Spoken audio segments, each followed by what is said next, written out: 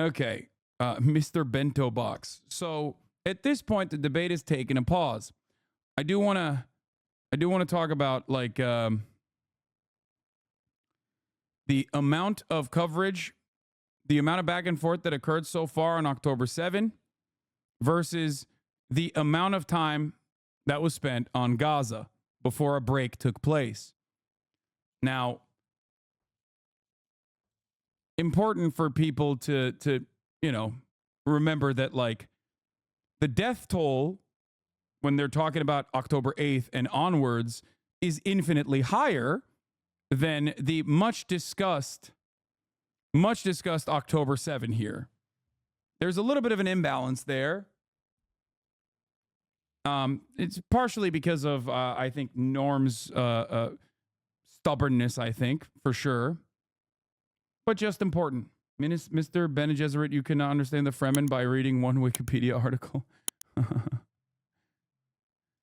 Hips like Cinderella. Thank you for the 5 gifted subs.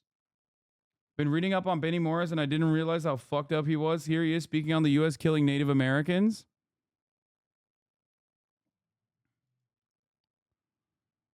Yeah, this was one of the top comments underneath the video, which I think is really funny.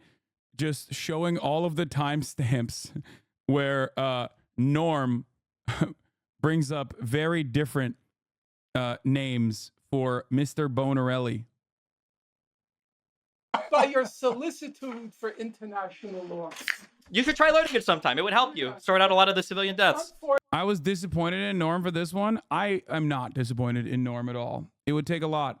I have been disappointed in Norm in the past, especially as it pertains to like contemporary domestic American politics and like Idpol or whatever. But when it comes to Gaza, he is the authority. Okay. Fortunately, 15 judges disagree. You could keep citing the judges. You should actually try reading the actual statements. This is tiring. You've invited us to a tiring session. I found it interesting how Destiny's community didn't share any clips of him reacting to this or even reacting to your react. I wonder why. Yeah, because they fucking love burying. They love burying when Top Dog gets actually fucking abused, okay, and humiliated, to act like it doesn't exist. They try to wipe it out. So they will immediately move on to the next thing, which was me reacting to it, to be like, oh, he's such a piece of shit. Let's try to get him banned for reacting to this, for reacting to this debate. But I think a lot of people are watching it and also arriving at the same conclusion that we have in this community, that he also recognizes that he got fucking cumstered and dumpstered, because of course he was going to. What the fuck?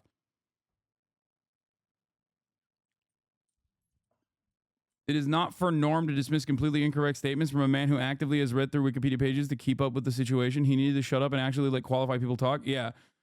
Tiny thinks he understands international law better than the 15 judges in the International Court of Justice. Is absolutely incredible. Imagine being that arrogant without any qualifications at all, but reading a Wikipedia page.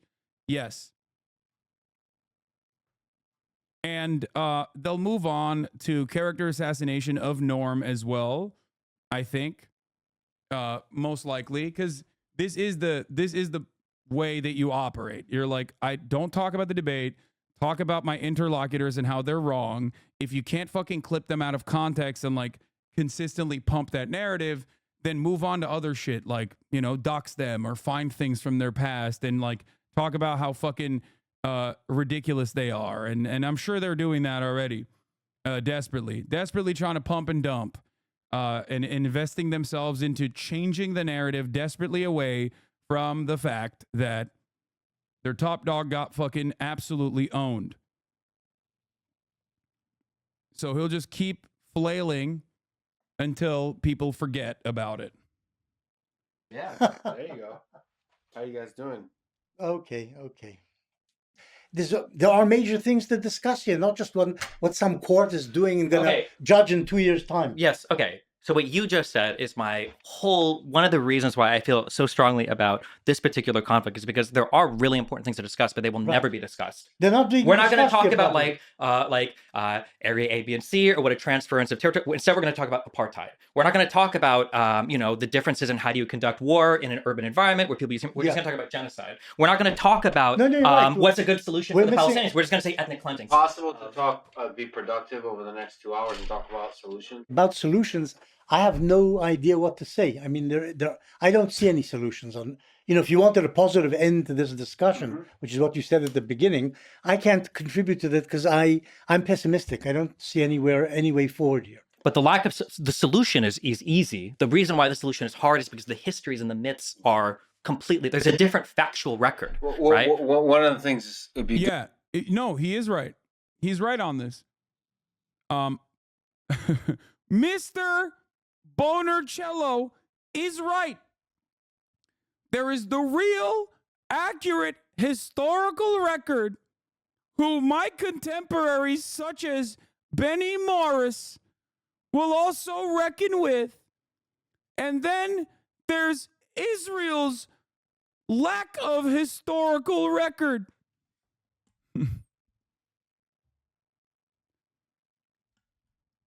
The reason why there is such a deviation, a diversity of ideas, is because of the Zionist interest in not parsing through the historical facts.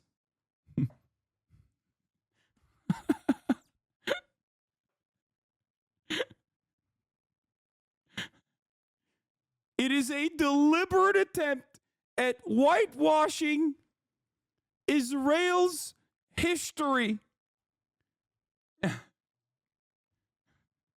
On page 514 in my 18th book on Gaza, I've dedicated 38 pages exclusively of footnotes detailing the many instances where the Israeli government has lied. Mr. Boyardee, you will not find this on Wikipedia. So perhaps that is the reason you are unfamiliar. good to talk about solutions when the future is going back in all the times it has failed. So every time. But even at that, we're probably not going to agree. He's going to say, you could write that, I can predict the whole line. He's going to say from 93 to 99, he's going to say Israel didn't adhere to the Oslo Accords ever. Settlement expansion continued. Raids happened into the West Bank, that there was never a legitimate, that Netanyahu came in and violated the. I like that he's like predicting what Norm Finkelstein is going to say, because like, yeah, you're predicting that because that is what happened. Like, yeah, I'm predicting that Norm is going to give an accurate retelling of all the events that actually transpired in this time frame. Yeah, okay, exactly. Your prediction is accurate because that is exactly what happened. It like, if you don't have a counter argument to it, all you can do is, I'm predicting this is what he's going to say. Okay, yeah, it is predictable, because if one party is making an assessment, or rather repeating events that transpired, and the other party has no counter to it, all you can do is just basically say, well, I'm predicting this is what he's going to say. Okay, how about you predict a fucking counter to some of that? The Y memorandum, the transference, he's going to say all of this, and he's not going to bring up anything that Palestinians said. And then for Camp David, he's going to say that, yeah, that Arafat was trying, that the maps and the territorial exchange wasn't good enough, that they were asking Palestinians to make all the concessions, that Israel would have, like, it's, yeah. Well, lay it all out. Lay it out. You do talk quickly. You know? Yeah, I know, yeah. And yeah, my future book should interest you guys. Oh, what are you working on? No, it's not working on. It's actually going to come out. Ah. It deals with Israeli and Arab atrocities war crimes, I call them, in the 48 war. That's Oh, my new really? book, yeah. Yeah. Just deals with that subject. Is this because I know bro really is about to write another book about like Deir Yassin, only to be like, and it was actually justified. he's gonna do an accurate retelling of the horrifying war crimes committed by Israeli terror cells, and then and slap on a fucking conclusion at the end of it, like, well, it was good. It was for a higher cause. you've also talked about the closure of the archives and stuff. Well, it's marginal. Yeah. They do it deals with that as well, but Yeah. they have tried to seal off documents which had already used and Yeah. seen. So now you- they don't let people see them. That's happened, but it's marginal in terms of its effect Yeah. on. Were the British production of archives historiography. useful for you for this Yeah. new book? Well, for this less, it's mostly Israeli archives. Yeah. The British and the Americans and the UN did deal with these subjects, but not as well as Israeli documents. What's your casualty count for Deir Yassin? It's about 100. I think there's 100. agreement on that by Israelis and Arabs. Yeah. 100, 105. Because before they were They used to say 245 or Yeah. 254. Yeah. Those were the figures the British and the Arabs and the Haganah agreed on at the beginning. because it was the Red nonsense. Cross, I think, was the one that first put out that number. I don't remember. Maybe it was, what's his name, Jacques de Yeah, Reynier, or something maybe. other. Yeah. Yeah, maybe he came up with that number. But it was just, he didn't count. They didn't count bodies. They just threw the number out, and everybody was happy to Yeah. blame the Irgun and the Lehi Yeah. for, killing more Arabs than actually. Well, and they put it to good use as well. Well, they said that it helped precipitate more evacuation, so they I were think happy with Begin that. in his Yeah. memoirs. They also goes used that into number. this. Yeah, sure. By the way, this is again. I was watching the conversation that took place between, three very knowledgeable people and also a cake streamer. Oof, damn, just fucking slammed her head. Hold on, I'm gonna let her out. But yeah, here, Mike Malak, everybody, also known as Hey Big Mike. How's everybody doing today? Thanks for having me on. All right, let's get. So back first to of all, Mr. thank you for that Balotelli. heated discussion about the present. I would love to go back into history in a way that informs what we can look for by way of hope for the future. So when has in Israel and Palestine have we been closest to something like a peace settlement, to something that like where both sides would be happy and enable the flourishing of both peoples? Well, from my knowledge of the 120 years or so of conflict, the closest I think the two sides have been to reaching some sort of settlement appears to have been in the year 2000, when Barack and then subsequently Clinton offered a two-state settlement to PLO, Palestinian Authority chairman Yasser Arafat. And Arafat seemed to waver. He didn't immediately. This is going to be good because this is like, finally, we're talking about actual facts and not just like a shit-slinging competition, I hope. Reject what was being offered, but ultimately he came down at the end of Camp David in July 2000. He came down against the proposals, and Clinton, who said he wouldn't blame him, later blamed Arafat for bringing down the summit and not reaching a solution there. But I think they're on the table, certainly in the Clinton parameters of December 2000, which followed the proposals by Barack in July. The Palestinians were offered the best deal they're ever going to get from Israel, unless Israel is destroyed, and then there'll just be a Palestinian Arab state. But the best deal that Israel could ever offer them, they were offered, which essentially was 95% of the West Bank, East Jerusalem, half of the old city of Jerusalem, some sort of joint control of the Temple Mount, and the Gaza Strip, of course, in full. And the Palestinians said no to this deal. And nobody really knows why Arafat said no. That is, some people think he was trying to hold out for. Nobody knows why he said no. Bro, no, people definitely know why he said no. He very openly said it too. It's not even, he didn't even say no. That's the other thing. But he did openly state that a major point of contention would be that he would get assassinated. Or slightly better But terms. he had no capacity to say no. But my reading yes. is that he was constitutionally, psychologically incapable of signing off on a two-state deal, meaning acceptance of the existence of a Jewish state. This was really the problem. And, Of Israel or of a Jewish state? of a Jewish state, the Jewish state of Israel. He wasn't willing to share Palestine with the Jews and put his name to that. I think he just couldn't do it. That's my reading. But some people say it was because the terms were insufficient and he was willing, but was waiting for slightly better terms. I don't buy that. I don't think so. But other people disagree with me on this. He doesn't buy that. No water rights, no states' rights, no standing military.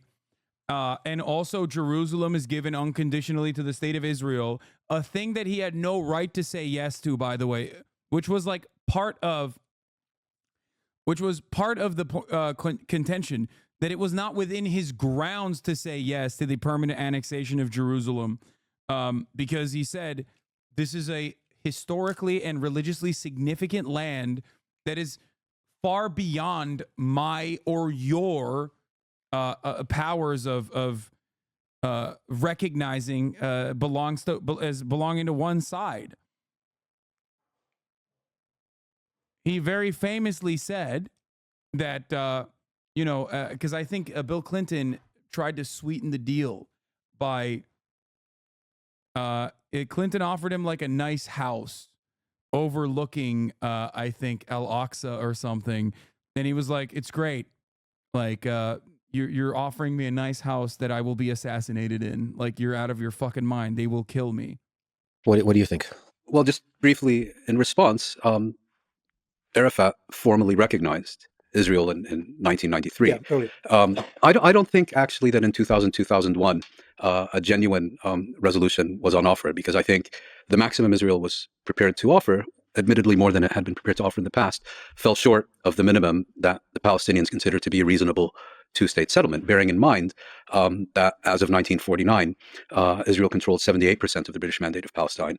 The Palestinians were seeking a state on the remaining 22%, and this was apparently too much for Israel. My response to your question would be... Wait, they were being offered something like 22 or 21%. They were being offered, I think, less than a withdrawal to the 1967 borders, with mutual and minor and reciprocal land swaps and the just resolution of the refugee problem was one of the question. problems.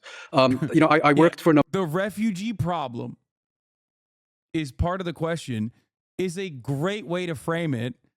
And let me tell you, okay, the refugee problem is only a fucking problem if you have an interest in maintaining a demographic majority Jewish ethno-state. Like, you're framing it in the most insane way possible. Number of years with International Crisis Group, and my boss at the time was Rob Malley, who was one of the American officials present at Camp recently David. thrown out of the State Department, whatever. The point I want to make about Rob was he wrote, I think, a very perceptive article in 2001 in the New York Review Books. I know that you and Ehud Barak have had Rabbani does a phenomenal job throughout this entire process. I feel bad that I'm like covering his face a little bit here, because for obvious reasons. For those of you who don't know, if you weren't here yesterday, I'm covering it because, like, while there are three individuals who are relatively knowledgeable, even though they have obviously ideological disagreements, and maybe sometimes Benny Morris can be like a historical from time to time, there's a third person, there's a fourth person involved in this, an iPad kid, if you will, that is banned from this platform for very good reasons. And therefore, I am trying to do my very best to make sure that I am not like engaging in ban evasion, a terms of service violation, considering that he's not the focal point of this conversation in any meaningful capacity. And this is more so a 5-hour debate on a ongoing geopolitical conflict that is very important to my commentary and everything I talk about. I think it's like valid to watch it, but I'm also doing my very best to ensure that, you know, I'm trying to, not engage in ban evasion. To debate with him, but I think he gives a very compelling reason of why and how Camp David failed. But rather than going into that, He wrote that together with Hussein Ara. Hussein Ara, yes, who was not at Camp David. Yes. But in response to your question, I think there could have been a real possibility of Israeli-Palestinian and Arab-Israeli peace in the mid-1970s, in the wake of the 1973. I love hearing from a guy who just doesn't know anything about Twitch streaming against a guy who's been Twitch streaming professionally for 6 years. Thank you, Sussy Chris.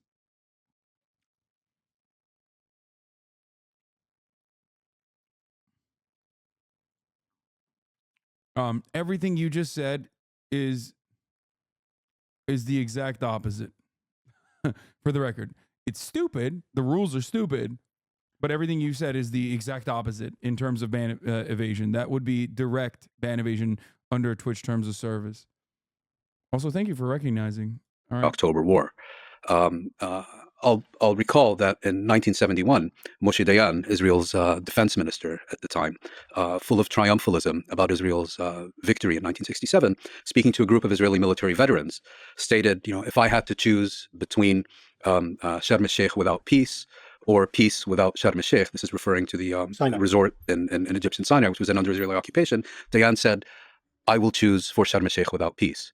Then the 1973 war came along, and I think Israeli calculations began to change very significantly. And I think it was in that context that had there been a joint U.S.-Soviet push for an Arab-Israeli and Israeli-Palestinian resolution that incorporated both an Israeli withdrawal to the 1967 lines and the establishment of a Palestinian state in the occupied territories, I think there was a very reasonable prospect for that being achieved. It ended up being aborted, I think, for several reasons. And ultimately, the Egyptian president, Anwar Sadat, decided, for reasons we can discuss later, to launch a separate unilateral initiative for Israeli-Egyptian rather than Arab-Israeli peace. And I think once that set in motion, the prospects disappeared because Israel essentially saw its most powerful adversary removed from the equation and felt that this would give it a free hand in the occupied territories, also in Lebanon, to get rid of the PLO and so on.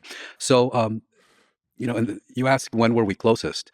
And I can't give you an answer of when we were closest. I can only tell you when I think we could have been close, and that was a lost opportunity. If we look at the situation today, there's been a lot of discussion about a two-state settlement. My own view, and I've written about this, I don't buy the arguments of the naysayers that we have passed the so-called point of no return with respect to a two-state settlement. Certainly, if you look at the Israeli position in the occupied territories, I would argue it's more tenuous than was the French position in Algeria in 1954, than was a British position in Ireland in 1916, than was the Ethiopian position in Eritrea in 1990. And so, as a matter of practicality, as a matter of principle, I do think the establishment of a Palestinian state in the occupied territories remains realistic. I think the question that we now need to ask ourselves, it's one I'm certainly asking myself since October 7th, and looking at Israel's genocidal campaign, but also looking at larger questions, is it desirable? Can you have peace with what increasingly appears to be an irrational, genocidal state that seeks to confront and resolve each and every political challenge with violence, and that reacts to its failure to achieve solutions to political challenges with violence by applying even more violence, that has an insatiable lust for Palestinian territory, that a genocidal apartheid state that seems increasingly incapable of even conceiving of peaceful coexistence with the other people on that land. So I'm very pessimistic that a solution is possible. I look at, I grew up in Western Europe in the long shadow of the Second World War. I think we can all agree that there could have been no peace in Europe had certain regimes on that continent not been removed from power. I look at Southeast Asia in the late 1970s, and I think we're all agreed that there could not have been peace in that region had the Khmer Rouge not been ousted. I look at Southern Africa during the 1990s, and I think we can all be agreed that had the white minority regimes of that ruled Zimbabwe and South Africa not been dismantled, there could not have been peace in that region. And although I think it's worth having a discussion, I do think it's now a legitimate question to ask, can there be peace without dismantling the Zionist regime? And I make a very clear distinction between the Israeli state and its institutions on the one hand, and the Israeli people, who I think, regardless of our discussion about the history, I think you can now talk about an Israeli people and a people that have developed rights over time, and a formula for peaceful coexistence with them will need to be found, which is a separate matter from dismantling the Israeli state and its institutions. And again, I haven't reached clear conclusions about this, except to say, as a practical matter, I think a two-state settlement remains feasible. But I think there are very legitimate questions about its desirability and about whether peace can be achieved in the Middle East with the persistence of an irrational, genocidal apartheid regime, particularly because Israeli society. Rabbani's so fucking good, dude. He is he's so brilliant. He is so brilliant. Yeah, it is a very well formulated and well informed answer. Like incredible. I don't know. I don't know what else to say other than no notes. Incredible. Is beginning get why- to develop. I'll say this much. I get exactly why Norm wanted him to be a part of this. He is like almost a perfect counterweight to Norm in many respects. Like obviously they're both correct, but their styles are very different. And he's brilliant.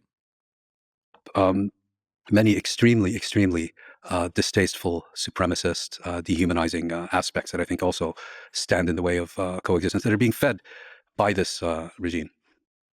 So if you look back into history, when we're closest to peace, and do you draw any hope from any of them?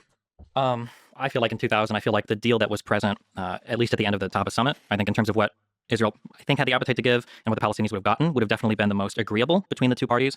I don't know if in 73, I'm not sure if the appetite would have ever been there for the Arab states to negotiate alongside the Palestinians. I know that in Jordan, there was no love for the Palestinians after 1970, after Black September. I know that Sadat had no love for the Palestinians due to their association with the Muslim Brotherhoods, attempted assassinations in Egypt. Sorry, which? PLO and the Muslim Brotherhood? Sadat was upset because there were attempted assassinations by people in, an assassination. It was a personal friend of his, Yusuf al-Sibai, I can't pronounce that. He was assassinated in Cyprus by a He was Palestinian killed by the squad. Abu Nidal organization. Sure, which yeah. was not part of Admittedly, PLO, yeah, had he says nothing as to much do with belongs to a the group, not Brotherhood. PLO directly, but I think that there was a history of the Palestinians sometimes fighting with their neighboring states that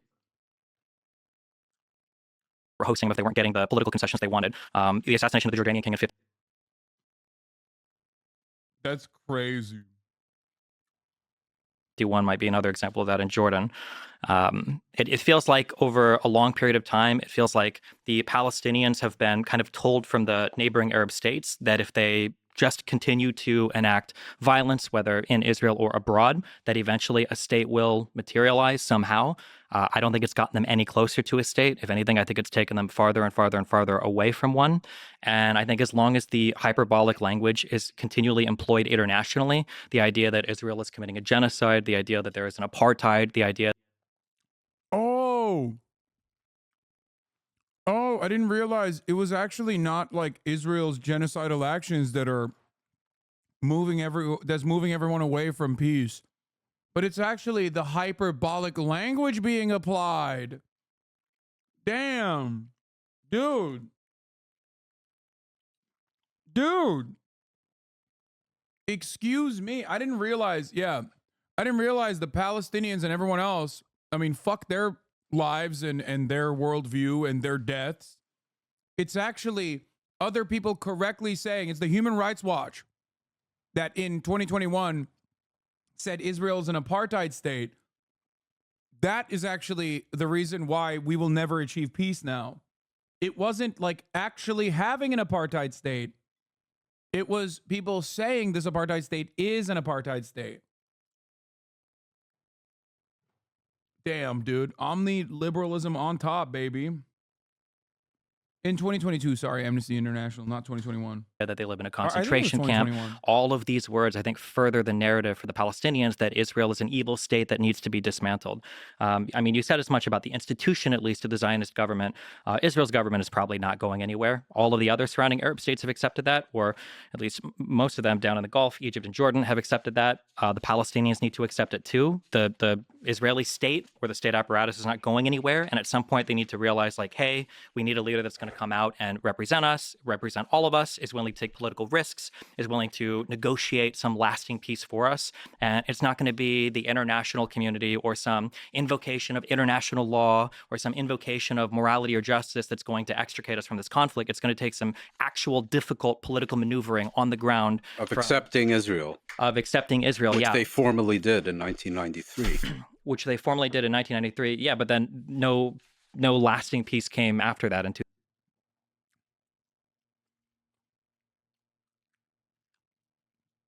I think they first recognized it in 1973 and formally accepted it in 1993.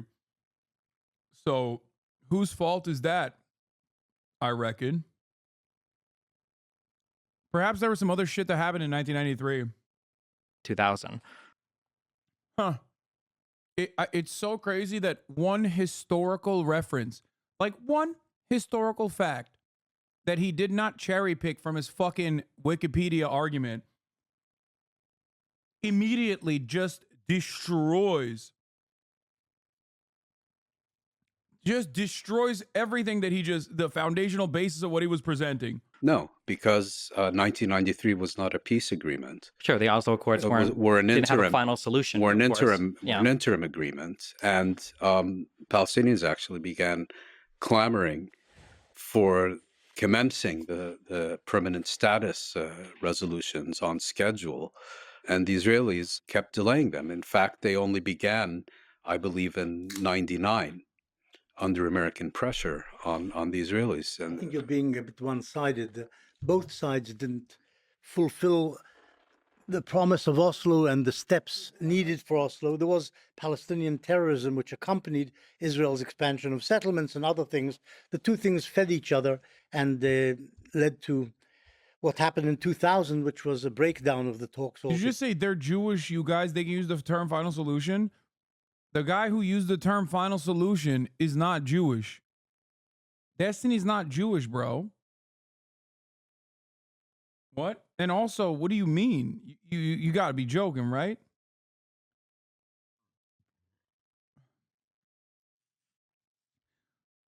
To be fair, I was being charitable and I assumed that he wasn't like cynically fucking using that term to invoke Holocaust memes in an otherwise serious conversation. And Rabbani isn't Jewish either. I think that he just fucking said it as like no permanent solution instead of, and then accidentally said final. Together when the It's like a totally ignorable, like I ignored it because it's irrelevant. Palestinians said no. But I think there's I don't agree incidentally with this definition of Israel or the Israeli state as apartheid. It's not. There is some sort of apartheid going on in the West Bank. The Israeli regime itself is not an apartheid regime. This is nonsense by any definition of apartheid. Which by the formal definition, I think it qualifies. No, it doesn't qualify. Apartheid is a race-based distinction between different segments of the population, and some of them don't have any representation at all, like the blacks in South Africa. But that's no rights not at all. In requirement. Israel itself, the minority, the Arabs, do have representation, do have rights, and so on. I don't think Israel is also genocidal. I don't think it's been genocidal. It wasn't so in 48. It wasn't so in 67, and it hasn't been recently, in my view. And talk about dismantling Israel, and that's what you're talking about, is, I think Stephen said it correctly, is counterproductive. It just pushes Israelis further away from willing to give Palestinians anything. I love Zionists, no matter how light in their support, no matter how heavy-handed in their support, the conversation always starts with straight up genocide denial. And then the conversation always ends with, well, you're saying that I'm doing genocide denial, which is making it really hard for me to come to terms with your assessment. It's like, dude, considering that you wrote the book on the ethnic displacement of Palestinians and then literally arrived at the conclusion that it's like good, actually. It's for a higher cause. It's an objectively good thing that this happened. It had to happen. It was inevitable. Like, it's ridiculous to fucking let that hang there and then continue to have a conversation with you as though you're actually making an honest moral assessment here that is morally righteous. It's not.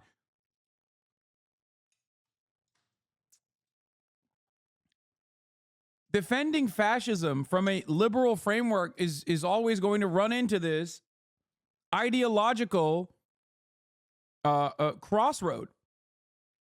Who followed this racist on my account? That's so funny. Please don't ban this guy. I love this guy. This is exactly the type of shit I'm on. He called me a racist. Watching Destiny live search Wikipedia is a surreal experience. Yeah, I saw that. It's pretty funny. Listen, bro. Look, he's got to bring something to the table. Okay, quick fingers. Please, Norm, tell me you have Something optimistic to say. optimistic to say. No, even though I agree, I've thought about it a lot, and I agree with Muin's analysis. I'm not really in the business of punditry. I rather look at the historical record where I feel more comfortable and I feel on terra firma. So I'd like to just go through that. I agree and I disagree with Muin on the 73 issue. After the 1973 war, it was clear that Israel was surprised by what happened during the war, and it took a big hit. The estimates are, I don't know what numbers you use, but I hear between 2,000 and 3,000 Israeli soldiers were killed during the It was 1970s. 2,500. Yeah, 27. Yeah. Okay. So I got it right. I read different numbers. That's, it's a very large number of Israelis who were killed. There were moments at the beginning of the war where there was a fear that this might be it. No, there wasn't. No, the This is Israelis nonsense. feared Everybody it. forgets Israel's atomic weaponry. I know, but So how could they have been defeated? Didn't Diane talk about the collapse of the third temple? He did, Yeah. but it was hysterical and silly I because can't. I Israel don't had know if he atomic was weapons. They okay. wanted to stop I don't know the if he Syrians was- or the Egyptians. But we're talking about perceptions Yeah, here. I'm not. I can't tell you if he was hysterical or not. No, I he wasn't was. in For a I wasn't day, he in was the same hysterical. room with him. For a day, he was But hysterical. I'm just saying, let's not bog down on. Wait, I thought the family atomics was not real. What happened?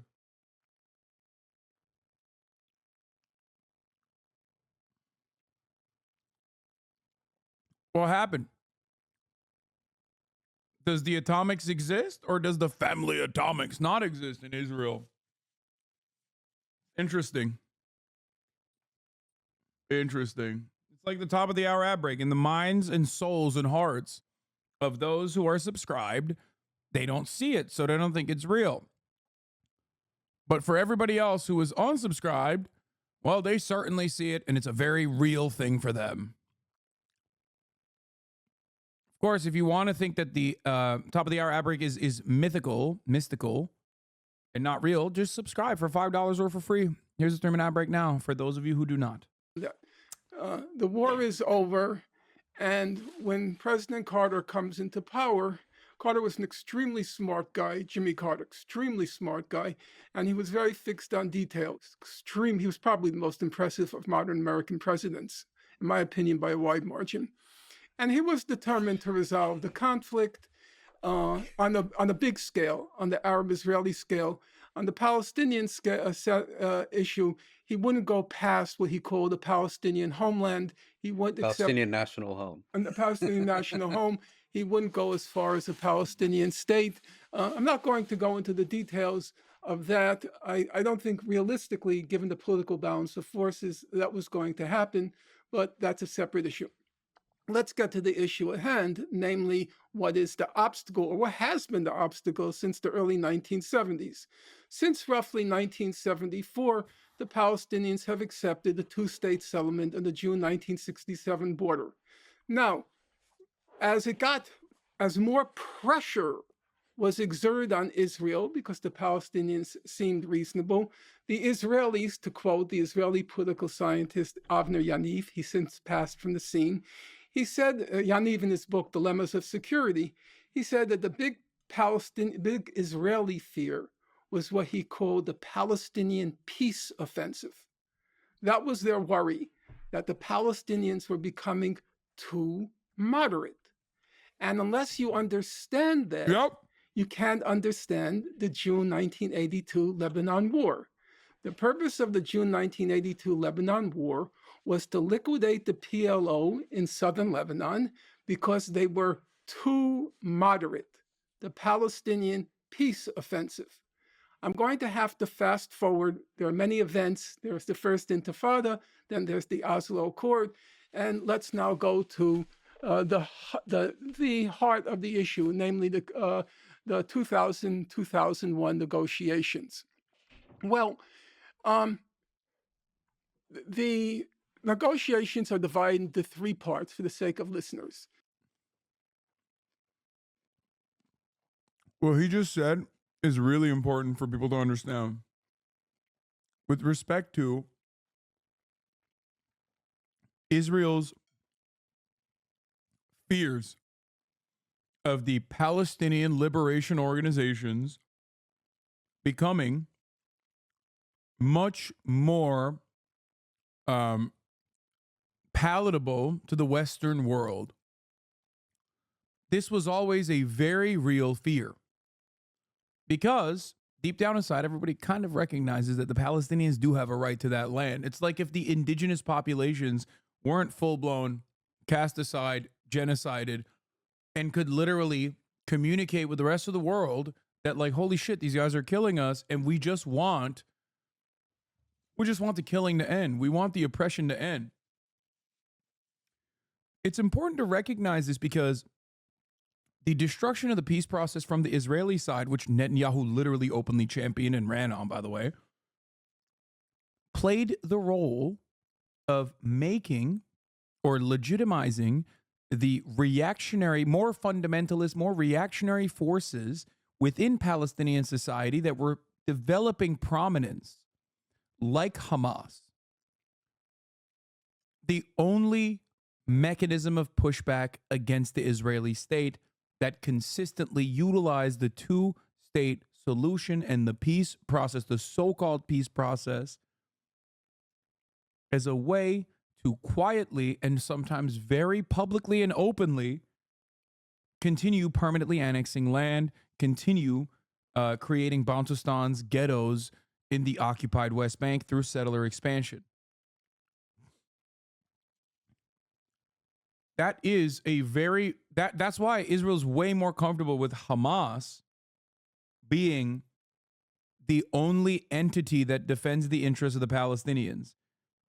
Benjamin Netanyahu has openly admitted this as well.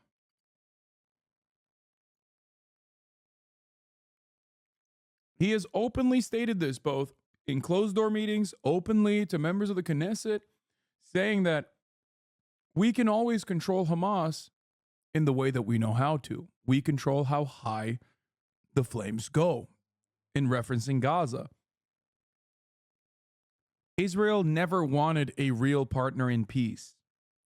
This is why it is fraudulent when people suggest this false narrative. It is obviously ahistorical. It is obviously not only ahistorical, but it's also, I think, impossible to contend with if you know anything about the situation. If you want to prevent the creation of a Palestinian state, we must support Hamas, and that includes financially. This is our strategy. Benjamin Netanyahu said it, I believe, 2017. There's Camp David in July 2000. There are the Clinton parameters in December 2000. And then there are negotiations in Taba in Egypt, in 2001. Those are the three phases. Now, I have studied the record probably. How do you speak even slower?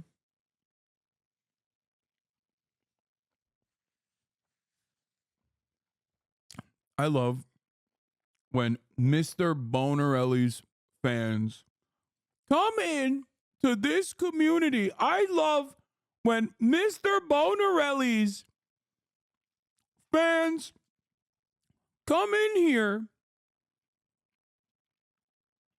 Wait, what? His family literally owns slaves on Megalaw? This guy also seemingly hates Mr. Bonarelli. Mr. Ravioli.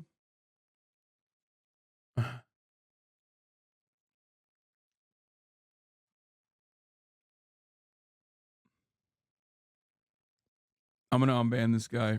He's funny.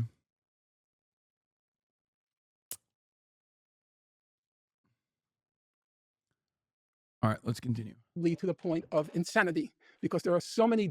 My favorite type of criticism is literally people being like, I think you made a point. I didn't personally understand it, so you must not have made a point. Where is your shame, sir? there used to be a dignified role that interlocutors played, where they had a sense of decency and humility to at least act like they understood a prescient point. Details you have to master. I'll vouch for that. The insanity Yeah, part, yeah. I will vouch for it. I will personally vouch for it. There is one extensive record from that whole period from 2000 to, you could say, 2007. And that is what came to be called the Palestine Papers, which are about 15,000 pages of all the records of the negotiations. I have read through all of them, every single page. And this is what I find. If you look at Shlomo Ben Ami's book, which I have with me, Prophets Without Honor, it's his last book. He says, going into Camp David, that means July, going into Camp David, July 2000, he said the Israelis were willing to return not return, but will withdraw relinquish 92% of the West Bank. Ben Ami was at Camp David. Yeah, he was at Taba. He was also at Camp David. Israel wanted to keep all the major settlement blocks. It wanted to keep roughly 8% of the West Bank. They were allowing for, you put it at 84 to 90% in your books. They put it at roughly 92%. Israel was willing to give up. It also depends how you calculate. Yeah, It also depends what stage at Camp David, because there were 2 weeks. I'll get to that. Proposals changed during So the 2 weeks. Israel wants to keep all the major settlement blocks. Means the border area of the West Well, Bank. not the border. We have Ariel. We have Male Adumim. We have, as but it's mainly the border area. Condoleezza Rice called Ariel, she said it was a dagger into the heart of the West Bank. So they want to keep 8% of the land. They want to keep the settlement. All the borders. Fun fact, Israel has never suggested that there wouldn't be a permanent military occupation amongst the Jordan boundary. Like, there was never a moment where the Palestinians would actually have full control over their own border with Jordan. Like, that's a non-starter. Now tell me how that's a decent proposal.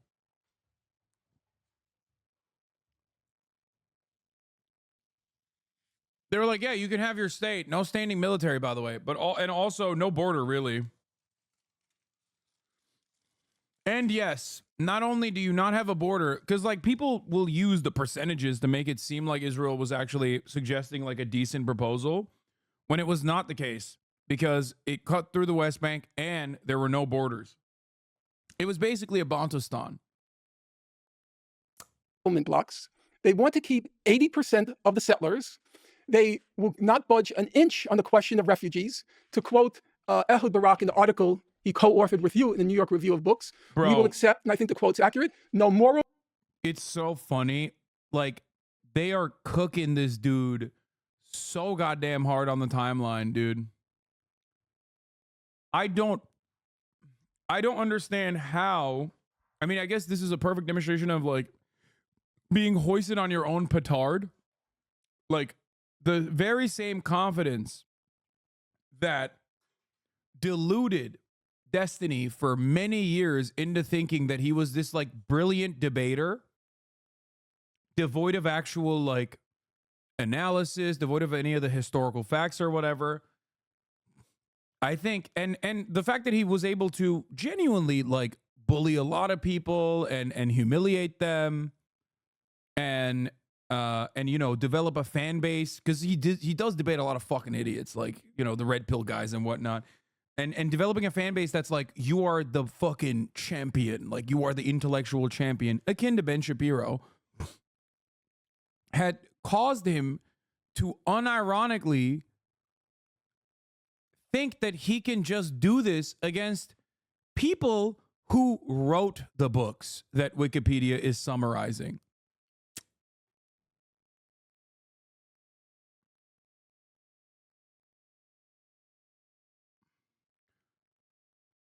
The thing that sucks with Norman Finkelstein is that I don't think we'll ever see a guy that's even somewhat similar to him ever again. Once he's gone, that's it. I mean, he's definitely right. He's so correct about this. Yeah. There is no one who is as like, there's just no one who is that autistic, honestly. And also simultaneously,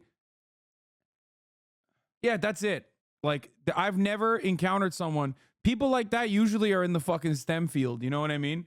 He has STEM Lord brain, and he has dedicated it entirely to fucking history.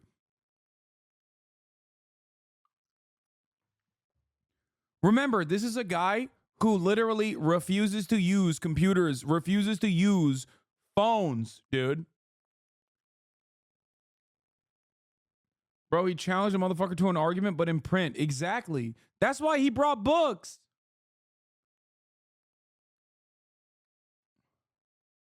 But also, he's like very, like, he's I don't know how to describe it. He's like very interesting as a figure. Like, beyond just his dedication to like a complete retelling, a complete and accurate retelling of events.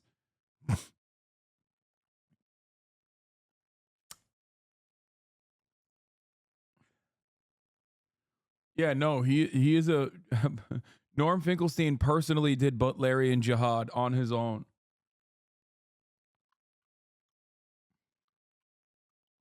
I met many of these types in the humanities. They tend to be second chair in their faculty in a university/college.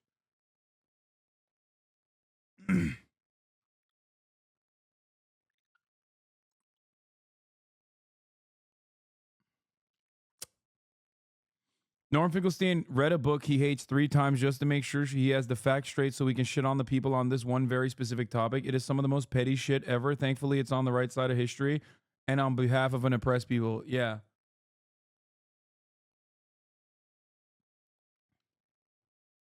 What do you mean he doesn't use computers? Bro, you heard what I said. He does not have a cell phone, brother. Norm Finkelstein does not have a fucking cell phone. He has a landline in his house. When my friend Brace went to his house to interview him, the landline kept going off. He had to take it out. Yeah, he called the iPad in front of him that the iPad kid is using a machine. Like, he's looking at it like a prehistoric figure. Like, that is literally, you know what that's like? That's like going to one of these like indigenous tribes that has previously not been encountered by man and showing them the iPad. They would have the same approach. They would be like, what is that? If they could communicate.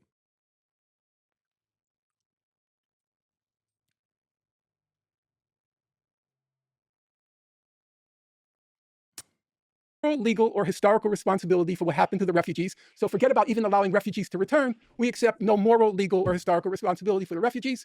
And on Jerusalem, they wanted to keep large parts of Jerusalem. Now, how do we judge who is reasonable and who is not? Ben-Ami says, I think the Israeli offer was reasonable. That's how he sees it. But what is the standard of reasonable? My standard is, what does international law say? International law says the settlements are illegal. Israel wants to keep all the settlement blocks. 15 judges, all 15, in the Wall decision in 2004, in July 2004, all 15 judges, including the American judge Bergenthal, ruled the settlements are illegal under international law. They want to keep 80% of the settlers. Under international law, all the settlers are illegal in the West Bank. They want to keep large parts of East Jerusalem. But under international law, East Jerusalem is occupied Palestinian territory. That's what the international... No, not Palestinian, because there was no Palestine. Okay. There's never been a Palestinian state. How could it be Palestinian? I listened patiently to you. Told you. Listen, he's the GOAT. I'm the giraffe. I listen, I read these people, I listen to these people. That's it. That's a key detail that they will never fucking reckon with. Because Mr. Morelli does not care about the facts of the matter because he did not read the appropriate Wikipedia page.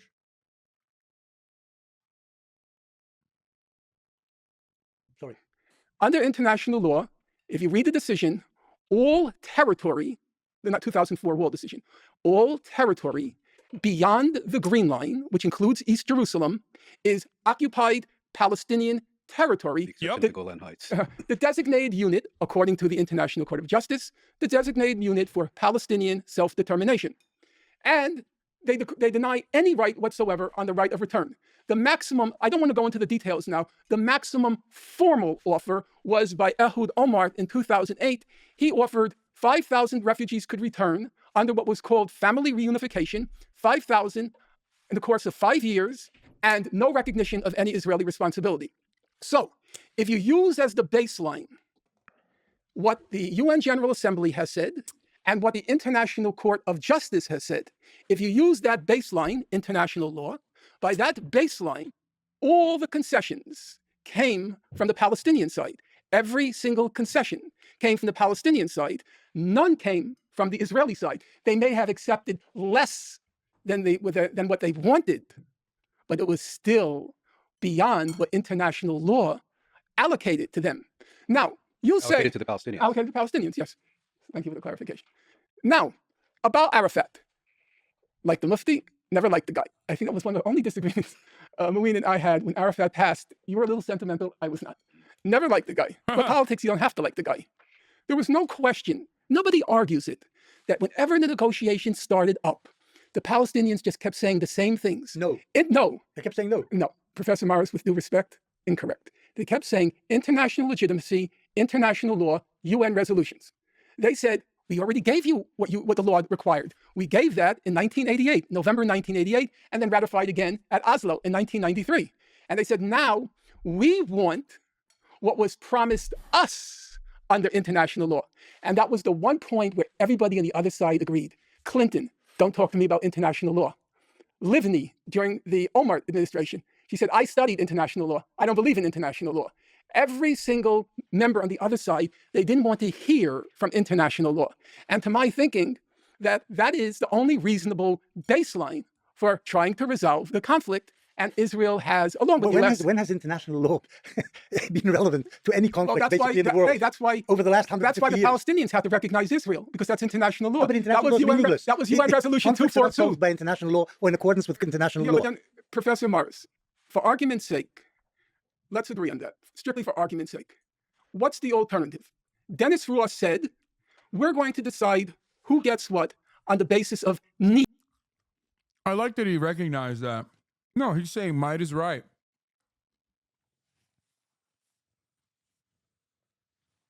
He's saying might is right. Because if international law doesn't exist, because no one follows it, because of selective enforcement, the only time international law ever is like even talked about is when America is using it as a righteous, just cause to go and like invade a country or whatever. And Israel only talks about it when they are using it as a righteous cause to go and blow up fucking Palestinians.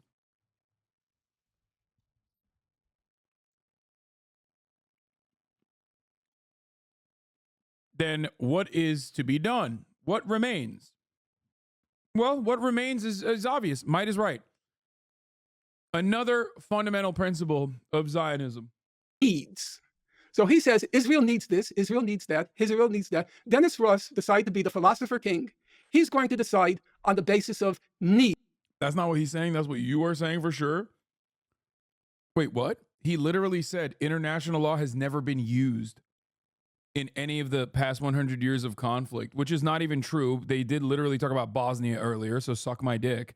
And secondly, that is exactly what he said. He said, international law has never been used. Cope?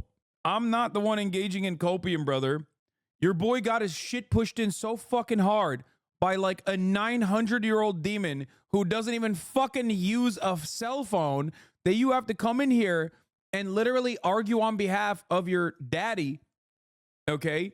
And argue on behalf of your daddy failing to fucking even present a reasonable argument in defense of a genocidal apartheid regime. Oof. Oof. Couldn't read his own book.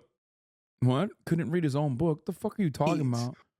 Dude. This is what happens when like a fucking mentat who is basically the human version of Wikipedia on this conflict meets a dude who just browses Wikipedia to create post hoc rationalizations for arguments that are devoid of like really important fundamental facts, establishing principles. Like, this is what happens. You went up against a dude who is the Wikipedia. This is the Wikipedia that he has. And you want to know how it was such a fucking evisceration, like such a ruthless takedown? It's not even like the Twitter people chirping and saying, lol, it's so funny. He called him a Mr. Borelli, Mr. Bonarelli, whatever. That stuff is fun. But you know he got fucking his shit pushed in because, one, he didn't even fucking watch the footage himself, didn't want his audience to see it. Quickly, two, moved on to try to get me banned for watching it from Twitch. And last but not least, he's been coping the fucking replies nonstop. And one of his funniest copes has been, well, he was just quoting stuff too much.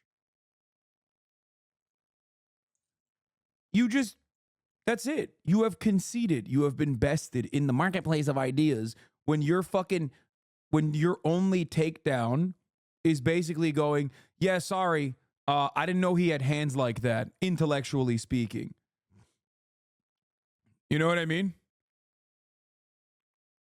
Like, you just literally did that. You mentally said, well, this is unfair. He has hands. I didn't know he had hands like that. I did not think that he could do that. He cheated by quoting people, some of which were in the room themselves.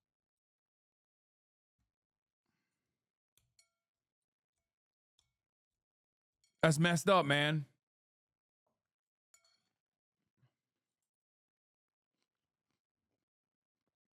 Well, if you asked me, since Gaza is one of the densest places on Earth, it needs a good. Yes, it needs part of Sinai. It needs a nice big chunk of Sinai.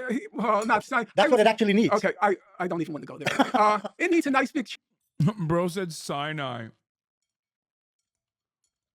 Dude, God, I love the Israeli mind. Like, the Zionist Israeli mind has only one speed. I swear to God. He was so quick. Sinai. Like, I know he's got to be joking. Sinai. Well, not. He's got to be joking, right? He's not literally like, yeah, Landbridge. Where? Another country. Don't worry, Norm. We got this. We'll just go back and reoccupy it.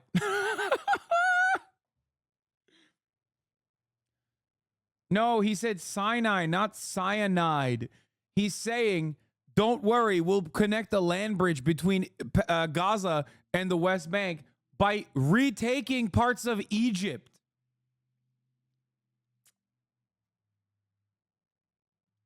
That is an insane thing to say, but it's also like, yeah, they got the Lebensraum mindset, dude. Straight up.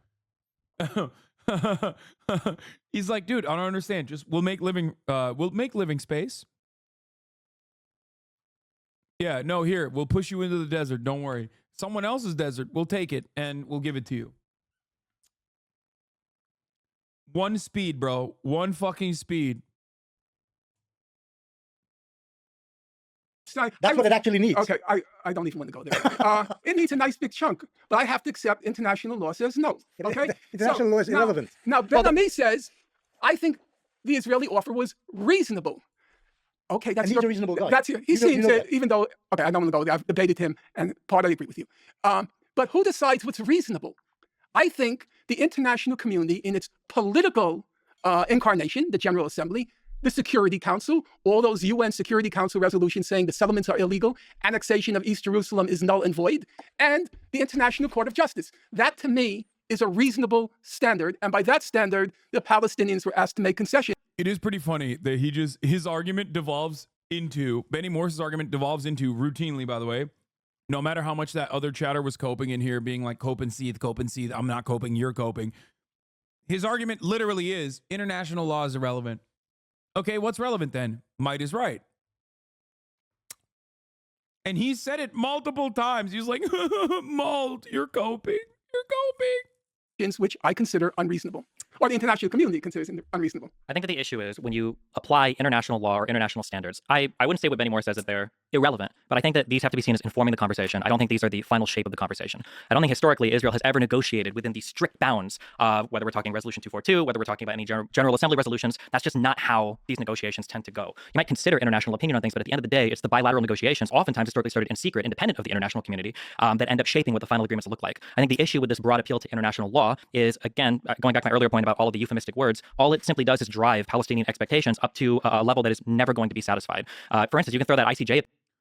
Dude, the world is doing a really bad disservice to the Palestinians by telling them that they're full-blown human beings that deserve autonomy and emancipation. Okay? Israel, which is a naturally occurring phenomena, okay, like a typhoon or an earthquake or, I don't know, like a volcano, is always going to keep oppressing them. And it's really fucked up that the world is seemingly recognizing the humanity of these fucking Arab barbarian marauder rapists and basically serving them a sloppy steak, just a reality that'll never occur. It's like, are there no humans on the other side of this equation? Are the Israelis not human beings? Is this an act of God? Mr. Bernardo, is Israel an act of God? How can you sit here in the most imbecilic manner, bring up these assertions devoid of factual basis?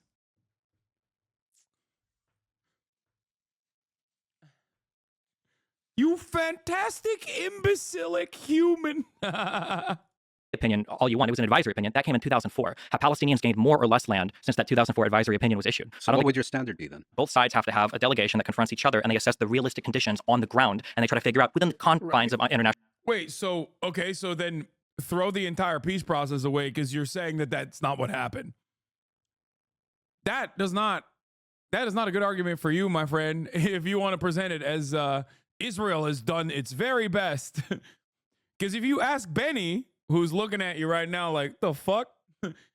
That's what he thinks, or I don't even know if he believes that.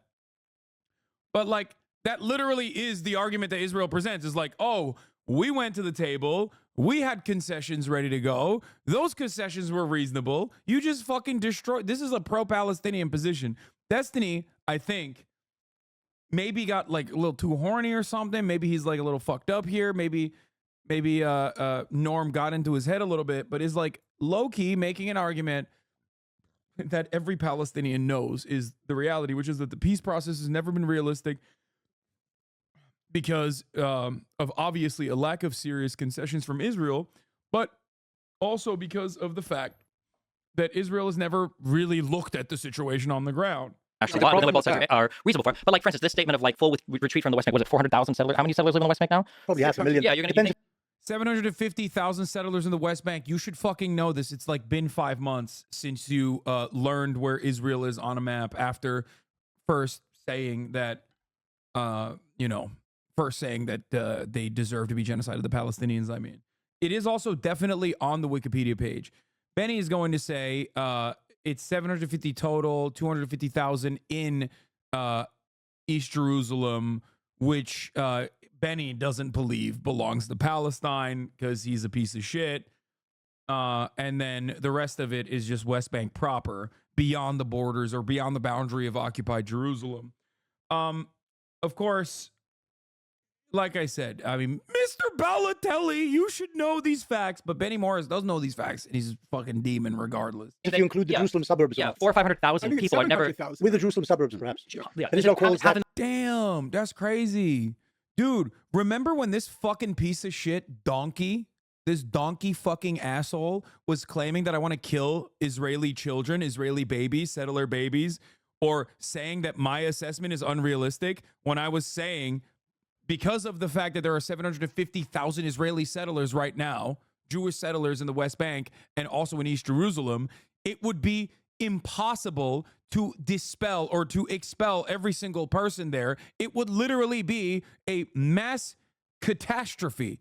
Okay, this is precisely the reason why I believe and am committed to a one-state solution. Just saying that, like, that was my assessment of the situation, and yet his fucking asshat community literally took what I said and flipped it on its head and kept saying, oh my God, like, he just wants to kill Israeli babies. He wants to kill Israeli babies.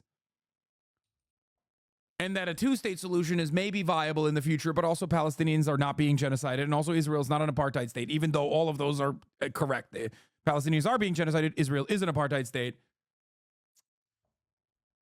A million people Jerusalem, are, not settlements. I know that, but that's not what the law calls it null and void.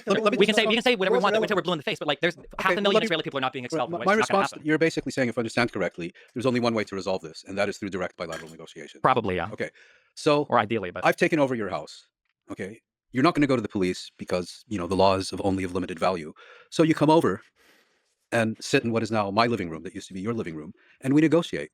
The problem there is that you're not going to get anything unless I agree to it, and standards and norms and law and all the rest of it be damned. So you need to take into account that when you're advocating bilateral negotiations, that effectively that gives each of the parties veto power. And in the current circumstances, the Palestinians have already recognized Israel. They have. Wait, what? You keep bringing that up like it's a significant not true, concession, it's not and, I don't, true. and even if It's you, called It's not the even law. true. it Even doesn't, though it doesn't. The Hamas signed recognition piece from of paper. Palestine isn't doing anything for. You're, Hamas totally rejects. I'm not talking about Hamas. Hamas is a majority in among the Palestinian people. They won the elections in 2006. They won a majority of the seats. Yes, They exactly. didn't win a majority of every votes. opinion poll today says the majority of Palestinians sounds support right. the Hamas. That sounds the right. Hamas absolutely rejects Israel. But- so if Arafat in 2003, 1993 or whatever issued a sort of recognition It wasn't of a Israel, sort of recognition. okay, It was a- recognition of Israel, it's meaningless. It's meaningless. It's meaningless. And anyhow, I don't believe that Arafat was sincere about it. Does it matter what you or I think Well, about most what you Israelis felt? do, and that does matter. Okay, That so does matter. But Hamas says no, and Hamas is the majority. so today. for years, So for years, the Israeli and U.S. demand was that the Palestinians recognize 242 and 338. They did, but you're saying, okay, we demanded that they do this, but it was meaningless when they did it. It was- Then the demand was It's a that. tactical thing, yes. Then the demand was that the PLO recognize Israel. Tactical. Okay, we demanded that they Yeah. did this, and they did it, Yeah. but it's meaningless. And they never changed their charter, the PLO. You may remember that. In fact, in They 19... supposedly abrogated the old charter, but never came up with a new one. No, so but, there's no new charter. but in 1996... And Farouk Kaddoumi said, of course, the old charter is still in Yes, force. Yes. But the point is, the Palestinians' demands are constantly made of them. And when And they of Israel, no? and when they accede to those demands, they're then told actually what you did is meaningless. So here's a new set of demands. I mean, it's like a There's hamster. no new set of demands. It's like a Let me- hamster. let me- It's like a hamster let me tell you stuck what- in a no, wheel let me tell you what the that will be bottom told line if you run the bottom fast line- enough, you'll get out of the cage. No. The bottom line is that Israel would like a Palestinian Sadat. It wants the Palestinians. Listen, This just is let me really a finish. worst case scenario. Okay, you're let me just talking because about they shot Sadat. But anyhow, For the good reason. Israelis want For good reason? want the Palestinians. Israelis want the Palestinians to actually accept the legitimacy of the state of Israel and the Zionist project, and then live side by side with them in two states. That's what the Israelis. I don't even know. And if what it's is the true. I don't formal even know if that's position? true today. And what is the because there may formal be- position of this Israeli government? No, I'm saying I don't know if it exists Okay, today. its because I'm predecessor talking about and its really- predecessor I'm talking and its about- predecessor. Come on. That's what Israelis want. They want Professor a change of, Morris, Muin has- psyche among the Palestinians. Muin has an And if that doesn't interesting- happen, there won't be a Palestinian state. Muin, There just won't be. Muin has an interesting point Forget international because law. I All found your I know you want to forget it just like you want to forget the genocide charge. I know you want to forget that. Well, the Palestinians want to forget it too, but it doesn't suit them as well, right? But here's the problem, and it's exactly the problem that Palestinians want to what? Forget what? charge. I know you want to forget that. Well, the Palestinians want to forget it too, but it doesn't suit them as well, right? But here's the problem. The Palestinians want to forget it too. That doesn't suit them as well. That doesn't even make sense. Dude, that's such a bad. Oh, God, he's not even like. Or is he just saying that as in like the Palestinians want to forget it because it's like too hard for them to comprehend or contend with? Is that what he's trying to say? Because like it doesn't make any fucking sense. Not even a gotcha. I think he's just like shit slinging at this point. Problem. And it's exactly the problem that Muin just brought up. Now, I read carefully your book, One State, Two States. With all due respect, absolutely a disgrace. Coming from you, Most reviewers didn't agree with you. Though. yeah, coming from you was like you wrote it in your sleep. It's nothing compared to what you wrote before. I don't know why. That's so fucking awesome. An absolute disgrace. You did it. In my opinion, you ruined your reputation. Not totally, but you undermined it with that book. But let's get to the issue that Muin wrote. Here's what you said. You said, formally, you said, yes, it's true. The Palestinians recognize Israel. But then you said, viscerally, in their So what's up? Like, I thought Destiny at least like read Benny Morris's book or the Wikipedia summaries. Why is he constantly at odds with a lot of the information that he has presented? hearts, They don't. they didn't really recognize Israel. So I thought to myself, how does Professor Morris know? No, what's in the hearts of Palestinians? I don't know. I was surprised as a historian you would be talking about what's lurking in the hearts of Palestinians. But then you said something which was really interesting. You said, even if in their hearts they accepted Israel, you said, quote, rationally, they could never accept Israel because they got nothing. They had this beautiful Palestine, and now they're reduced to just a few parcels of land. So they will never accept it. So yes, so you said there's no way they can accept it. No, I would say that as well. Yeah, the two-state solution, as proposed, doesn't make any sense. Exactly as Moeen said, you keep moving the goalposts until we reach the point where we realize, according to Benny Morris, there can't be a solution. So why don't you just say that outright? Why don't you say it outright? According to you, the Palestinians can never be reasonable because according to you, they want all of Palestine. According to you, they couldn't possibly agree to a two-state settlement because it's such a lousy settlement. That's what you said. But you said rationally they couldn't accept it, not their feelings. It's both. You said rational. You went from formally, viscerally, rationally. So now we're reaching the point where, according to Benny Morris, the Palestinians can't be reasonable because reasonably they have to reject two states. They want all of Palestine. Moeen is absolutely correct. There's no way to resolve the problem according to your logic. Palestine. He said that himself. He said they should dismantle Israel. That's what he said. What I said. You didn't say that. What I said, and I've written. I'm glad you didn't deny it. I've written extensively on this issue on why a two-state settlement is still feasible, and I came out in support of that proposition. Perhaps in my heart, you can see that I was just bullshitting, but that's what I actually wrote. That was a number of years ago, and just yeah, I forgot that there's literally a Palestinian dude sitting across from him too, where he's like the heart of the Palestinian. The Palestinian mind says one thing, but the heart of the Palestinian is one of a marauder. It thinks a different one. It beats a different way. Just a matter of historical record. Hey, beginning in the early 1970s, there was fierce debate within the Palestinian national movement about whether to accept or reject. And there were three schools of thought. There was one that would accept nothing less than the total liberation of Palestine. There was a second that accepted what was called the establishment of a fighting national authority on Palestinian soil, which they saw as as a springboard for the total liberation of Palestine. And there was a third school that believed that under current dynamics and so on, that they should go for a two-state settlement. And our friend and correspondent, Wouter Loerse, has written a very perceptive article on when the PLO, already in 1976, came out in open support of a two-state resolution at the Security Council. PLO accepted it. Israel, of course, rejected it, but the resolution didn't pass because the U.S. and the U.K. vetoed it. It was both of them. I think it was 9-5. Okay, yeah. But the fact of the matter is that the PLO came to accept a two-state settlement. Why they did it, I think, is irrelevant. And subsequently, the PLO acted on the basis of seeking to achieve a two-state settlement. The reason I think, yeah, when the Palestinians accept a two-state solution, they're doing it to garner support from the international community, and it's bad. They're doing it for a nefarious reason. When the Palestinians actually take up violent resistance against the apartheid regime, they're once again doing it in a bad way, and they shouldn't do it. At a certain point, you have to realize, like, nothing the Palestinians can do is actually allowed for you, because for your genocidal ethno-state to exist as a project and exist in practice, okay, you can't have Palestinians exist there. There's no way that Palestinians can actually perfectly resist Israel's apartheid.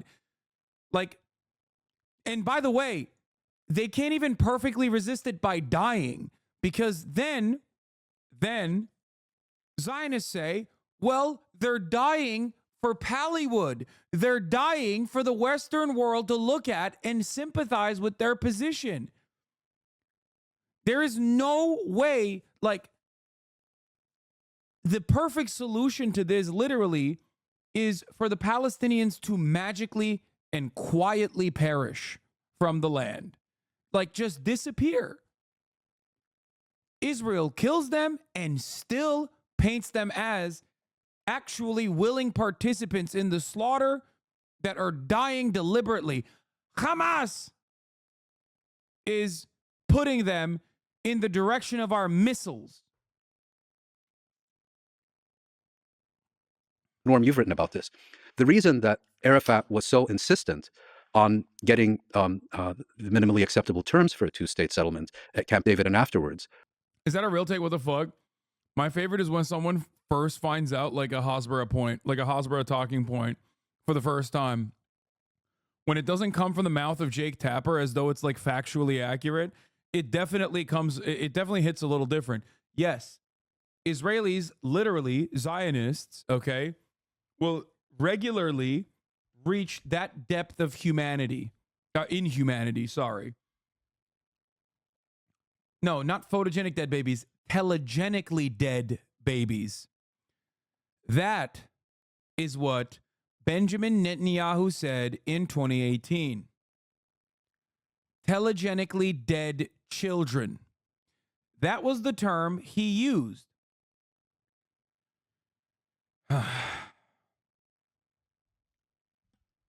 Anyway, I'm going to run the 3-minute ad break. No fucking segue. I don't give a shit. Was precisely because he knew that once he signed, that was all the Palestinians were going to get.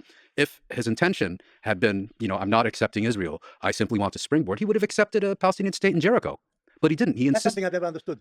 He should have logically accepted the springboard and then from there launched his next stage. He didn't understand. He should have done that. International law would put a real constraint on him. No, but once also, he I accepted, think it was over. constitutionally, he was incapable of signing. Well, I don't know that. if that's, You're right. That I'm not his he should have accepted it. But if you're correct, okay, that he was really out to eliminate Israel, then he wouldn't have cared about the borders. He wouldn't have cared about what the thing said about refugees. He would have gotten a sovereign state and used that to achieve that purpose.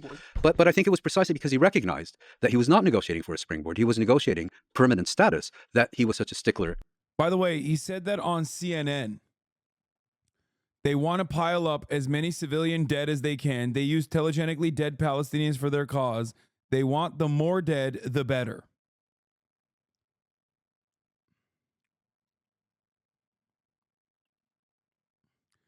Like, that is a shockingly inhumane thing to say.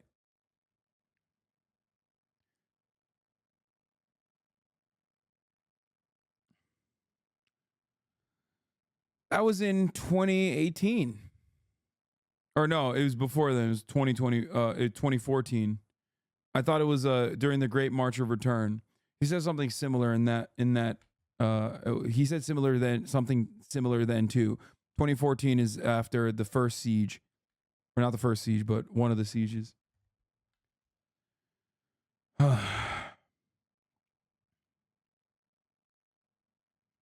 Joseph Goebbels, November 16, 1941, essay in Das Reich, addressing German sympathy for German Jews forced to wear yellow stars. The Jews gradually are having to depend more and more on themselves, and having recently found a new trick. They knew the good-natured German Michael in us, always ready to shed sentimental tears for the injustice done to them. One suddenly has the impression that the Berlin Jewish population consists only of little babies whose childish helplessness might move us, or else fragile old ladies. The Jews send out their pitiable. They may confuse some harmless souls for a while. But not us. We know exactly what the situation is.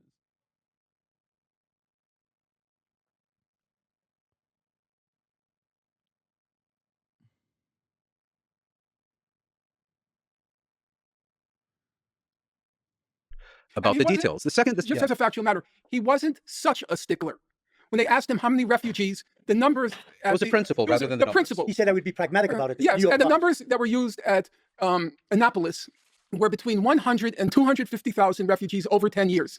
That was the number. Arafat, when he was asked at Camp David, he kept saying, I care about the Lebanese, the Palestinian refugees in Lebanon, which came to about 300,000, which was a large concession from them. Whether you accept the number or not, that he wasn't talking about 6 million. He was talking about between 100 and 250,000 over 10 years. Now, the best offer that came from the Palestinians... Yeah, this is very important to also understand because it shows the conciliatory tone and the concessions made by the Palestinian side, where Arafat, time and time again, very publicly declared throughout the peace process that they would concede to Israel's demographic concerns. These are key words to pay attention to. This means that they recognize that Israel as an apartheid state wanted to exist as a demographic majority Jewish state. So the right to return to Palestinian territory would factor the apartheid regime's own demographic interests as its maintenance of an ethno-state. And even that was beyond the pale. Palestinians, excuse me, the best offer that came from Israel was the Olmert offer. Can we just pretend like we didn't all lay out the exceptionally pessimistic view of a two-state? Hold on a second, two-state solution. Let's pretend that in 5 years, in 10 years, a two-state peace settlement is reached. And as historians, you'll still be here and writing about it 20 years from now. How would it have happened? I think that historically, I think that the big issue is, I think that both sides have had their own internal motivations to fight because they feel like they have something to gain from it. But I think as time has gone on, unfortunately, the record proves that the Palestinian side is delusional. The longer that the conflict endures, the worse position they'll be in. But for some reason, they've never had a leader that convinced them of that as much. That Arafat thought that if he held on, there was always a better deal around the corner. Abbas is more concerned with trying to maintain any legitimacy amongst Palestinians. I like that we're just avoiding exactly the references to historical fact that both Rabbani and Finkelstein just made. I'm conveniently jumping over that point to simply say the exact opposite occurred. Will my perspective actually have any quotes? Any historical facts? No. Pure conjecture, purely made up. It is devoid utterly and entirely of any kind of historical basis. Than actually trying to negotiate anything realistic with Israel, that Palestinians are always incentivized to feel like as long as they keep fighting, either the international community is going to save them with the 5 millionth UN resolution condemning whatever, that another ICJ advisory opinion is finally going to lead to the expulsion of 500,000 Jews from the West Bank, or that some other international body, the ICJ and the genocide charge, is going to come and save the Palestinians. As long as they, in their mind... I like that he's saying that 400,000 or 750,000 Jews are not going to be forcibly displaced from the West Bank, but 2 million Palestinians in Gaza, well, they can get the smoke. This is what happens when you engage in post hoc rationalizations after you have made up your mind about Israel having a right to do a genocide, which you refuse to recognize is genocide any longer. You did recognize that it was genocide, and then you realized that people were yelling at you for that point, so you decided to go, actually, it's not a genocide, lol. This argument is completely... The only thing this argument presents is just confidence falsely placed upon your own intellect. There's nothing else here. He just simply is saying, no, actually, and repeating over and over again, no, actually, Palestinians never conceded. Finkelstein and Rabbani show clear points of concession from the Palestinian side and detail it and literally mention as to why even those concessions were not listened to, even though those concessions were ridiculous to begin with. Like, they were above and beyond, those concessions were above and beyond what is normally expected of humans or any kind of envoy that speaks for an entire population. And his retaliation simply was, no, actually. And also, there's no way that, 750,000 Israelis are going to be forcibly relocated off the West Bank. Okay. So what do you do with the 5 million Palestinians living in the territories that Israel is slowly carving out? Is it not an even greater act of inhumanity to forcibly continue to expel them?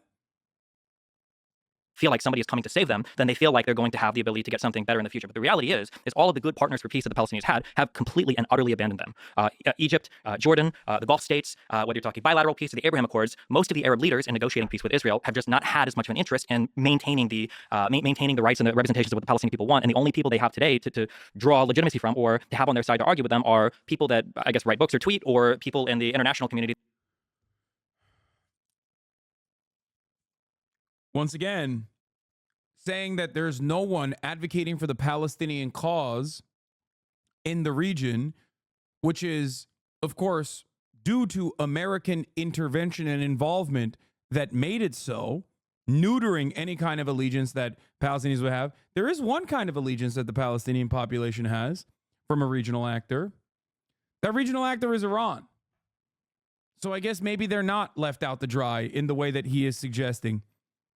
They're also, you have Hezbollah in Lebanon, you have Iran in the region, and you have Yemen.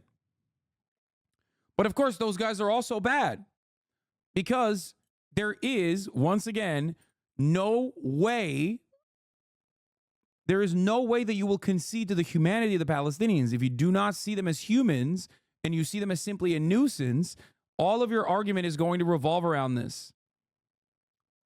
That's it. Yeah, whenever someone advocates for Palestinians, they are conveniently called terrorists.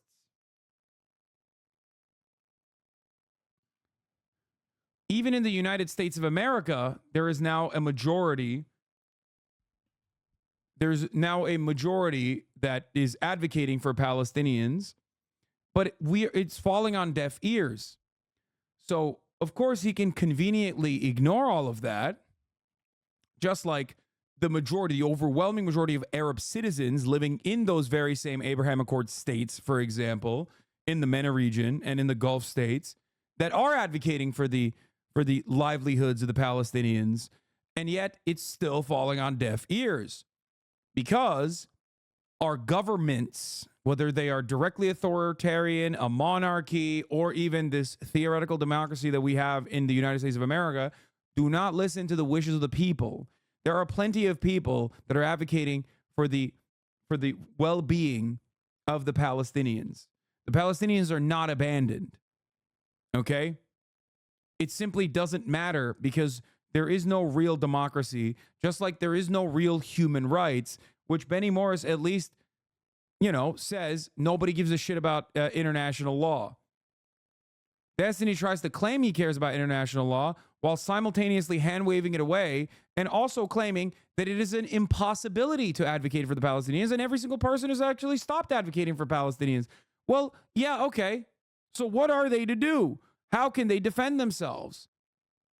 Do you not think that they have an honest and reasonable claim to say, stop killing us, to stop forcing us to exist under this brutal colonial apartheid regime? I think it's a perfectly just thing to say. I think it's perfectly moral for them to not only advocate for their emancipation, but to rise up in arms against it. That do resolutions or Amnesty International reports. And the reality is we can scream until we're blue in the face on these things. None of it has gotten any closer to helping the Palestinians in any sense of the word. The condition. Yeah, this is like fake posturing, like, oh, I really do care about the Palestinians, but no one is like actually interested. But it doesn't make any sense when the guy saying it is like openly talking about Arabs as like dogs and has openly stated that he thinks the genocide of the Palestinian population is actually perfectly well within the rights of Israel, which simultaneously he denies Israel is doing. But if they were doing the genocide, it would be just.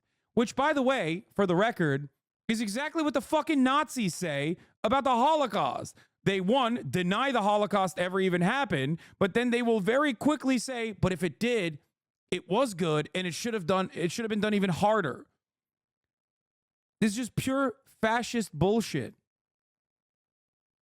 Has only gotten worse. The settlements only continue to expand. The military operations are only to get more brutal. The blockade is going to continue to have worse effects. As long as we use international law as the basis, and there isn't a strong, Sadat-like Palestinian leader that's willing to come up and confront Israel with the brave, peaceful negotiations to force them to acquiesce, nothing is going to happen. And I think that the issue you come up with is, whether it's people like Norm that talk about how brave the October 7th attacks were, or how much respect they have for those fighters, the Israel, in a way, and I think people said as much about Netanyahu, the right wants violence from the Palestinians because it always gives them a perpetual excuse to further the conflict. Well, we have to go in October 7th, we've got to remove Hamas. Well, we can't trust these people in the West. We have to do the night raids because, the second Intifada, it made us feel like the Palestinian people didn't want trust with us. I feel like the biggest thing that would force Israel to change its path would be a real, not for like 2 weeks, but an actual peaceful Palestinian leader, somebody committed to peace that is able to apply those standards and hold the entire region of Palestine. Yeah, except there was one, and Israel used his meaningful concessions that both Finkelstein and Rabbani correctly and accurately described. Israel used those concessions as though it was nothing. Israel used the peace process as though Israel used the peace process as a mechanism to consistently get Western cover and Western support for settlement expansion in the West Bank. A fact that every Palestinian saw with their own two fucking eyes, impossible to avoid. And you also personally go back and forth on whether those concessions existed at all. He keeps saying there were no concessions made. We need a real peace partner. And it's like they show exactly why there was a real peace partner in Palestine on the Palestinian front, to which he conveniently does not address at all and moves on and just keeps saying, no, there is no fucking peace partner on the Palestinian side, and there should be. This is not a way to argue. You're just simply going, no, I don't agree with you. They keep bringing historical facts, okay? He is just not doing that at all and keeps saying, no, that didn't happen. Palestine to those standards, because I think over time, the mounting pressure from without the international community and the mounting pressure from within, because Israel hosts a lot of its own criticism. We talk about B'Tselem, like Israel will host a lot of its own criticism. I think that pressure would force Israel towards an actual peace agreement, but it's never going to come through violence. Historically, it hasn't. And in the modern day, violence has just hurt the Palestinians more and more. If you paint a picture of the future, now is a good moment for both Palestine and Israel to get new leadership. Netanyahu's on the way out. Hamas possibly is on the way out. Who should rise to the top such that a peaceful settlement can be reached? The problem is, like Benny said, yeah, it's difficult because Hamas enjoys so much widespread support amongst the Palestinian. Yeah, all of this argument reduces to there's no apartheid because I don't think so. There's no genocide because I do not think so. And pointing out the flaws of the Israeli government makes me less likely to agree with you, so be nicer. Absolutely. Ridiculous. People. I think that I don't know. There's opinions on whether democracy or pushing them towards elections was the right or wrong idea. But with like an Islamic fundamentalist government for Hamas, I don't know if a negotiation with Israel ever happens there. And then when the international. Yeah, by the way, Israel doesn't have a Jewish fundamentalist government right now. Itamar Ben-Gvir and Smotrich are perfectly fine and well within their rights to have the opinions that they hold. But Hamas, that's the real scary Islamist fundamentalist governance.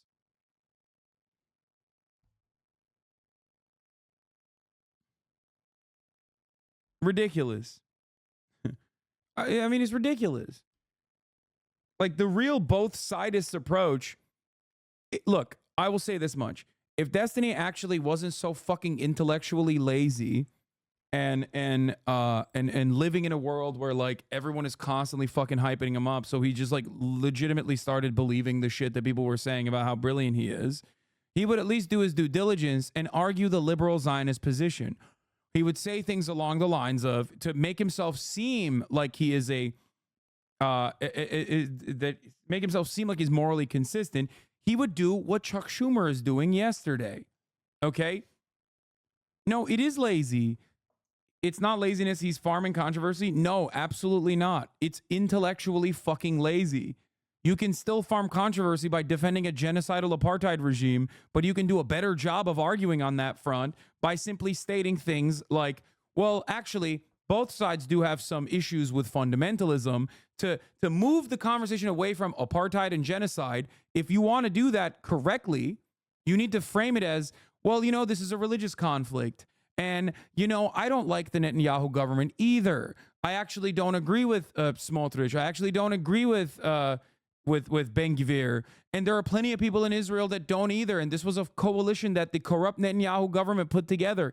These are the ways that you would have to frame it if you weren't intellectually lazy and a fucking charlatan, to be like, and yes, while concessions were made, you would pull up Rabin as like this incredible beacon of hope that genuinely was interested in defending the statehood of the Palestinians and whatnot.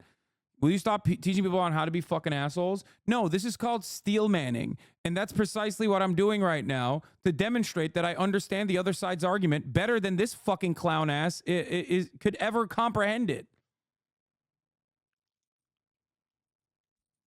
At least Benny, to a certain degree, is trying to do that. Meanwhile, Destiny just keeps repeating Hasbara talking points that are completely, like, they come across completely idiotic because he's not even addressing any of the points that Finkelstein or Rabbani are bringing to the fucking table. That's it. That's a massive problem.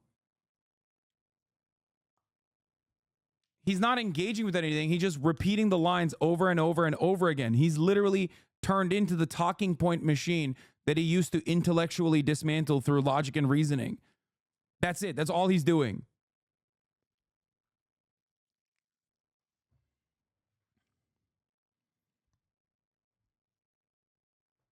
What are Hoscore talking points you keep talking about? What?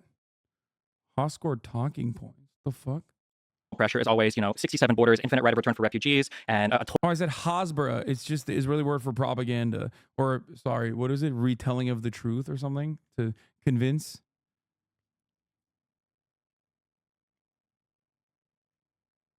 Hasbara is not Hoscord. total withdrawal of Israel from all these lands to even start negotiations. I just don't see realistically that on the Palestinian side, no negotiations are ever going to start in a place that Israel's willing to accept. If you want to dismiss international law, To that's explain, fine. But then you have to do sorry. it consistently. Yeah, it just means to explain. Sorry, but is You can't set standards for the Palestinians, but reject applying those standards to Israel. If we're going to have the law of the jungle, then we can all be beasts, and not only some of us. And I think so. It's either that, or you have certain agreed standards that are intended to regulate our conduct, all of our conduct, not just some of us. What So are the that's a standards I'm fundamental. saying to abandon? Well, you're saying, international law and the millionth UN resolution, you're being very dismissive about all Well, I'm these saying, things. And that's fine, I'm not but being then you have to dismissive. be I'm dismissive saying, like, for instance, like across the 242, board. that was a Chapter 6 resolution. That's non-binding. But 242 Of is course it's like, binding. What Of is- course it's absolutely binding. not. What is binding? Do you know anything about how the UN system Binding, works? if you read the language of the resolution, binding is Okay. typically if it commits you to Yeah, upholding a okay. particular international law or if it What establishes is a new chapter law. 6? You Every- just throw out words. You hear binding, Does not 242 binding. even does 242 Chapter- mention a Palestinian state? No. Norm. Of course That's not. part of the Okay, problem. then- That Yeah, was the exactly. reason why the Sorry, Palestinians let me, didn't want to recognize 242 because it only referred at the very end. Sure, to but a the PLO refugee recognized problem. 181 and 242. And they Yeah, made but their hold original- on, so- hold on. Every United Nations Security Council resolution, irrespective of under which chapter it was adopted, is by definition binding. Binding not only yeah. Why would they? What the fuck? What are resolutions then? They're just throwing it out, dude. They're just fucking saying things. They're just talking shit. That's why they're doing it. There's no legal basis for any fucking UN resolution if you don't consider it to be binding. And if you don't consider it to be binding, then yes, you and Rabbani's assessment is correct. You're very callously saying that they're just words and it's not important.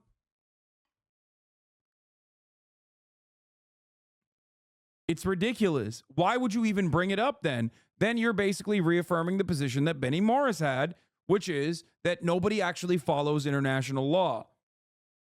on the members of the security. Unless it suits my argument as I'm trying to uphold the Palestinian resistance groups to some of the minutia of international law in an effort to justify Israel's, forward-facing offensive genocidal campaign. Security Council, but on every member state of the UN.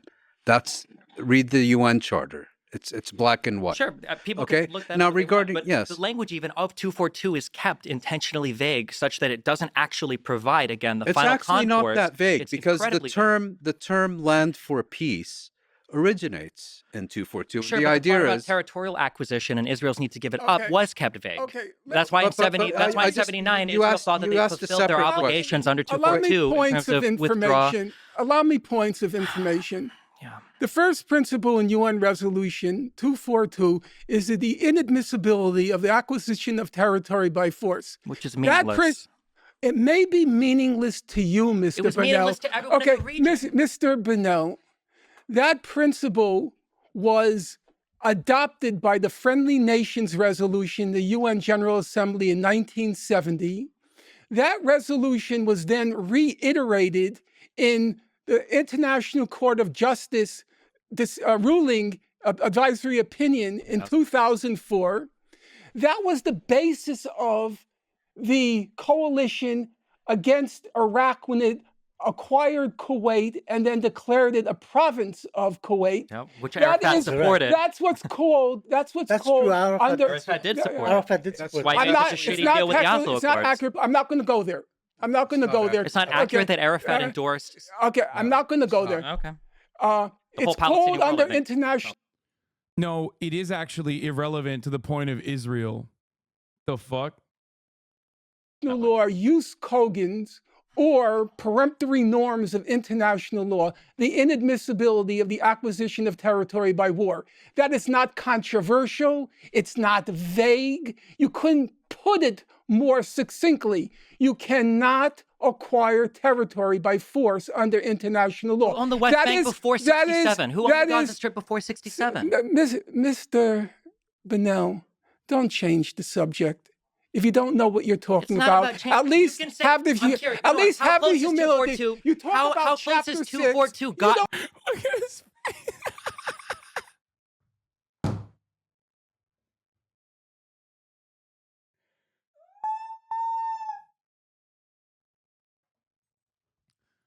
Oh, Mr. Bernelli, have some humility.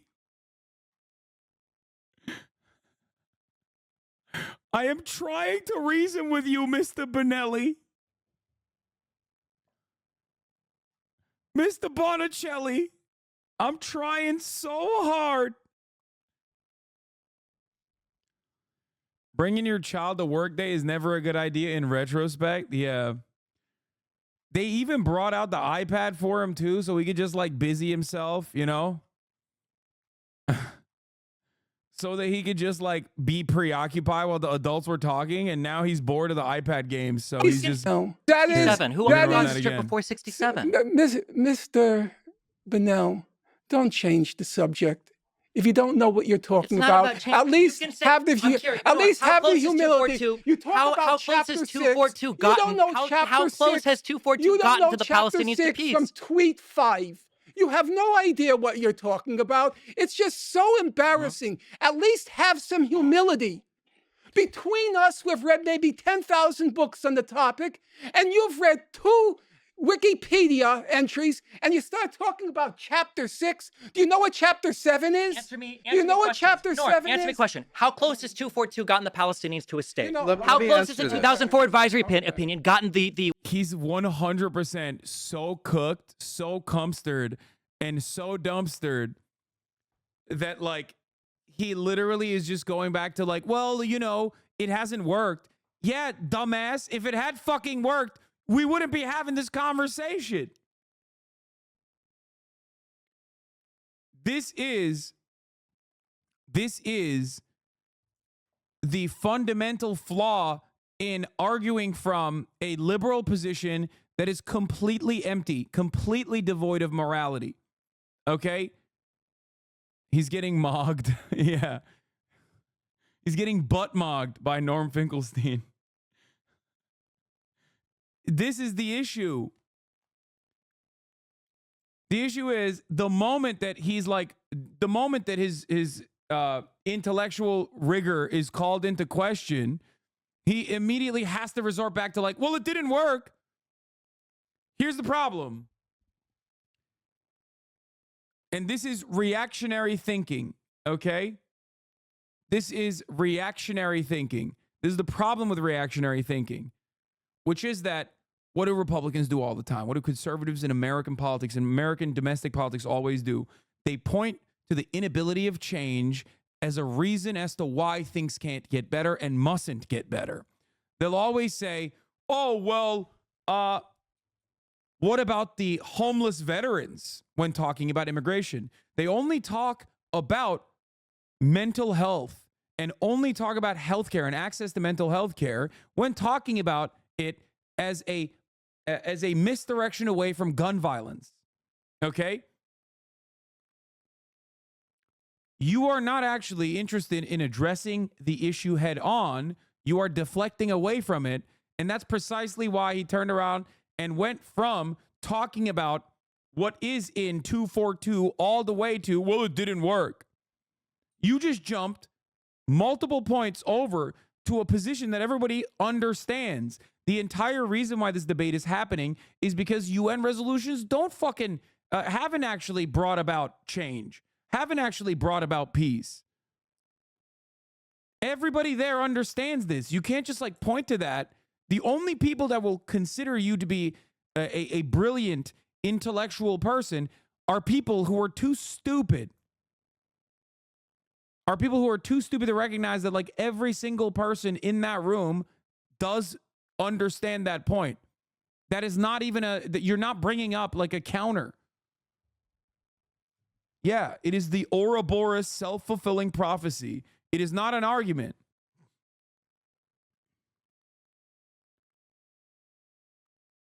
West Bank settlement. What's your alternative? The alternative is You is, just- is, you is just- not this, whatever this making money off the conflict is. The actual alternative. Yeah, and then he's saying he's ascribing a nefarious purpose. He immediately hits the "you're actually grifting." I'm not grifting for assuming the position that is infinitely more favorable, okay, for money, a position that I didn't even put a lot of thought or effort into, okay? You must be grifting, though. Pure projection, another fucking point for griftonomics, another point for reactionary debating. I love that Mike and I talked about this earlier because he's hitting the full Monty here. He's hitting all the talking points, making an assertion that the other side of the issue is being argued not because one of them is a literal fucking Palestinian, okay, and the other person is unironically dedicated his whole life to documenting these atrocities and has suffered great financial blows. He's been blacklisted from academia for calling out Alan Dershowitz, a tenured Harvard professor, for plagiarism. It is ridiculous to act like there is any sort of like comparison. There's any sort of moneyed interest at play when talking about the Palestinian side of the argument versus the Israeli side of the argument. You got AIPAC, you got J Street, you got Democratic Majority for Israel. It is fucking ridiculous. There is no Palestinian equivalent.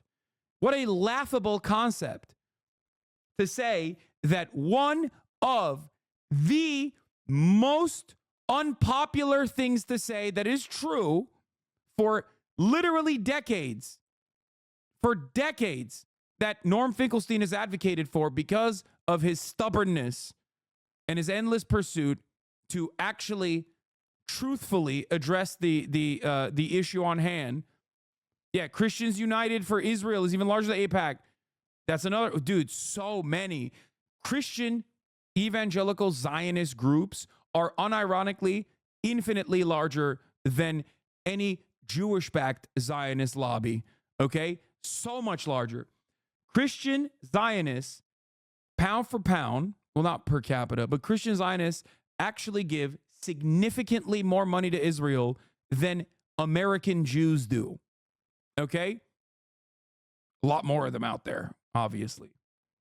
So you are right about that. They are also at the forefront of settlement expansion as well.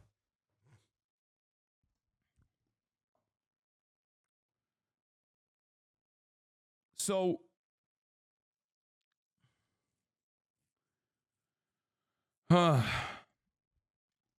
it is such a ridiculous fucking assertion to make. And it is one, yeah, they're calling Norm a grifter, which is psychotic. Like, if anything, listen, you might disagree with the way that Norm conducts himself. You might disagree with some of his contemporary analysis as it pertains to identity politics. I certainly do. But you can never call him a fucking grifter. This dude is honest to a fault. Even his enemies in academia don't go there. But of course, the person that's going to drop that, especially as it pertains to the issue of Palestinian advocacy, as though there is money to be fucking made, advocating for the Palestinians who have nothing, is so laughable as you sit there and defend the genocidal apartheid regime of Israel and are not even doing a good job at it. The actual Destiny alternative. should talk about making money media, off you're a of media blitz idiocy. where you go and talk to 50 million different people about your early- Yeah. Notice how the conversation, every single time this dumb fuck opens his mouth, devolves into nothingness. It's just shit slinging. Norm does a fair bit of ad hominems as well, okay? But at least his ad hominems come after direct assessment of historical facts. I don't think Destiny brought a single fucking factually accurate point to the conversation that at least Benny Morris had not presented before him. Not one. It's all pure personal opinion, devoid of any sort of factual analysis, devoid of even a significant counter to any of the historic truths that Finkelstein and Rabbani expertly delivered Not a single retort was made. Not even an attempt at a decent retort was made. It is crazy.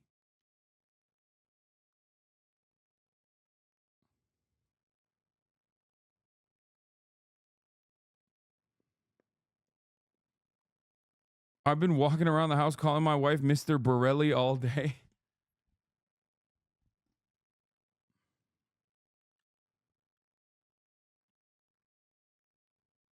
So really, it's that Steve isn't engaging with Finkelstein in any good way rather than the other way around. Stevie isn't engaging with Finkelstein's argument. Yeah, no, I've been watching this. We're watching for 4 hours and 20 minutes, and I haven't seen a single fucking instance where like Rabbani or Finkelstein brings up a point. I won't say this about Benny Morris. Benny Morris does address some of the points that they make.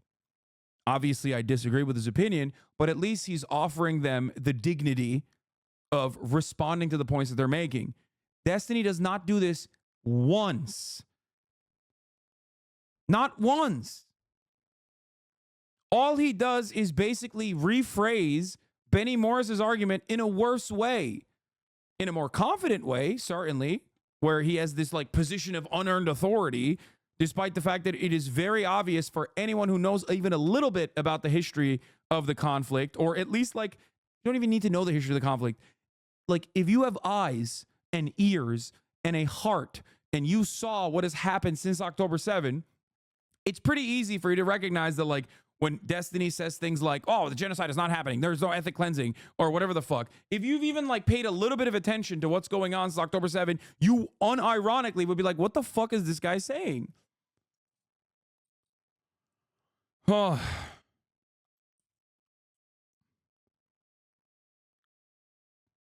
I at first I said you need to have someone that is devoid of like real historical facts in their argumentation to be able to defend Israel adequately. I actually take that back.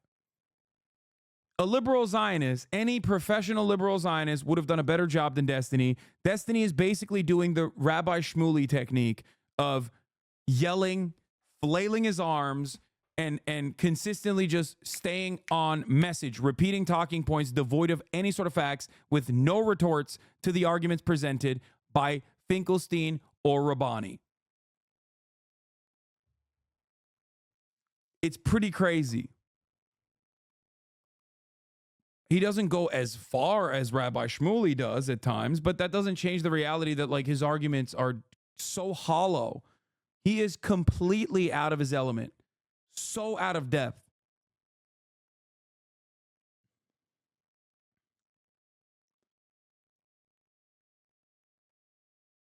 But he has a point there. The issue is you have all to these negotiate. resolutions have gotten the Palestinians no Nothing. Yeah, closer but hold on to a a second. state. Because they haven't been enforced because of the U.S. veto. They're not going to be enforced. Well, wait. Okay. Nowhere. If I may, that- enforce the ICJ you know doesn't even have what? an enforcement You know what, mechanism. Professor We're Morris? talking about the case for genocide. Professor Morris, because of your logic, and I'm not disputing it, that's why October 7th happened. Oh my God. Because there. I mean, he's right. Hospital? I mean, has Israel like full on bombed a hospital? I don't think they have. Which what?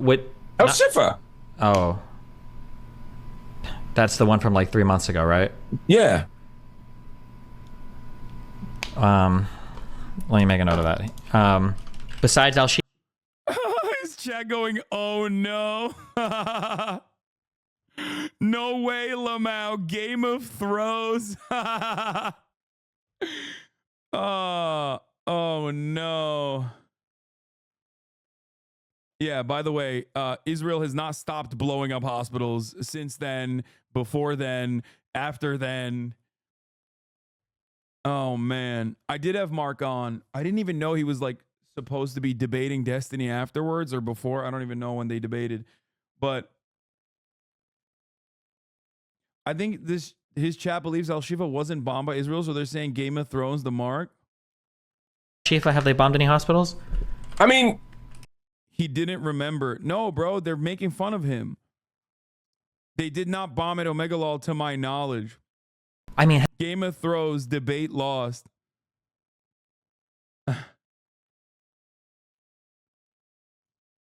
Kaya, no.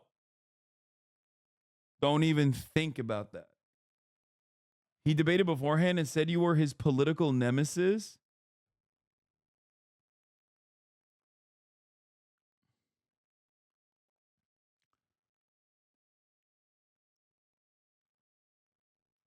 That's so sad, bro.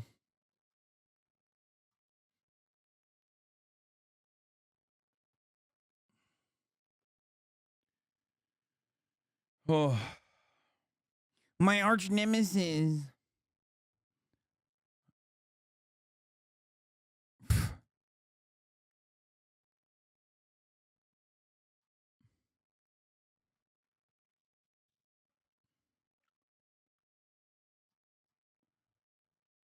He could try the paternalistic argument in that Israel is the most legitimate authority because it's the most developed economically. Mr. Botticelli strikes me as lazy and unimaginative.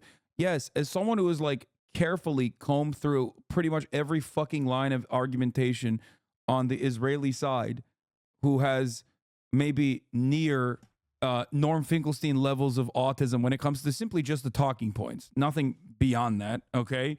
I can tell you that there are infinitely better ways to argue on behalf of Israel here. And considering that this is supposed to go out to a, by and large, like apolitical audience of centrists who are trying to arrive at the truth, to the fucking marketplace of ideas where interlocutors are being bested by better arguments, he absolutely could have fucking brought to the table, a better argument by assuming the liberal Zionist talking points rather than the most like insane ones. Being like, oh man,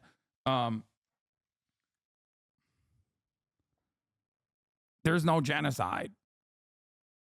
There was no options left for those people. Exactly what Moeen And now what said. options are left? After You know, October This has 7th, been the Palestinian policy for 60 what years. stops The us only there? option is conflict. listen to this. The only option is Mr. Cornell combat. is now an expert on Palestinian Hold on. mentality. You're contradicting you know yourself. I only deal in facts. I only deal in facts. Chapter But 5. you're Egypt didn't find it Tell me about necessary. chapter 5. Egypt Tell didn't me find about it chapter necessary 5. to negotiate But you're peace with the hold on a Palestinians. second. Jordan didn't find it necessary to Hey, negotiate peace with the if I Palestinians. The may, Abraham Accords didn't you're include the contradicting- Palestinians. Walk faster, Despite all of the faster. international law. Everybody, move in. Wait, Faster. you're contradicting yourself. On the one hand, you're saying all the Palestinians do is fight and violence and terrorism and all the rest of it. My go. But on the other hand, you're saying they're expecting salvation from UN resolutions and international court. Those aren't violent. No, but they're- it's part of maintaining. law. It's the continual putting off of negotiating They've any neg- solution. They've I think he said negotiated. 19 As in when Arafat I think he takes said 10 days to 19 respond. I When think he Arafat takes said- 10 days to respond. Oh, dude, Arafat had to take 10 days to respond, so I think it's okay. Never mind. I think Constantly Moeen- sent all over the I think world to go Moeen and visit said- his friends. Yes. I But- think So Moeen putting the said conflict off they indefinitely. accepted 2 states in 1975. Brace They Why yourself. didn't they accept the they Taiwan did. Summit Brace then? yourself. No, this That's is- 50 this is- years ago. this is a That's legend. a half century There's ago. a No, very- no, they there's didn't a ver- accept the two-state He solution. quoted Just a a very moment, good please. article. There's- He's You quite can quote right. Arafat talking about how he's lying and he's just going to use in 94 and in 95 when he's making trips around the world, how he there's just a wanted to very use this rich- as the Faster, starting walk ground. faster, I'm walk sorry, I can faster. talk slow. You can watch YouTube video and There's slow a it down to very- 0.5 speed if you don't understand what I'm faster. saying. Let me. Faster. There's a very lengthy history of Israeli-Palestinian negotiations. You want to deny that those negotiations took place? Where it feels like there was a good What faith feels effort, like. where there was a good faith Feels effort, like. where it was a good We faith have a effort. written record. With all due We respect, have Yeah. It just, guys, everybody stop talking. Destiny doesn't feel like a good faith effort was initiated by the Palestinian side. So it doesn't really matter when he has no answer to the many concessions that Arafat made. That doesn't matter because he doesn't feel like there was a good faith negotiation happening. He doesn't feel that way. Guys, who cares about what history says? This guy who thought Recep Tayyip Erdogan was the motherfucking president of Syria or the president of Israel like 3 weeks ago. That guy doesn't feel like after he read some of the Wikipedia pages specifically to draw up like what he thinks is a good narrative and good talking points, he doesn't feel like that. But remember, he only argues in facts. Here's a fact. He couldn't find Israel on a map. He had already at that point decided that Israel should do a genocide and the Palestinians should just be genocided quietly. But he couldn't factually point to Israel on the map. You know, but he knows now. He's read up. And he doesn't feel like the Palestinians made a good faith effort. He must be a fucking loser. You don't know I don't know who Francisco Franco is, but he must be a fucking loser. You don't know Francisco Franco? He's got $2 supporters. Bruh. $2 supporters. Yeah. Bashar al-Assad, is that this guy? No. Fuck, wait, who is this? Who are these people? Fuck, am I just supposed to know? It'd be nice if you did, since, you know, you're fucking talking about it as though you are the authority on the subject matter. This isn't him. Oh, Erdogan. Is it Erdogan? Erdogan? I don't know what the fuck to pronounce this guy's name. When did he become president of Israel? Or Yahweh. Were the Gospels originally written in Greek? Yes. Okay. Yeah. Not Arabic or whatever, or? No, they were written in Koine Greek. What was the Jewish fucking old shit? Well, Hebrew, and there was some Aramaic in the Old Testament as well. Okay, yeah. Aramaic, gotcha. Yeah, but mostly. He's also much nicer to these fucking Nazis, like seemingly, than he is to Norm Finkelstein, somehow. He's the Ian Miles Chong of Palestine. He's kind of scared to have such strong and frightening opinions without knowing the basics. It's not. It's actually very profitable, it seems, especially if you have the confidence of stupidity backing you. And an army of dick riders who position you as the foremost authority. Yeah, imagine knowing less than Nazis about history. You didn't know who fucking Franco was. Actually embarrassing Lamau is right. Mostly Hebrew. Yeah. Okay, I'll take it. All right, okay. Not too bad. Not too bad.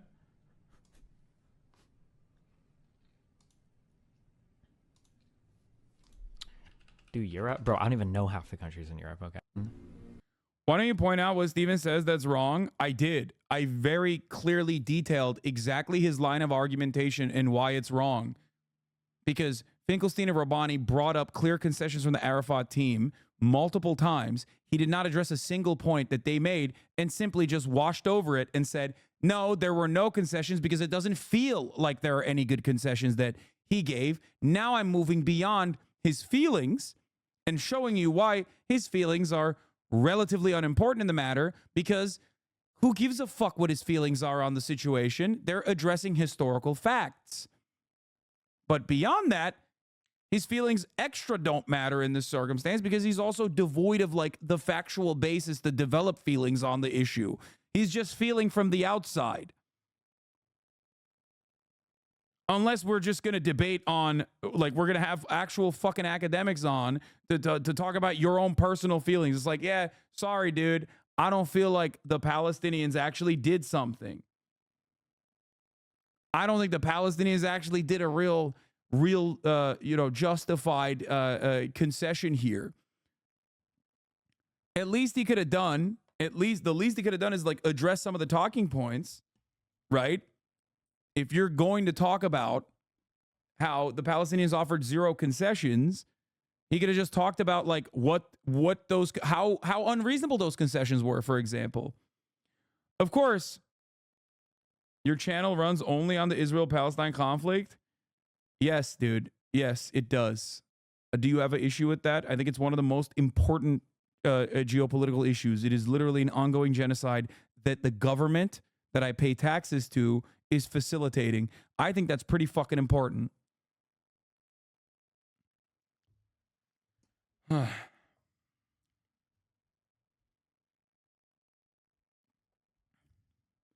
a nerd when it comes to the whole peace process. These knowledge absolutely embarrassing. Months before negotiations started, Amos Malka, Shin Bet research head, told the cabinet Arafat couldn't accept less than 93% of the West Bank. That territory is the primary issue and the refugees was a leverage chip. Barack literally refused to accept that and replied, you think if I offered him 90%, he wouldn't accept? Nonsense. Something you said recently rings in my head now all the time. I live in constant self-doubt, and the arrogance and certainty of these people have without an inch of self-reflection pisses me off to no end. Yeah, 100%. Talking about your Twitter tabs? These literally watching right now talking about my Twitter tabs? Yeah, dude. I know. I got Twitter tabs, dude. You know, from actual fucking reputable journalists. Maybe instead of fucking reading Wikipedia to like browse for talking points as he gets like humiliated by guys whose actual work makes it into the Wikipedia pages, he would have a better understanding of the situation. You know what I mean? Keep coping though, buddy. Keep coping. I swear people still think you're smart. I promise. Yeah. When I look at Wikipedia, more often than not, I'm usually referencing the journalists that are breaking stories. But hey, you've presented a comfortable narrative to your audience, hoping that they don't fucking watch, hoping that they don't actually make up their own conclusions. Okay? When I'm on stream and I'm looking at Twitter, okay, I'm looking at the actual journalists that are breaking stories on developing issues. I then also follow through and have those journalists on stream to interview them.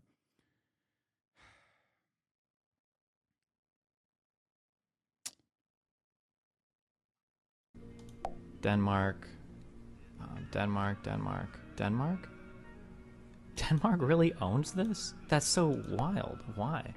Honestly, I'm pro-genocide. Like, it sounds really shitty, but like, I think that Israel should just draw up its fucking borders about where it is now, and basically Palestinians can go live in another place. That's really shitty, but like, that's about where I'm at.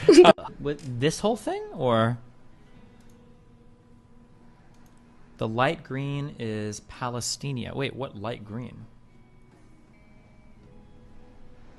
Oh wait, I'm sorry, I'm looking at the wrong area. This is Turkey. Oh, here, okay. Ugh.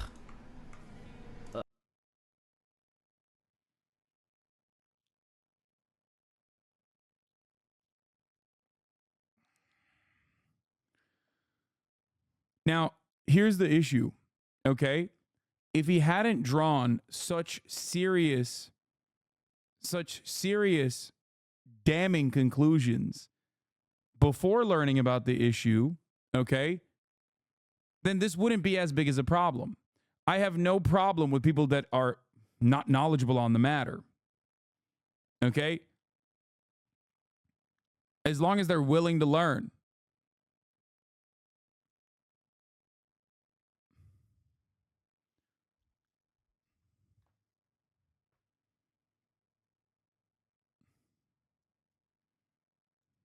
I don't know.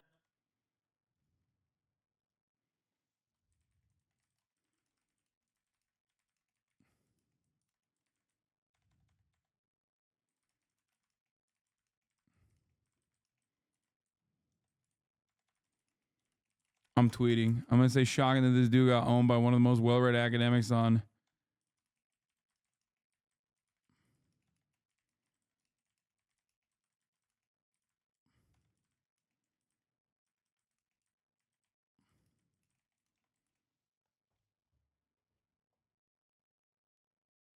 Shocking that this dude got owned by one of the most well-read academics on the issue of Palestine so hard his own debate partner started laughing at him.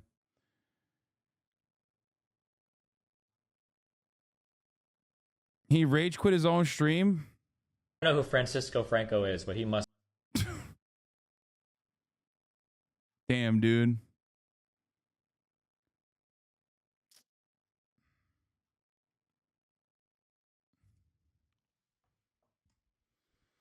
Oh.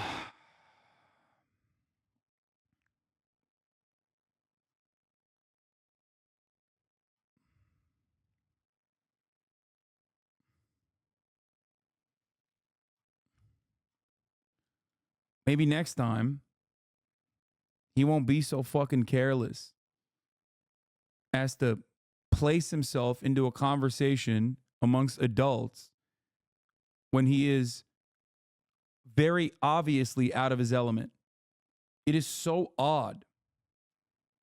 Of course his own fucking chat is laughing at him. That's the problem.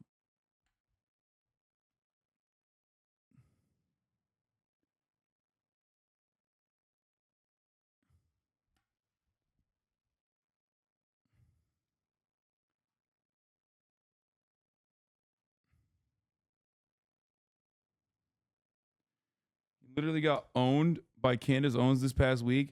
I haven't watched that, and I will not watch that. I don't really fucking hand any W's to Candace Owens. Like,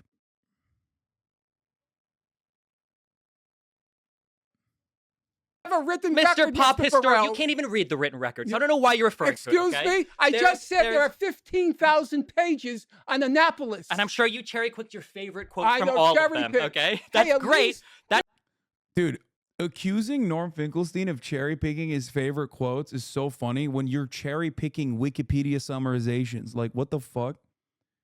There is a reason why there's a massive intellectual gap between you and him and Rabbani and Benny Morris as well. It's because you are completely out of your element. You're trying to you're a kindergartner trying to play basketball with LeBron James. And as like LeBron James is fucking dunking on you, you keep going, well, actually, I'm still winning.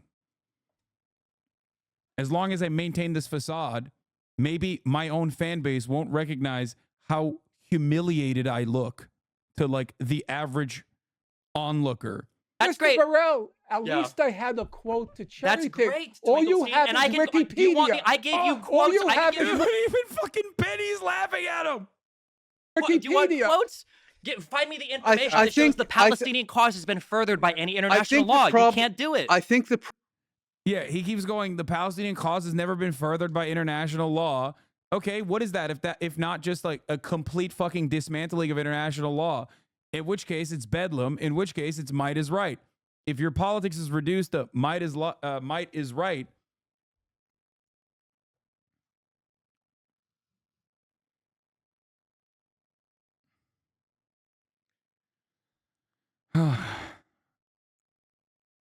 problem is different. Okay, you want to you just ruined the critical skills of 10,000 young teenagers by calling citations cherry picking. Yeah, like ridiculous.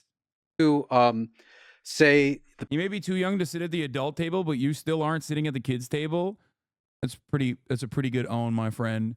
I know my limitations. If presented the opportunity to sit alongside Norm Finkelstein on a subject matter this dense, would probably have, I know I would have the decency to say, I think there should be a Rashid Khalidi or Rabbani who takes this place because they are significantly more knowledgeable on the matter. After all, everything I'm saying, I've learned from them. That's the difference.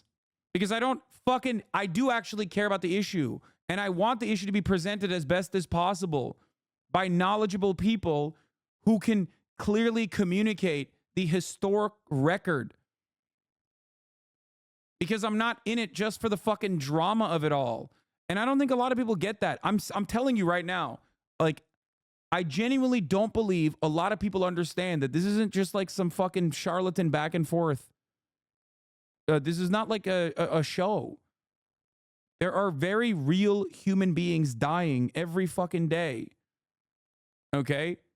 Yeah, I'll go on Piers Morgan.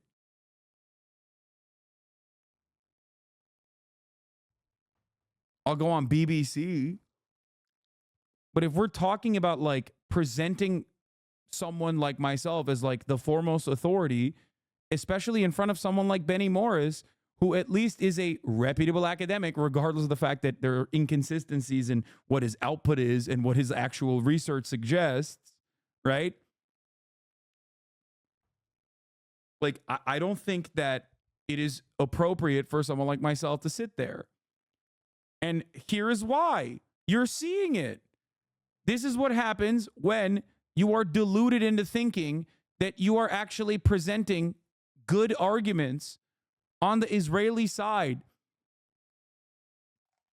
And you've just fucking deluded yourself through Dunning-Kruger and a fucking massive, well, not really massive, but a relatively decent but very passionate fan base of sycophants propping you up as this like intellectual giant, especially after you've owned like really dumb people in the red pill side of the world, which those guys are really fucking stupid. You know what I mean? That's not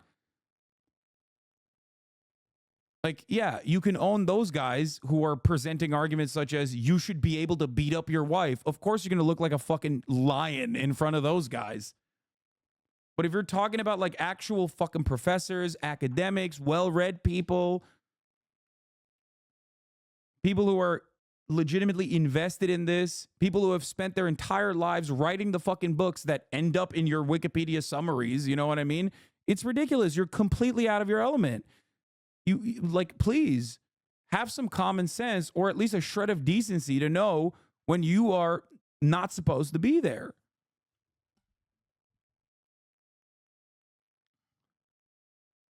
Yeah, debate Duncan on Trainwreck's podcast is a bit different than this. Exactly. He looked like a lion against you, to be fair.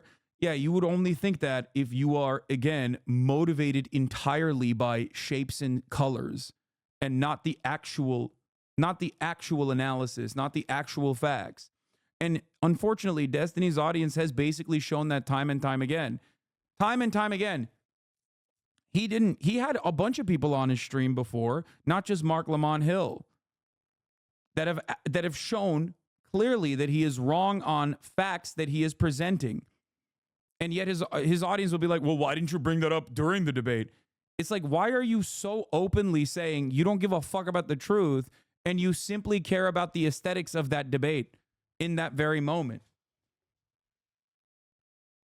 If you truly believe that debates are where truth comes out, then why do you bastardize that principle every step of the fucking way?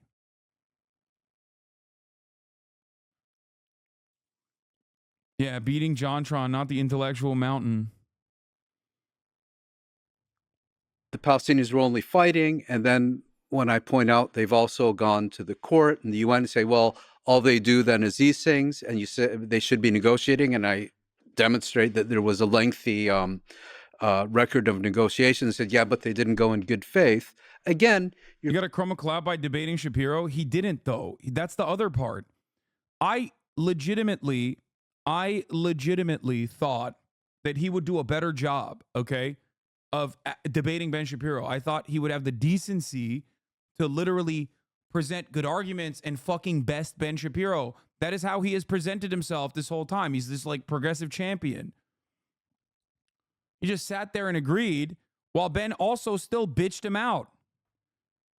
Because the reality is Ben does have more experience.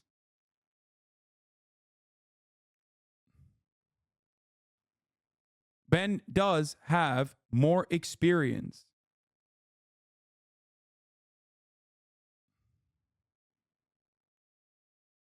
They're both devoid of facts. They're both simply orators, but Ben has more experience in the field of just fucking being wormy. Placing the hamster in the wheel and telling him if he runs fast enough, maybe one day he'll get out of the cage. What was the best good okay, faith and negotiations please, on the side of the... He disagreed with Ben on almost anything because he wasn't screaming doesn't mean he won. Wait, what are you talking about? Ben fucking bitched him out on Israel. The fuck, and he did agree with Ben on Israel almost completely to a fucking T.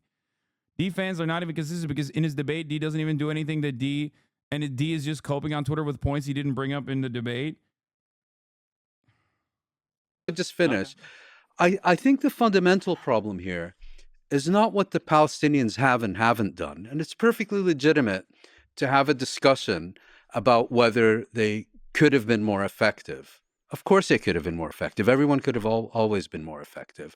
The fundamental issue here is that Israel has never been prepared to concede the legitimacy of Palestinian national rights in the land of the former British Mandate of Palestine. Then how do you explain Taba Summit? How do you explain the No, Camp Barak David? and Olmert did. How do you explain accept Olbert's the offer to the legitimacy boss? Yeah. of Palestinian demands? This is well, but they didn't want to give the Palestinians all of Palestine. That's all. No, all of Palestine. All of Palestine. You mean all of the occupied territories? No. You're talking about all of Palestine. Wait, being what is the occupied? territory. What is the occupied territories? The occupied Is territories. that all of Israel? The occupied Morris, territories show are me. those territories that Israel occupied in June of Could you 1967. show Palestinians me- often could use you show that me- term to define Okay. the whole of Could you Palestine, show me- not just the West Bank. Could you Yes, show me, those- Professor Morris, in all the negotiations, and all the accounts that have been written, can you show me one where the Palestinians in the negotiations, because that's what we were talking about, wanted all of Israel? The maximum They can't say that because the international community won't accept it. So they didn't say it. They didn't ask for but you it. know what No, lurks the in their heart. Hamas did. Yeah. The Hamas always said Hamas all of it. Hamas only negotiated with Israel about prisoner exchanges. And Yeah, the no, I know, blockade. So but we they were talking represent about a lot of the Palestinian people, you will agree. The only place I saw pieces of Israel were the land swaps. And the land swaps accounted for about 2 to 5% of Israel. Nobody asked for all of Israel. Why What do you say mean? They things like asked for that? all of Israel in 48. They asked for all of Israel in 67. Okay, What do you Mr. think those Brunel, wars were about? you talk You're not going to so- respond you to talk anything I'm so- saying oh, because yeah. you have no I'll answer. respond to you. That's correct. Okay, yeah. Mr. Brunel, we were talking about the diplomatic negotiations beginning with 2000, Yes, I'm saying, but 2001. you can't pretend that He the went first ask back- for he Israel went- was in diplomacy. Okay. It was through war. You don't know what you're talking about. Is the international law argument ever going to get the Palestinians closer to state? Is the Israeli state ever going to be dismantled? Do you think that's like realistic coming up ever in the next 20 years? Again, I'm posing a question, and the question is, regardless of what's feasible or realistic today, the question I'm posing is: can you have peace in the Middle East with this militant, irrational, genocidal, apartheid state in power? Hamas? I don't think so. No.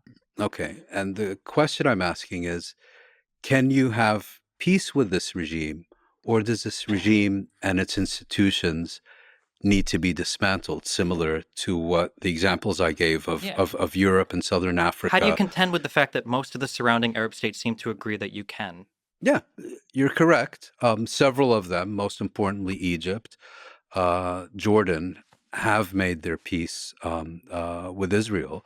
I should add that Israel's conduct since then has placed these relations under strain.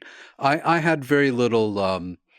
I didn't take the reports of a Saudi-Israeli rapprochement particularly seriously before October 7th, the reason being that it was really a Saudi-Israeli-U.S. deal, which committed the U.S. To make certain commitments to Saudi Arabia that would probably never get through Congress. Do you not consider the Egypt-Israeli peace deal legitimate then, since the United States made a great financial contribution to Egypt? I don't think the question is whether that deal is legitimate or not.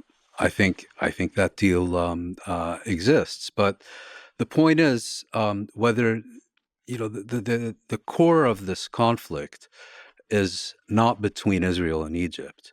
The core of this conflict is between Israel and the Palestinian people, and the reason that Israel agreed to relinquish the occupied Egyptian Sinai, and the reason that Egyptian-Israeli peace treaty was signed in 1979 is because Israel in 1973 Genocide of the Palestinians strikingly similar to the genocide of the Native Americans, but I guarantee you these opinions on two are pretty different. No.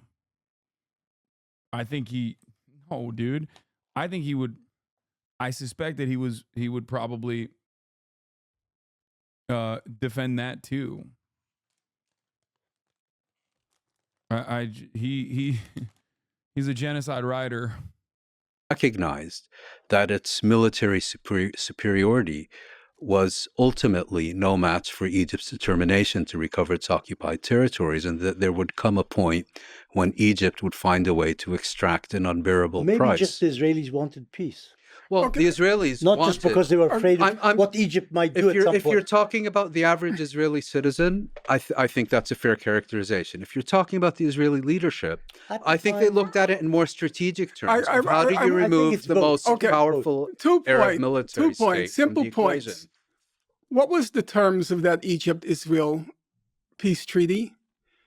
International law. Egypt demanded Nobody cared about international law. Allow me to finish. Mind is right.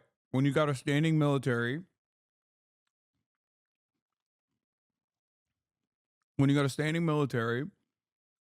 at least like Israel will listen to you a little bit. Every single inch Nobody of there Egyptian talked about international law. Begin and Carter and Sadat talked about the reality. No, of Israel occupying territory. Professor Morris, I know the record. They demanded, as you know, because you've written about it, they demanded every square inch, as you know. They demanded the oil fields be dismantled. No, that's in the airfields. No, not dismantled. They wanted the oil and fields. they wanted the settlements dismantled. That was the settlements dismantled. The settlements, the oil fields, and the airfield. They demanded all three back. You can't have. What do you mean back? The airfields weren't there when the Egyptians were there. That's incorrect. You're incorrect. They built an airfield. after. The Israelis built an airfield in the occupied Sinai, Yes. and they wanted it back. They didn't want it back. It wasn't theirs. No, okay. They wanted the territory in which the airfield Israel had built back. The oil fields, the airfields, the settlements had to be dismantled. Yes. Begin said, "I don't want to be the first prime minister to dismantle a settlement," but he did. Why? Because of the law. No, it was because of peace. It was normalization with the law. The law had nothing to do with anything. It was a negotiation. Okay, this argument does literally reduce to what I'm saying, which is the only time Israel ever listens to anyone, even a little bit, is if there is a standing military backing them. So, okay, I guess it's time for American troops to be fucking put inside of Tel Aviv. Like, what are we doing? You come across as like completely unhinged.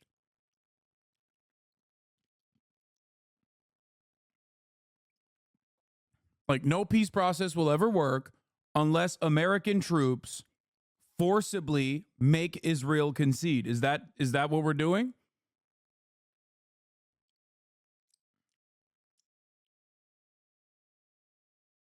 Hasan is the one suggesting troops in Israel. I'm following the logical conclusion of the argument that they're presenting. If might is right is the only time Israel actually concedes to demands being made by other belligerents on the other side. Okay? If that's the only time they'll concede, and international law is completely meaningless because it doesn't have like military backing, then I guess the only way to stop Israel's genocide is by putting military action in display.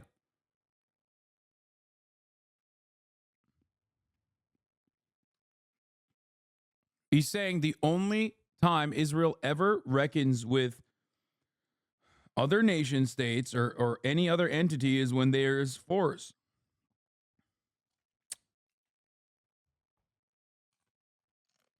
Mr. Morris, two states, each of which wanted certain Palestinians things. wanted, the law had nothing to do with anything. As I said repeatedly in the negotiations. You're not listening. I know. You're missing the whole point. I've read the negotiations. The law has nothing to do with anything. There are two foreign relations of U.S. volumes on Nobody cares about the law. The Palestinians kept saying, we want exactly... Forget the Palestinians, they weren't there. Allow me to finish. The Palestinians kept saying, we want what Egypt got. We want what Egypt got. Yeah. Egypt got everything but back. Nothing to do with the law. Okay. Nothing to do with And number two, I'm not saying it's the whole picture, but as Foreign Minister Moshe Dayan said at the time, he said, if a car has four wheels and you remove one wheel, the car can't move. And for them, removing Egypt from the Arab front would then remove any Arab military threat to Israel. So Mouin was, no, the first part did. And that's what the Palestinians kept saying. We want what Egypt got from the settlement. That's true. But forget international law. And by the way, nothing to do one with last thing, on a personal note. The quote about Sharm el-Sheikh without peace, okay. That's the only thing you ever cited from a book of mine. I cited from your book? Yes. I was absolutely shocked at your betrayal of your people. That was pure treason. It was I apologize for that. Yes. I apologize. Okay, I accept. All right. Well, let me try one. I really do think that, regardless of the fact that Benny is also consistently saying, who gives a fuck about international law, forget about international law, which I think for the average person listening in is probably going to raise some alarm bells or maybe call into question who has the moral high ground here.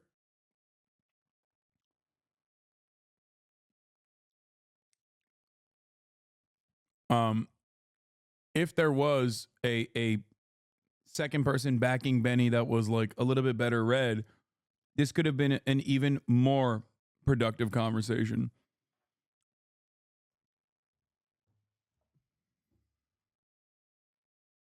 Once again, for the region and for just entirety of humanity, what gives you hope? We just heard a lot of pessimistic, cynical takes. What gives you People hope? don't like war. That's a good reason. That's hope.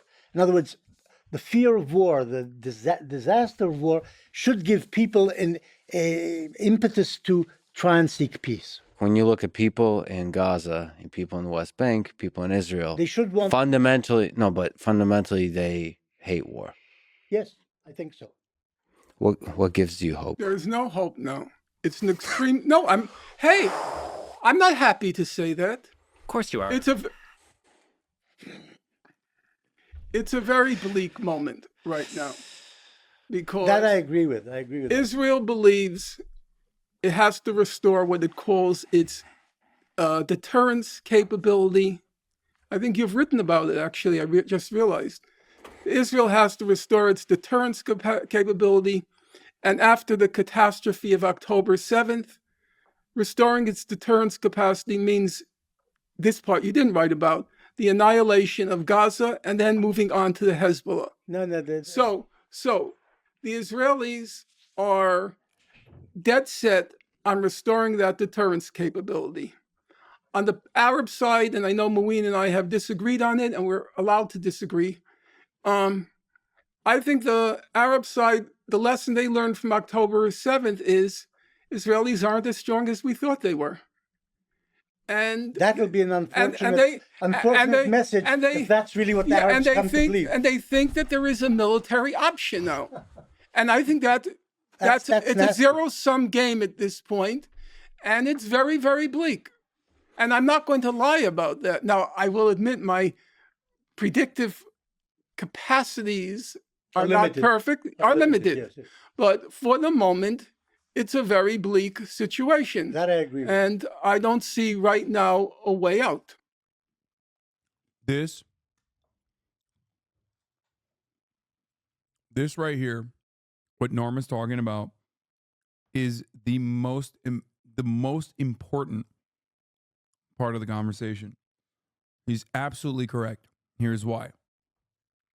If you have followed the peace process, or if you're even a little bit knowledgeable over the peace process, you recognize that one of the most important lessons that the Palestinian population learned through experiencing it was that peace negotiations with Israel that came with a shit ton of concessions led to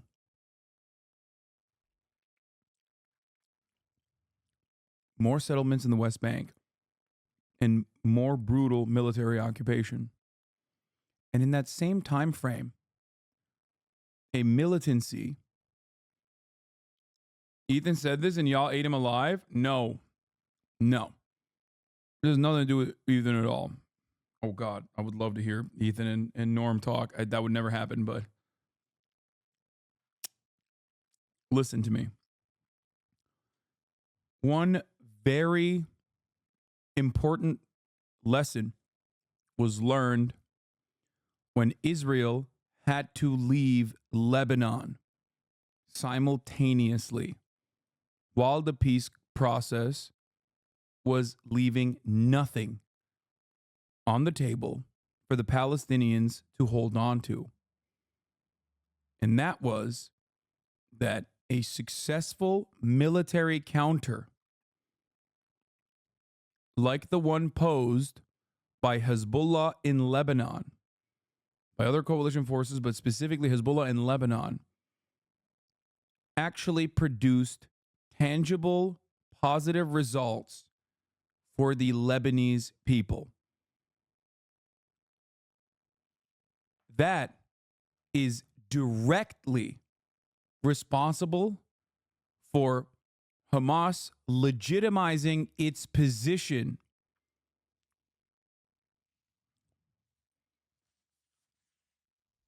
Straight up.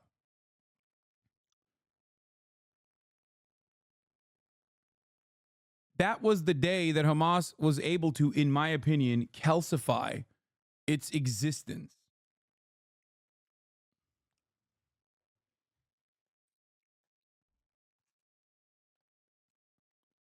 If you look at Hamas's rise in popularity over the years, and even the evolution of tactics, that Hamas adopted. And there are many issues along the way, like, in my opinion, switching from only military targets to actually Israeli civilians was a major tactical error, in my opinion. This came after the assassinations, well, not the assassinations, the mass shooting in the mosque. I think it was Al-Aqsa Mosque. That was when Hamas openly declared that Israeli civilians would also suffer penalties. That was a major error, in my opinion. Perhaps maybe an error that caused the Hebron one. I think it was. No, it wasn't. You're right. It wasn't Al-Aqsa. I think, yes, the Baruch Goldstein massacre. I think that was a major error and actually probably caused Hamas to not gain prominence and popularity for many years to come. And then, in my opinion,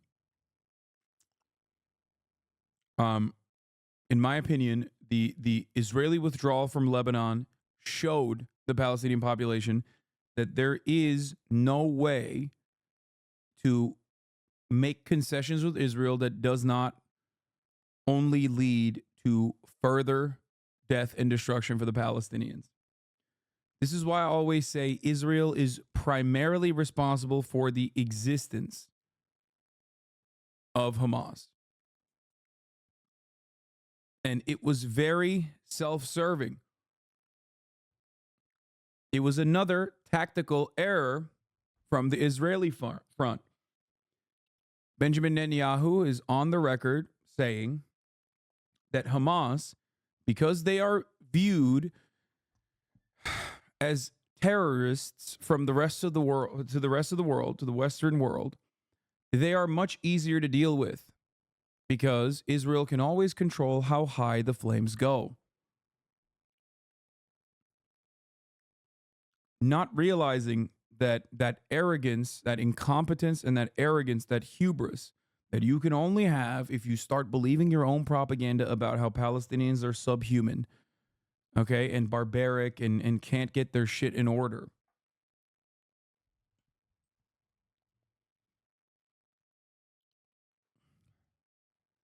Only then do you legitimately arrive at a situation like October 7. You don't take the necessary security precautions. You reshift your interest and your forces into the West Bank to further the oppression of the Palestinians in the West Bank because you want to satiate the bloodlust that Itamar Ben-Gvir has, right? You do all of that. You get very complacent. You start believing that, no, you can actually have an apartheid without incurring any cost to your population.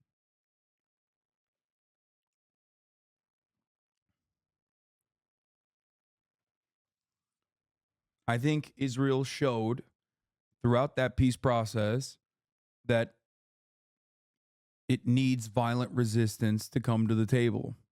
This was a horrible, horrible mistake.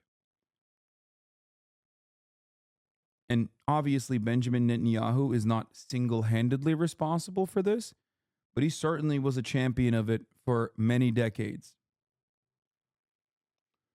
That's it. However, at the very minimum, permanent ceasefire and the inhuman and illegal blockade of Gaza, and why is it free the illegal? They were hostages. shooting rockets at Israel for 20 years. Okay, Why is that illegal I to think- blockade Gaza? He thinks they're bottle rockets. Why, That's what he calls them on Facebook why multiple is it times. illegal? I'll tell you why. You don't rocket your Okay, neighbor. You I'll rocket tell- your I'll tell neighbor. you- I'll- Expect I'll consequences. tell you why. Expect consequences. But that works both ways. Yes, I know, I expect that. Professor, Professor works Morris, both ways. I'll tell you why. Yo, that's crazy. He's saying, dude, Benny Morris is a really interesting guy because he literally is like, he's doing realpolitik with a terror cell that he believes is a terror cell. He's literally saying that like the Palestinian enterprise is comprised of like an eclectic band of marauders, his words, okay? And like it is a permanent situation of fuck around and find out, like back and forth, and Israel is the one who's always showing might is right to the Palestinians. I don't think he would have this callous of an indifference to Palestinian actions if Palestinians had equal proportional standing militaries, or not even proportional standing militaries, but like better arms, as a matter of fact. Like every single thing he's mentioned so far leads me to believe that his conclusion is that like Israel only gets to do this stuff because they have a stronger military. I've never been more reaffirmed in my position that like our endless political cover for the genocidal state of Israel is profoundly impactful and gives Israel all of the fucking go-ahead to operate in the violent ways that it has.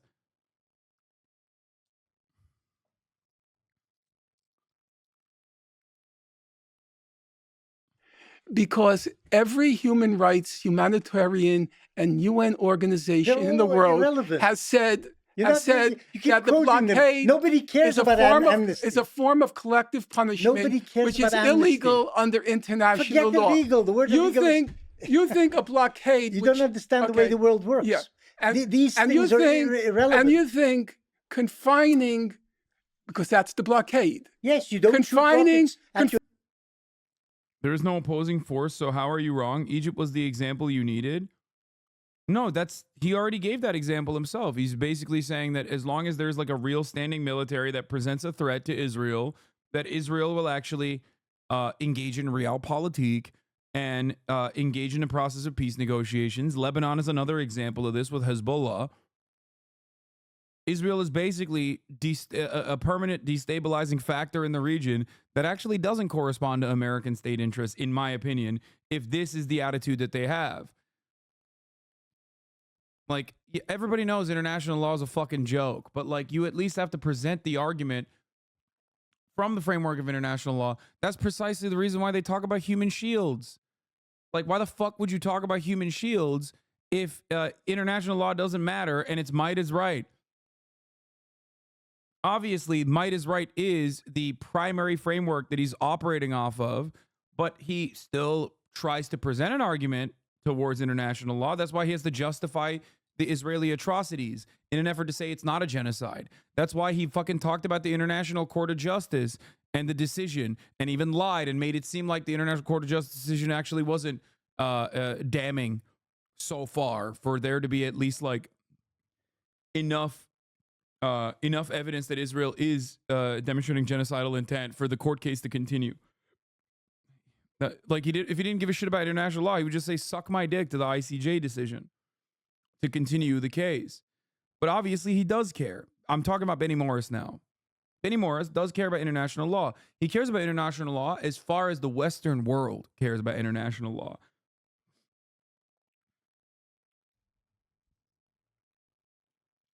Finding 1 million children, combining. That's the choice of Hamas. Combining That's Hamas's 1 million choice. children in what the Economist called a human rubbish sheep. The Economist supported Israel in this war and continues to support Israel. What International Committee of the Red Cross called a sinking ship, what the UN High Commissioner for Human Rights called a toxic slum.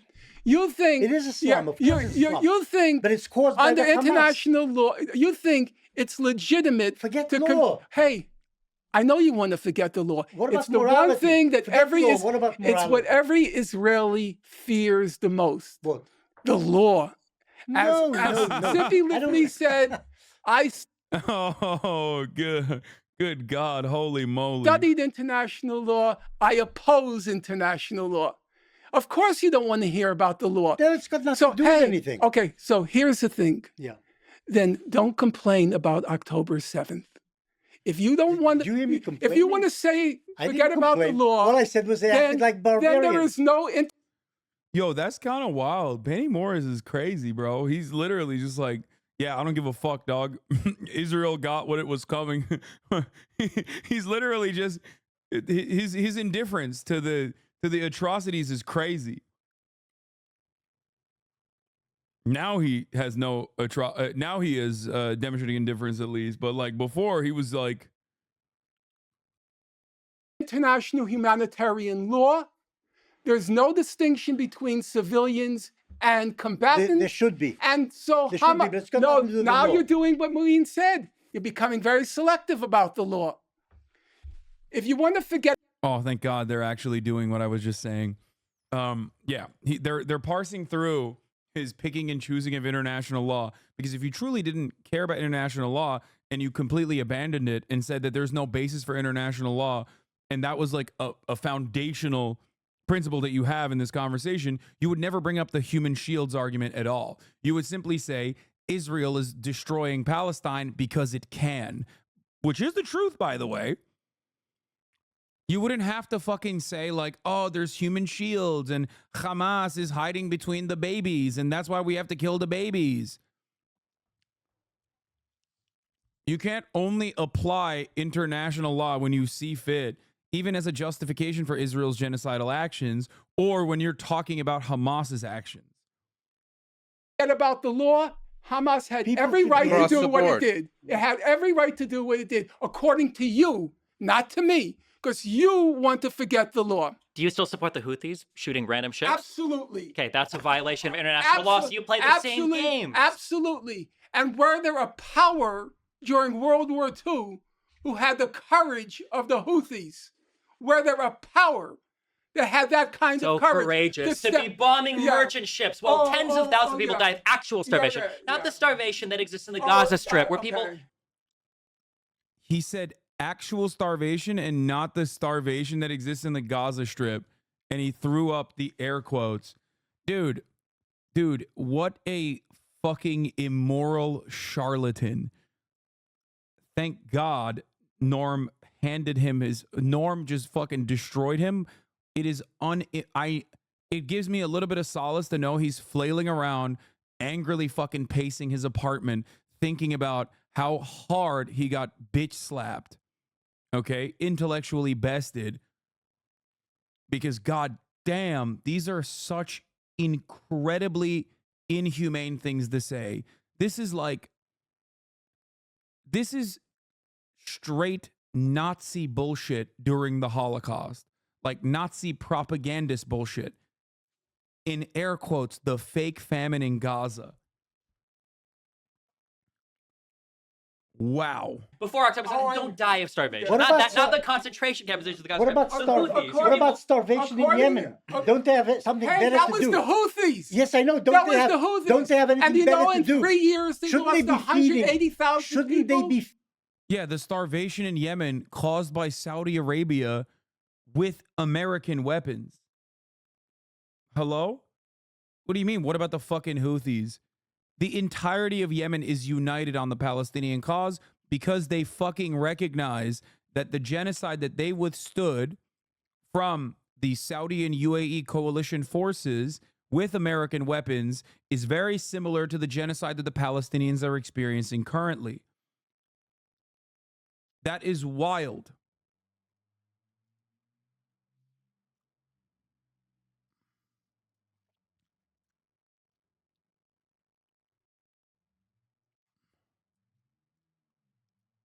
The people of Yemen have shown that they are united. Those who literally fought against the Houthis are now united in arms against Israel. That much they have openly stated. Why would you even talk about this? What the Houthis are trying to do in the Red Sea is unironically what America should be fucking doing. Obviously, when America implements a blockade, they don't need to resort to direct physical contact with any of the fucking merchant vessels because no merchant vessel will ever fucking pass through. America, however, only has that smoke for countries that don't deserve it. Countries that justifiably had their own revolutions, like in Cuba, a country where apparently, according to Destiny's mother, his family owned slaves in their plantation. Those are not my words. That's Destiny's mother on stream saying that. I don't know if it's real. It came across like a joke to me, I'll be honest with you, because why was she so callous when talking about her slaves, but her family's slaves? But yeah. America only has embargo smoke for countries like Cuba for the crime of having a revolution against the dictatorship, the violent dictatorship of Batista that was aligned with our interests.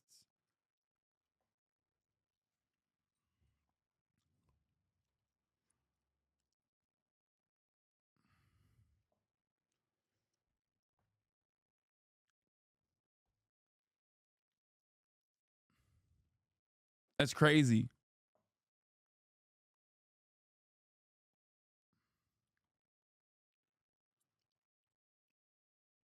Somebody wants to know which part of Cuba we came from.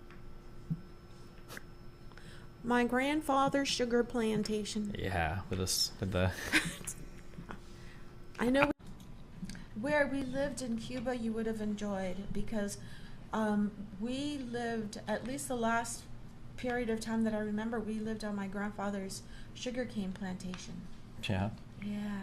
I remember going out with us, I don't know if it's called a sickle, something or other that you went, and I left there at 5 years in one day, so that had to be when I was 4. Yeah. You know, I think I hope that it's not real.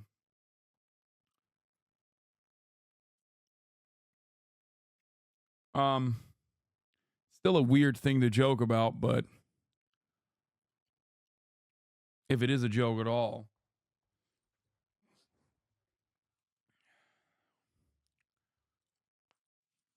Anyway, that structure, that order of slavery was overthrown in the Cuban Revolution, and America punished Cuba for it by implementing an embargo, a blockade that it maintains to this day. Cuba has thrived in spite of said inhumane actions by the most powerful imperialist nation on the planet.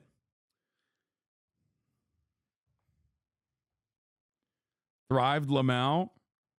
All things considered, yes.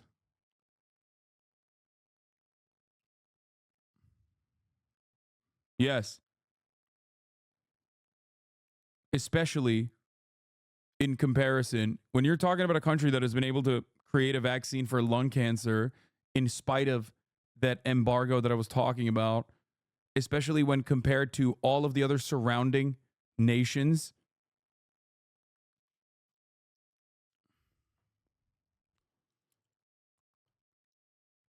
Yeah, they're doing fairly well, all things considered.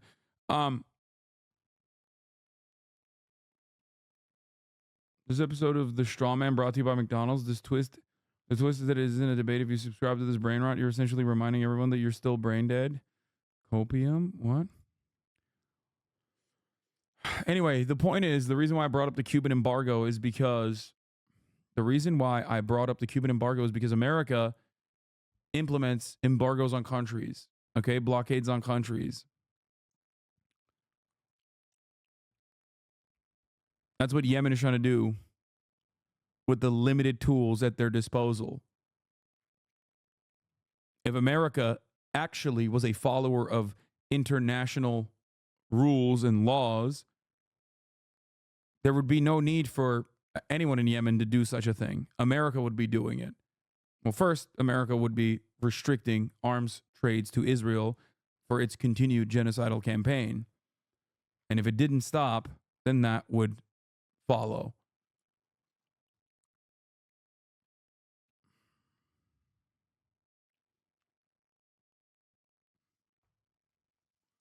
Feeding You the know, Yemenis. 60,000 Yemenis died in starvation. Is that seriously your claim that they had slaves? That she used the word plantation? You know you can have a plantation without slaves? Well, why did she do this whipping motion? Like, I thought she was just joking. Now you're making me think that she wasn't joking.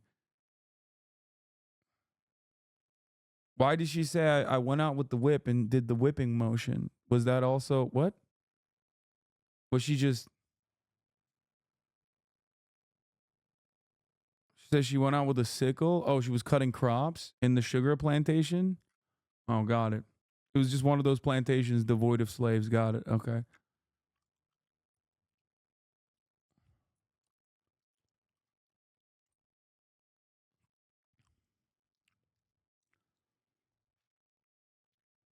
It was the woke DEI plantation.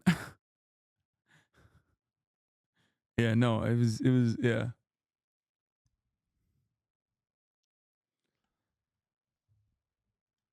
Yeah, it was one of those Batista plantations that didn't have slaves. It was like, yo, chill. For the record, I didn't even think personally that it was like real at all. I thought she was just fucking memeing. You know, maybe she was just like behaving like Destiny does and joke about like serious shit like that, you know?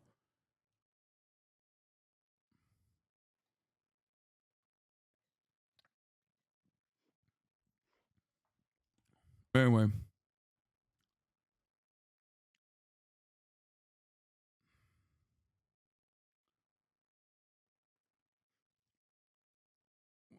Why did they have to leave it behind so suddenly? Yeah, I don't really care about this aspect of the conversation. I'm gonna be honest with you. That's why I was willing to say, "Hey, man, it's probably a joke." You know what I mean, and move on. I want to hope that it is. None of that actually has any factor in this conversation that we're currently having about Israel Palestine.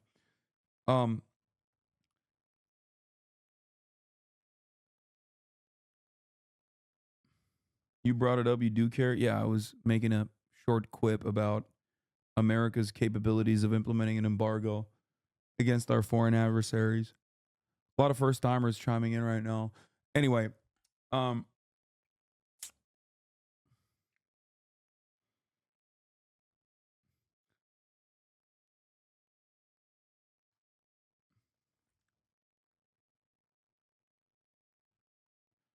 much about Cuban history, but weren't slaves outlawed in the 1800s? Kind of dumb and racist to imply they had slaves? No, totally. Every single person that's asking that question, I really want to understand what your position is on the Uyghur concentration camps, work camps. Do you feel like they are classified as slaves, or do you think that's a totally separate thing? Because the reality is you can't have one and the other. Batista was a brutal dictator. And yes, they did have plantations with actual slaves in them. Regardless of what country actually abolished slavery at what year. Like, are you taking up, are you assuming a pro Batista stance here specifically to defend Destiny? This is a very confusing thing.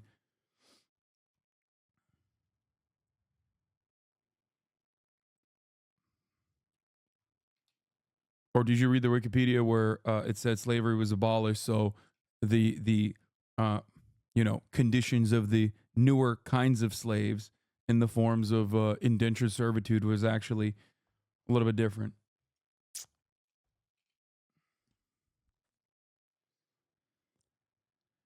Spent 9 hours watching this, and I have to say, you sold yourself short. I think you actually belong on that table. No, I don't. I don't think so. I think that these are much more knowledgeable people.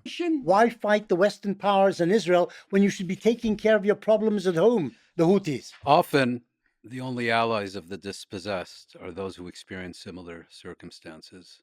Don't you think that they should take care of the Yemen? Yeah, I literally was joking. I wasn't joking. Sorry. I literally said, I think to be as charitable as possible, I thought his mom was joking. And those who wanted to defend Destiny went to the lengths to fucking literally start justifying slavery in practice in Cuba and also Batista. Very odd behavior. Very, very odd behavior, guys. I don't know what you're doing. You should have just kept it at me being like, oh, it's probably a joke and moved on. Why the fuck are you guys doing that? That's odd, man. Yemeni problems. As I'm I very said, happy. I'm it's- very happy they're helping out the Palestinians. Anyone who helps It's the at the people, expense of the Yemenis. anybody, pay for it. anybody who comes to the aid of those suffering a genocide, half There's of no whom genocide. half There's of no whom are genocide. children. Yeah, according to the most current UN reports, as no of genocide. today, 1/4 of the population of Gaza Is starving. That means 500,000 children Are starving. are on the verge of famine. They keep saying on the verge of. On the verge of- I I have thought- not. didn't you I have quote not that they said it was seen. unlivable I have like not 15 seen one years ago? Palestinian die of starvation in these last 4 months. Well, not one. there have They're been always on the documented verge. cases. They're on the verge. There have been documented cases. I haven't seen it. Yesterday, Al Jazeera said 6, and the day before that, they said 2. So those are the 2. That number. How many people need to die of starvation before it's like a good number? What's the number? What's the number? What's the acceptable number of dying children of starvation? Like, this is not even a now we're no longer just doing genocide denial. We're no longer just doing famine denial. You're just like directly denying every fucking organ of international authority that is openly stating that the situation in Palestine is fucking dire. There are Holocaust footage style videos of children with their fucking rib cages showing. Like, literally 1-to-1 comparison at this point. That is insane. This is Nazi level atrocity denial. It's fucking terrifying. In response to this point, Norm, his assistant, posted a picture of a child dying in starvation on his Twitter account. Yeah, I saw that. What the fuck?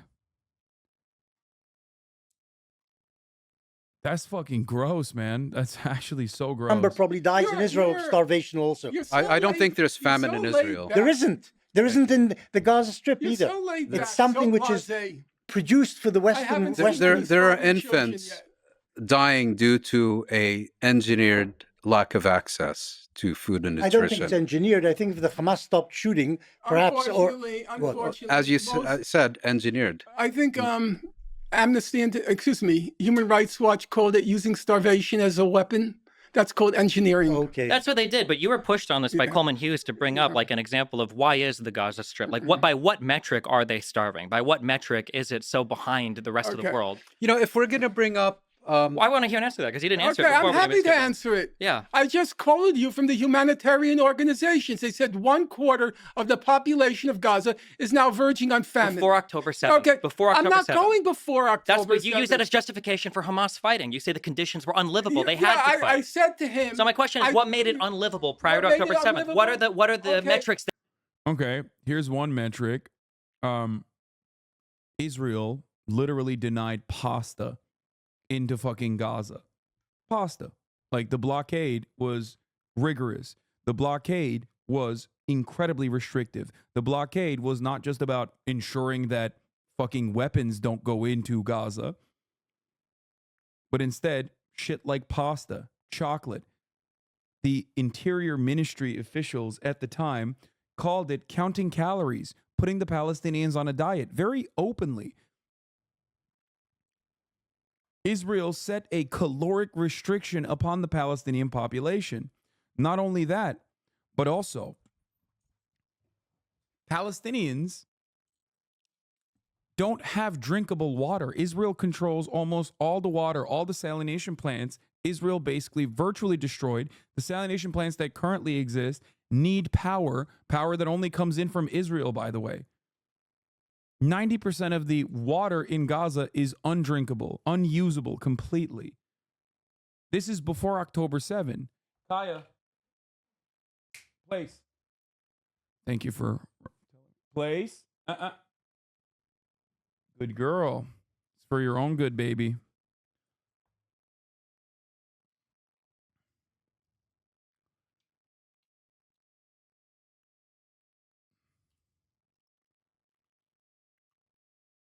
Most recent list of permitted prohibited items in the Gaza Strip: sage, cardamom, cumin, coriander, ginger, jam, halva, vinegar, nutmeg, chocolate, fruit preserve, seeds and nuts, biscuits and sweets, potato chips, gas for soft drinks, dried fruit, fresh meat, plaster, tar, wood for construction, cement, iron, glucose, industrial salt, plastic, glass, metal containers.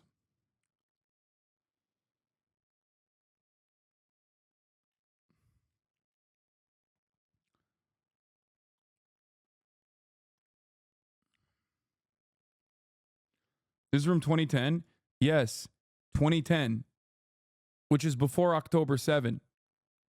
Are you going to make an argument? No, pasta was not permitted and then was allowed, for the record.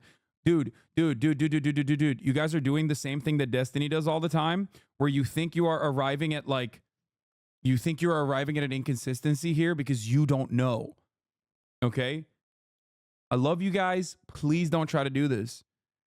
You are currently out of your element. You are literally, you have all of the, unlike iPad boy over there, could just simply Google a lot of this stuff so you can come up with a better conclusion and know better than to think that this is going to be a way to own me. Okay? No, I'm serious. Like, you don't have to be on the spot in the same way that he is currently being showed up by someone who knows more than he does, because you do have personally the internet. You are anonymous. You don't have to immediately write something. You could just like wait and come up with like a better counter.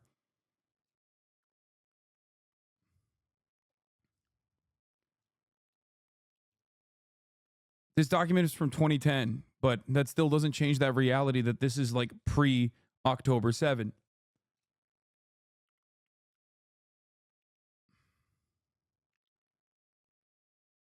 Also, yeah, they do have it's on Wikipedia too, by the way. So, yeah, it was declared an open air prison long before October 7. Gaza was.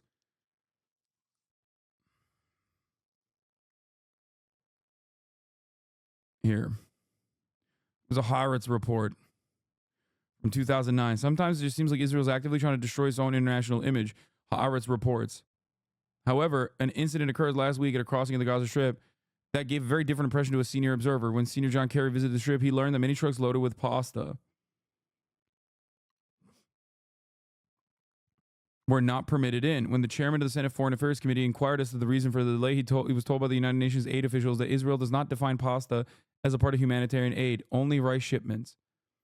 Kerry asked Barack about the logic behind this restriction, and only after the senior U.S. official's intervention did the defense minister allow the pasta into the Strip.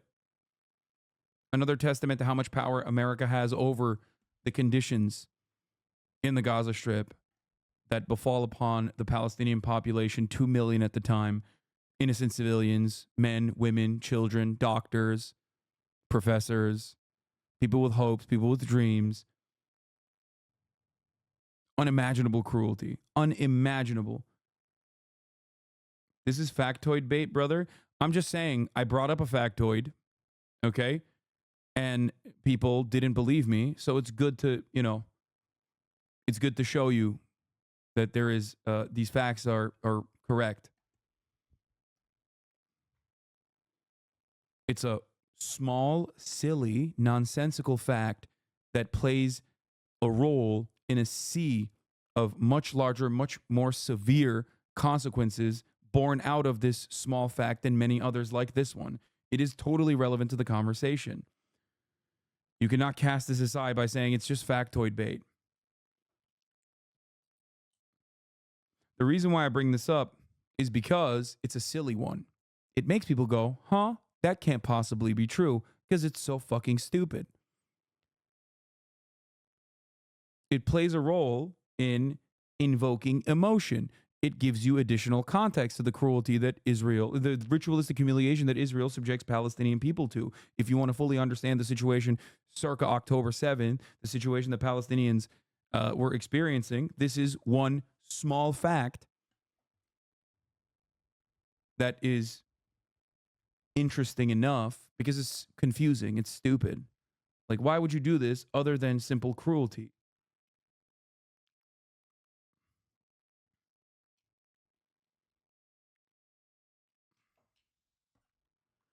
Yeah.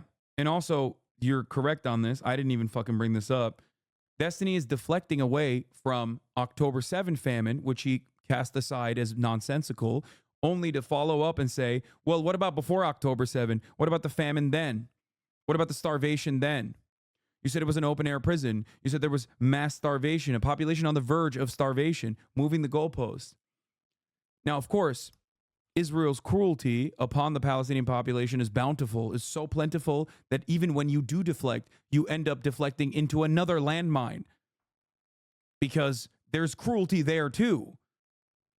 You would know this if you didn't try to justify Israel's genocidal ambition, completely deny Israel's atrocious war crimes leading up to October 7.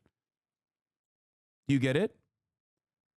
If you knew the conditions beyond simple talking points that you are using like an NPC video game character with a tree of talking points, you would recognize that Israel had destroyed all the working water infrastructure, the working energy infrastructure long before October 7.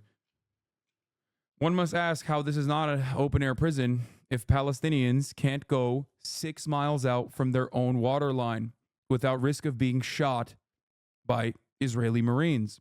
One must ask why Gaza does not have a working airport any longer. It used to, it does not anymore.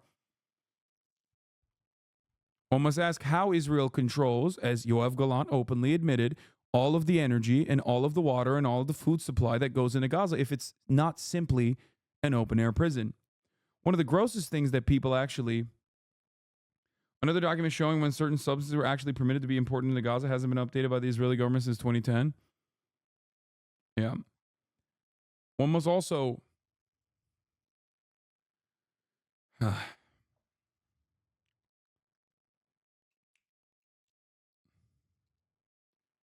you make it sound like Israel has a Navy, Air Force, Army, and Palestine has fishermen trying to fish.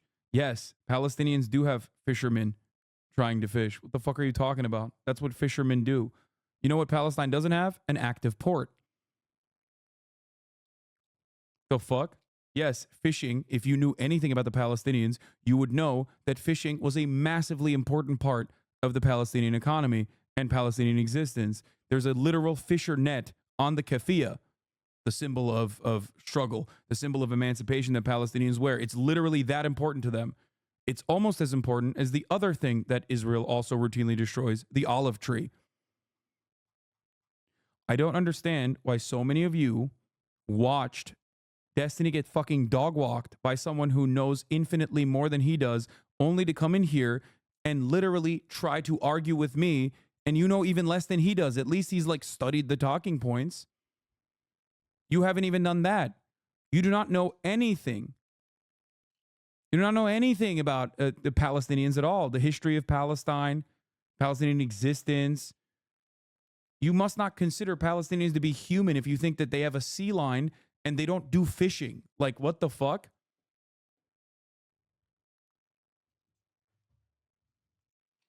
It's shocking to me how uninterested you are to even craft a good argument for why Israel must eviscerate the Palestinian population. You're purely reacting to fucking shapes and colors.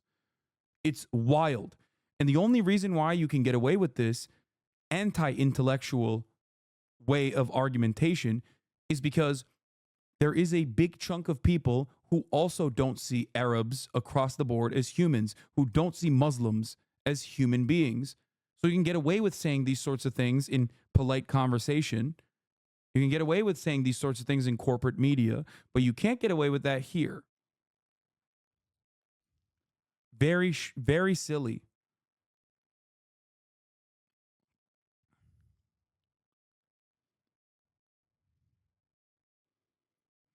Silly is what I'll say instead of other things that I do want to say. That you're using.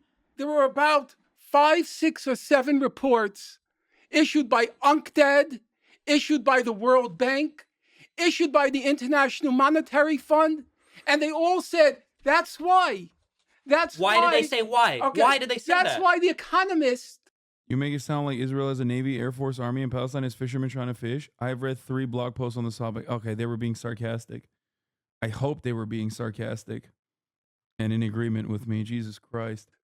Not a radical periodical, described Gaza as a human rubbish. So tell me by what metrics?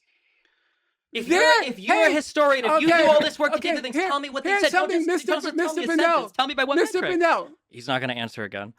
I don't think I've avoided any of your questions, you have. except You've avoided except when almost they every breached the threshold of complete imbecility. So you're about to tell me I've by what answered. metric So, the Gaza Strip is okay, a I'm going to humanitarian answer crisis. you. You remember what I said? It's crazy. He's saying what metrics is Gaza a humanitarian crisis is a crazy fucking point. Like, this is not even a... Dude. Why do you even justify Israel's actions then if you're just going to deny all of the atrocities? There is no reason to fucking even admit that there's any atrocities to begin with if you're saying that like there's no metric of pain here for the Palestinian oppression before October 7th. They were living completely fine lives.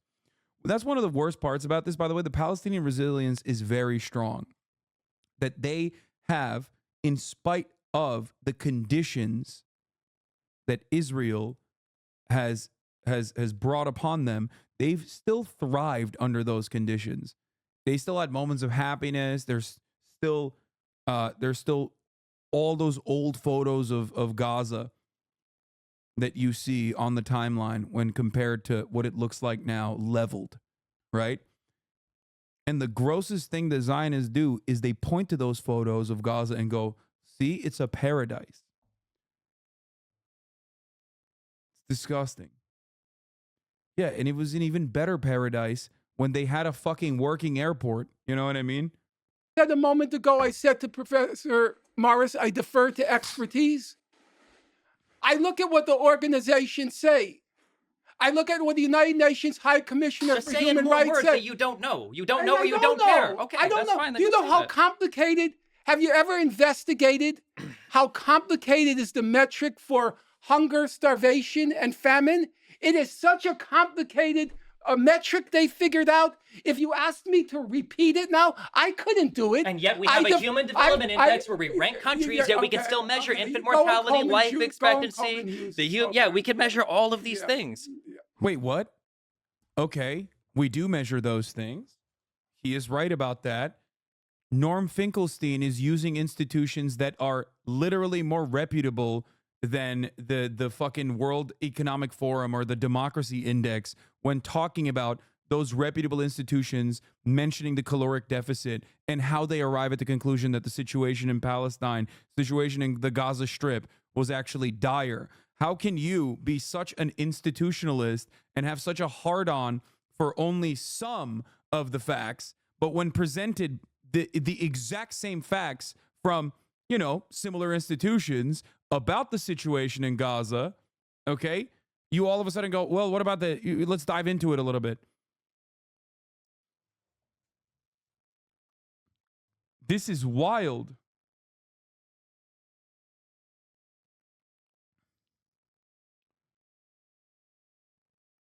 Like the Human Development Index, really? That's what, like, that is the position of authority here, but the institutions that Norm Finkelstein is bringing up are not? Like, I don't understand. Maureen, I'm holding out for you here. You still didn't answer the hope question. What gives you a source of hope about the region? Well, first of all, I would agree with Benny Morris and Norman Finkelstein that the current situation is bleak, and I think it would be unreasonable to expect it to not get even bleaker in the coming weeks and months. And we now, this conflict. Also, for the record, the mass starvation as a tactic is post-October 7, which was the original point of contention that Norm was bringing up, which he just cast aside with air quotes, okay? He said, on the verge of famine, sure, okay? And then immediately reverted it back to pre-October 7. Conflict really, it originated in the late 19th century. It's been a more or less active conflict since the 1920s, 1930s. And it has produced a tremendous amount of suffering and regional conflict and geopolitical complications and all of that. But what gives me hope is that throughout their entire ordeal, the Palestinian people have never surrendered. And I believe they never will surrender to overwhelming force and violence. They have taken everything that Israel has thrown at them. They have taken everything that the West has thrown at them. They have taken everything that those who are supposed to be their natural allies have, on occasion, thrown at them. But this is a people that never has, and I believe never will surrender. And at a certain point, I think Israel and its leaders will have to come to the realization that by hook or by crook, these people are going to achieve their inalienable and legitimate national rights, and that is going to be a reality. What do you mean by that? You mean all of Palestine? Is that what you mean? No, and from the river to the sea.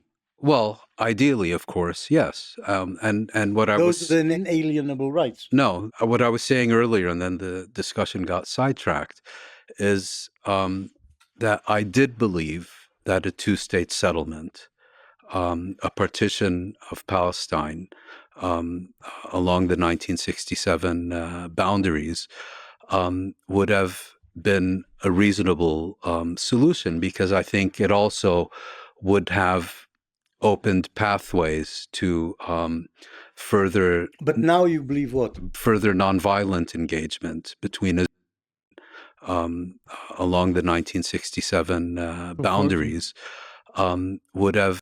I've been watching the video for so long, it even fucking reset, let alone at the top of the hour when there's a 3-minute ad break too. If you no longer want to see those ads, all you need to do is subscribe for $5 or for free with the Twitch Prime, by the way. Here's the 3-minute ad break now. Been a reasonable solution, because I think it also would have opened pathways to further. But now you believe what? Further nonviolent engagement between Israel and the Palestinians that could create other forms of coexistence in a federal or binational or What do you think about refugees in regards to that? Do you think there has to be a resettlement of the 5 or 6 million, whoever wants to lay claim to being descendants of? I think there has to be an explicit acknowledgement of a responsibility and the return and of their rights. I think that in the framework of a two-state settlement, I think a formula would need to be found that does not undermine the foundations of a two-state settlement. And I don't think it would be that difficult, because I suspect that there are probably large numbers of Palestinian refugees who, once their rights are acknowledged, will find it exceptionally distasteful, exceptionally distasteful to have to live among the kind of sentiments that we've heard around this table today, to be quite frank. I mean, I was previously unfamiliar with you, and I watched one of your preparation videos. Very disconcerting stuff, I have to say. You were explaining 2 days ago in the discussion about apartheid and how absurd it was, that in your view, Jim Crow was not apartheid. Jim Crow was not apartheid. But Arab states not giving citizenship to Palestinian refugees is apartheid. Oh my God. It's so, God, his analysis, his depravity knows no bounds, okay? It literally only works if you just think, if your foundational principle here is that, like, no one else can do any wrong, white people on top, only Arabs bad. It's fucking nuts. Jesus Christ, dude. That's what I meant with my earlier position, comments fine, about white great. supremacy. So my issue, that's great, the white supremacy comment. And if well, hold on, let me respond. Okay, my issue is that I feel like we have jumped on this euphemistic trip. Progressive, by the way, Straight up. treadmill. And I think that's part of the reason why this conflict will never get solved. Is because on one end, you've got a people who are now convinced internationally that they're victims of apartheid, genocide, constant. They're not convinced internationally. They're experiencing it. All you are doing is genocide denial. One day, I hope that we will look back at this and shudder, and we will have a hard time comprehending the inhumanity of the statements that this fucking asshole is making. This is insane. This is just straight up moral bankruptcy. And let me tell you, okay? Here, one thing I will tell you is this. Destiny gets his talking points or tries to position his moral compass around the Democratic Party, right? Sometimes he'll, take a more right-wing position on issues. Maybe sometimes takes a more left-wing position. Not entirely sure when he's done that recently. I don't really pay attention to much of what he says, except for the fact that I've just listened to this fucking asshole, forced to listen to this fucking asshole for 5 hours. What he doesn't know, because of his inexperience dealing with this, what he doesn't understand is that the Democratic Party's position is going to inevitably have to evolve on the matter, and he's going to look like a fucking indecent charlatan. Okay? Let me tell you something. Chuck Schumer today said Benjamin Netanyahu is bad, and what he's doing is bad. What he doesn't know is that this stuff, there's a reason why many Democratic Party leaders, no matter how loyal they are to Israel, don't go to these lengths that he's going to, because they're calculated political actors with many years. They know what it looks like when your statements are posterized in perpetuity. No licking.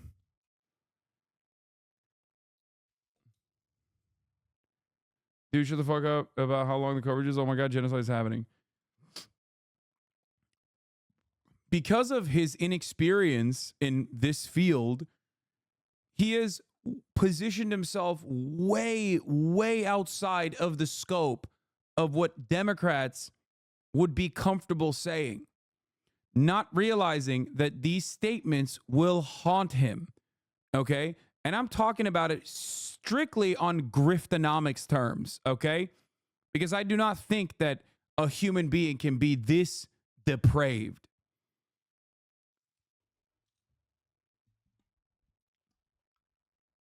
Like, he thinks he's dick riding Israel to this degree and it will suit his purpose in the short term, not realizing that this is now a part of history, a part of his history. So when the Democratic Party inevitably shifts positions on Israel and says things like, oh my God, maybe we went a little too far and it's actually all Benjamin Netanyahu's fault, he's going to be left in the fucking dark. He's going to be left outside of the boundaries of, moral permissibility. He already is, because he is defending ethnic cleansing.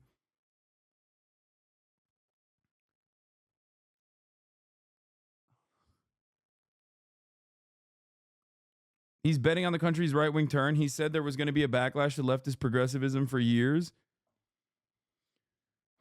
People are that depraved. 40% of Israelis want more genocide. Yeah, it doesn't matter. He's not living in Israel, okay? He's living in fucking America.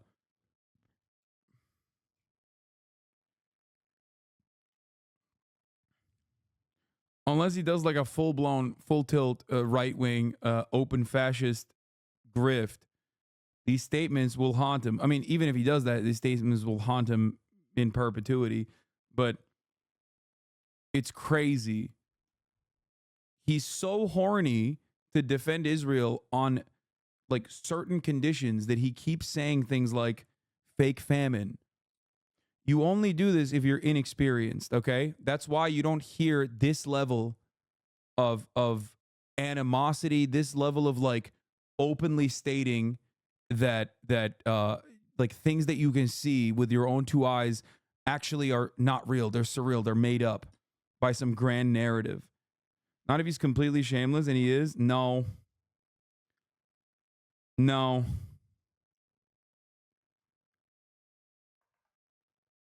No shot. Yes, he is a bad person. It's not about what the Democratic Party says, it's about what drives engagement. You give him too much credit, he's morally and ideologically bankrupt.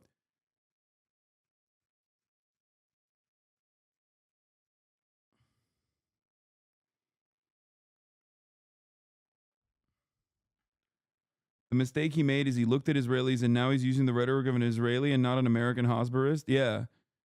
No, I think so. I think so too.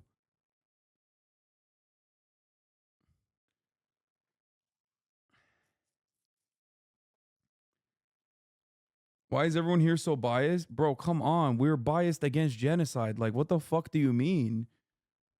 Yeah, why won't we see the position like the fucking carefully documented malnutrition that the Palestinian children are currently experiencing? Why don't we just deny that? Like, that's your question here, okay?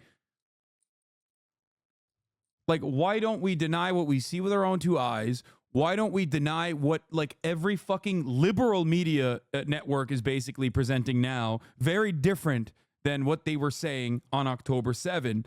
What you have to realize is this has been happening since October 7. A lot of people came in here and were like, oh, Hasan, you are going to get your comeuppance. Like, you are going to be proven wrong over and over again. And some people just simply never checked in ever again. They checked out. They never checked in ever again to see if, like, I was right. Okay? But the reason why I've been vindicated time and time again, and this is a really weird thing to say considering that my vindication comes at the price of Palestinian deaths, is because I am familiar with the ways in which Israel has operated for years. Many of you, on the other hand, have only hyper-focused on this conflict and learned about stuff, and you're playing catch-up. You're playing catch-up in the last quarter, not knowing what the next steps are going to look like. Because you don't know. And it's understandable that you don't know. So the point is, if you don't know, then the least you can do is just maybe try to learn.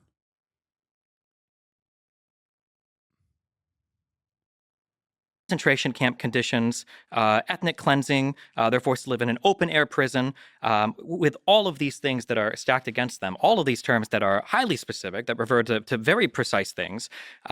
And then when people like you saying that they should... nothing less from someone who doesn't think Jim Crow is apartheid. I don't know if Jim... But who does think that Arab states the problem is you're morally loading. For you, apartheid is when racists do bad things. No, right? No. There's a definition of apartheid. That's great. But there's a very clear definition. No, there is a... What the fuck? What? Dude, you can't do this. You're not talking to some fucking limp dick PUA red pill podcaster. Okay? Like, when you're talking to a serious journalist or a serious academic, you can't fucking put words in their mouth and be like, you just think apartheid is when racists do bad things. No, they don't think that. There's a very clear legal definition of what it is. And the people that came up with that very clear legal definition also think it fits the bill of Israel.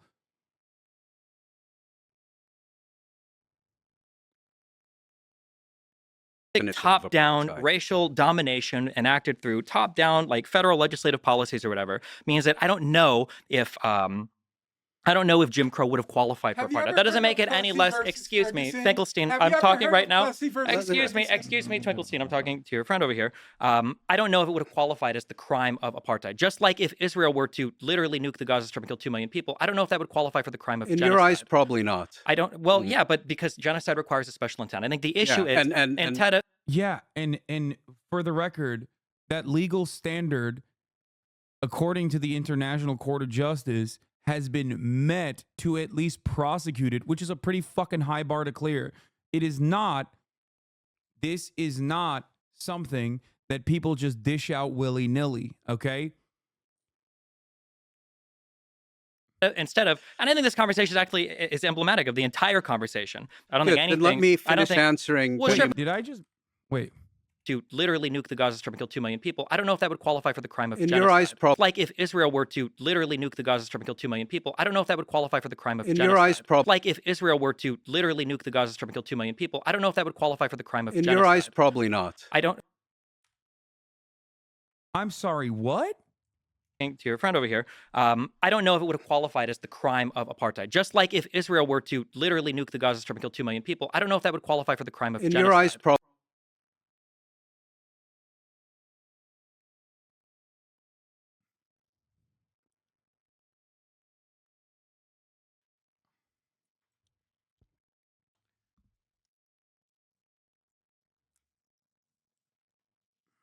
Bro, what?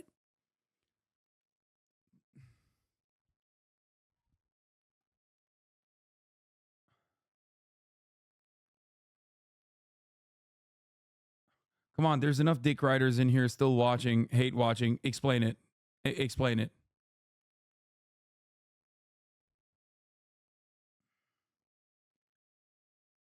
Like, what is he saying? Is he saying that like genocide only happens if it's like through the mechanism of ovens? Like, what the fuck? So like the Yemen, the genocide in Yemen, not a real genocide. The genocide in Yemen, not a real genocide. The genocide of the Yazidi population, not a real genocide. Only 5,000. Who cares? ISIS on top. Like, is that what he's saying? Like, I don't get it. The Armenian genocide, not a real genocide. Is that his position here? Like, what the fuck is this take? That is an insane fucking approach. Like, what? Yeah, Rwanda, not real. None of these genocides are real because, you know, it's about what? Like, what people are using. I genuinely think Destiny only thinks genocide happens slowly over time. If I Thanos snapped one entire race out of existence, they all instantly to D. That is not genocide. His worst take ever. He thinks you have to say, I am doing a genocide, otherwise it's not. Yeah, except Israel has said that. Like, that's the other problem here. So enough Israeli officials have said that, which is the entire basis for why there was almost near unanimous support in the International Court of Justice. That clip was all over Twitter. Down racial domination enacted through top-down, like federal legislative policies or whatever, means that I don't know if Jim Crow would have qualified for apartheid. That doesn't make it any less. Excuse me, Finkelstein. I'm talking right now. Excuse me, Finkelstein. I'm talking to your friend over here. I don't know if it would have qualified as the crime of apartheid. Just like if Israel were to literally nuke the Gaza Strip and kill 2 million people, I don't know if that would qualify for the crime of genocide. In your eyes, probably top-down racial domination enacted through top-down.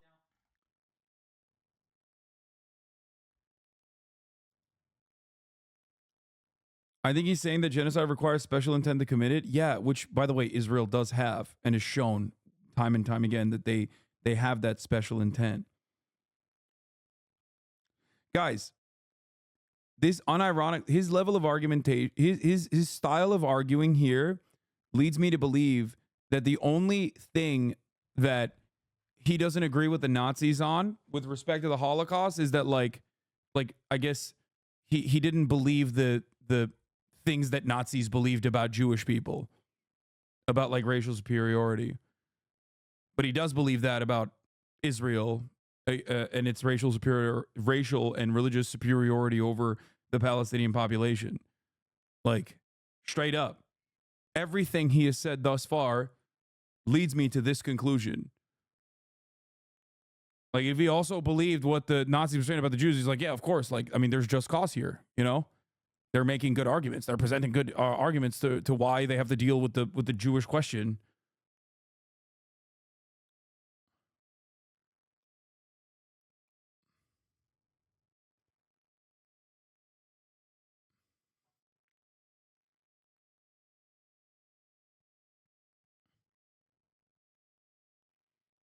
I genuinely think he wouldn't think the Holocaust wasn't a genocide if it happened in 5 months instead of 5 years, except like the final solution did happen in a very short period of time. I know that like the majority of deaths before then happened throughout that entire process, but like it was still greatly sped up. You know what I mean? It's like, but what if like Israel was doing like nuke maintenance and cleaning the console and shit, and then some dude accidentally pressed the button and the nuke coincidentally hits Gaza and kills 2 million Palestinians? Would that be a genocide? I think not. Yeah, like hypothetically.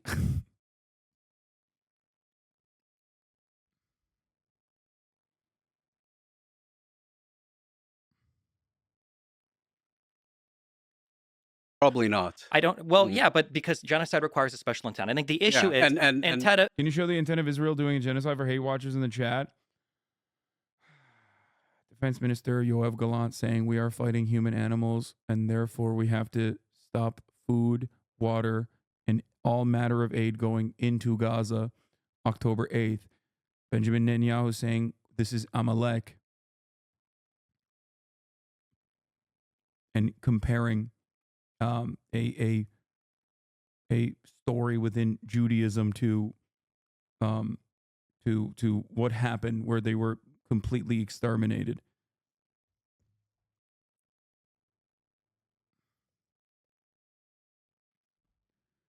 Any quote from Ben-Gvir, any quote from Smotrich, the entire ICJ court case lays out in no matter of uncertainty.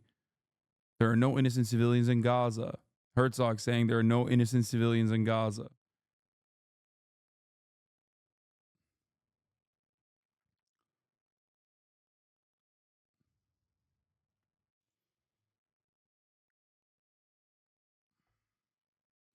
And it's not just people in positions of power saying it. There's a direct through line from people in positions of power saying it all the way down to the soldiers on the ground repeating those exact terms, including Amalek.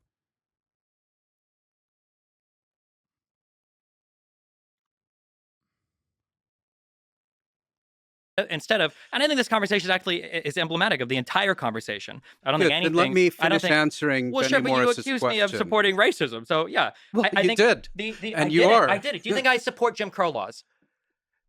Look, when The fact that you can't even answer that honestly, it doesn't right? matter You wouldn't what say that 800 civilians were killed by Hamas. You said, well, maybe 400 were killed by Israel. No, I don't know the didn't say number. that. Maybe No, I didn't you say said, He did not say that.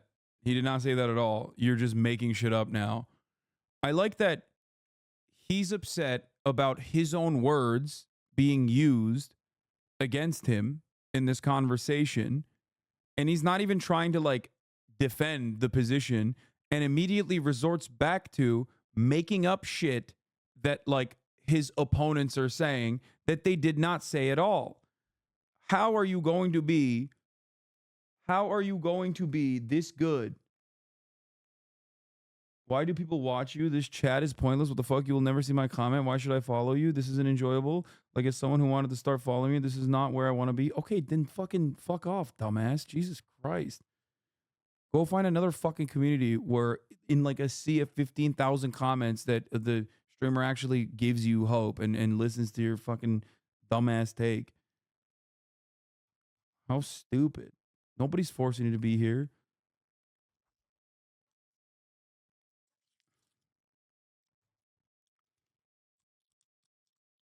you said 400. No, I didn't You say co-signed the opinion. No, I didn't. No, I didn't. Oh, well, wait. How many? What do you? I think the word was some. That's what I heard. No, Well, you weren't listening. How many people do you think approximately, if you had to ballpark it, how many do you think were killed by Hamas on October 7th? I think it's pretty clear that the majority of civilians that were killed 51% or 90%? Don't ask me to put a number I just on want a ballpark. something Those are I two don't very know. different intuitions. First of all, when you say Hamas, do you mean Palestinians or do you mean Hamas I mean the invading specifically? Palestinian force. I don't like to say. That's crazy. He's like, what's the percentage? Is it 51%? Is it 90%? Like, he's saying the majority of the civilians unconditionally, unquestionably was killed by Palestinian resistance forces. Of course, he's not going to give you a number because he doesn't fucking know. What the fuck? That's not his fault. That's actually no one's fault at this point. The forensic architecture and the analysis will take years. It will take years to fully parse through how many of the civilians that were murdered on October 7 were murdered in the hands of Israeli rocket fire, whether it be from helicopter gunships or whether it be from artillery from tanks in the kibbutzim. Okay?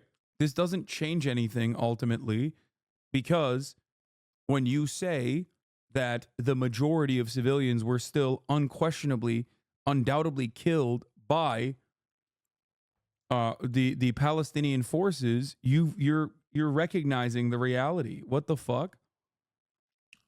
It is simply trying to pick apart a semantic point to posture as though you have any kind of moral high ground in this conversation.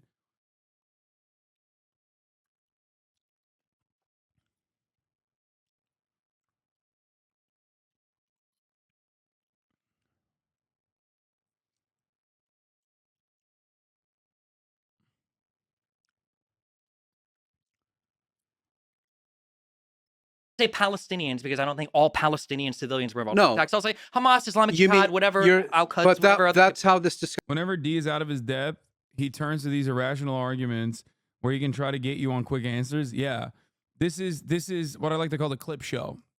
He's playing to the audience that currently isn't live watching, right? He does this all the time, and then he will simply say, "Well, I'm just testing your moral boundaries." I've never forgotten this last-ditch effort that he applied on the he should be able to say the N-word in a vacuum argument that his fans still 5-6 years after the fact constantly fucking bring up. Well, they don't bring up how stupid his argument was, but they don't even bring the argument itself up, but simply state Hasan actually agreed with Destiny's position on white people being able to say the N-word. No one obviously believes them. Only the hug box believes that dumbassery. Okay? It's like, it's literally, oh, I'm just simply presenting you with some rapid fire questions to test out your moral boundaries. It's like, what if I were to say the N-word in the vacuum of space by myself? Would that be okay?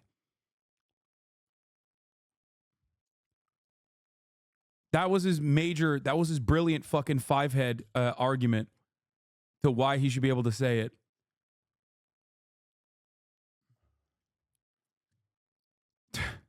Discussion started, you said Hamas, and I began to answer that. And then Benny Morris said, actually, he means Hamas in addition to jihad and the others. So of the invading Palestinian force, how many do you think killed civilians versus the IDF? What do you think of the ballpark, the percentage? well, the figures we have are that about a third of the casualties on October 7th were military. That's and not about what I asked at two-thirds all. were. What's your question? Yes. How asking many? about the What two-thirds. percentage of civilians do How you think many were of the killed by the two-thirds? invading force? A I ballpark. think a clear majority, but I can't give you a specific figure. If you thought it was closer to 51% or 99%, were killed by. Why would How- he how- know that? How would It's he know because that? it's interesting No, to actually stake out a position. yeah, it's If you want to interesting. be It's not.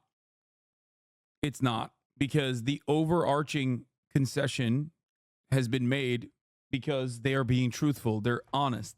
Kaya, no. They're being honest. Yeah. He's dude, listen. This is it. It's trying to intellectualize a gotcha moment that you're trying to create here. Okay? I'm trying to stake out your position. It's actually interesting to stake out your position. Why won't you just say a random number?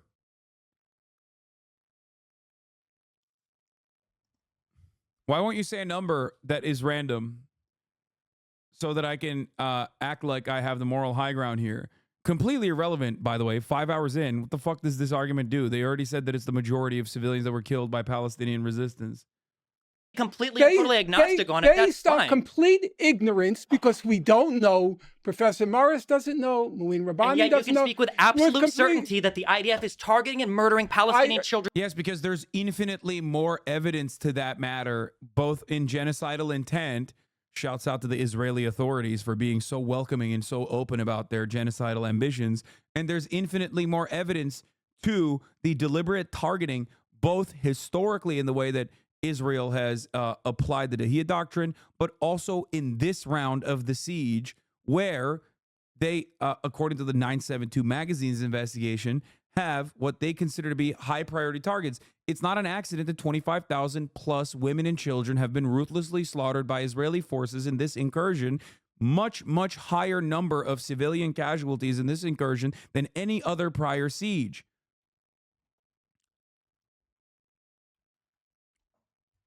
That's the problem. The problem is there is evidence for one. There's not enough evidence to make a clear-cut percentage number for the other.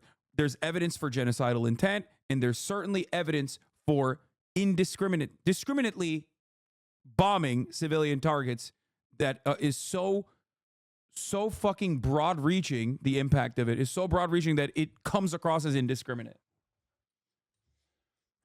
Intentionally. Oh, Do you see the double standard? No, I don't. You see, I know you don't. I know, It was a rhetorical question. Obviously, you know don't. why? Because you're I uneducated on the I matter. looked at the UN report. I looked at the UN Goldstone report. No, the UN report on the Great March of Return.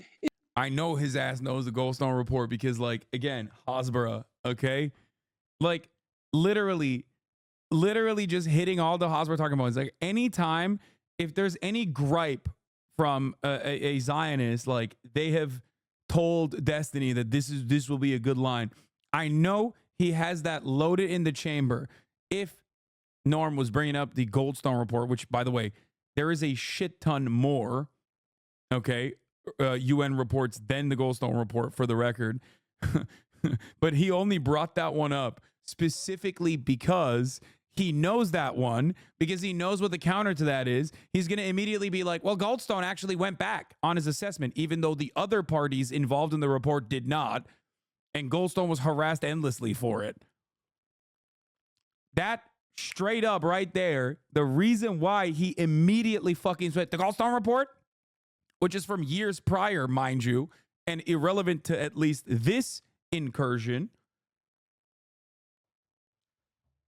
Yeah, Goldstone didn't even refute the main points of the UN, and the other authors stand by it. Exactly.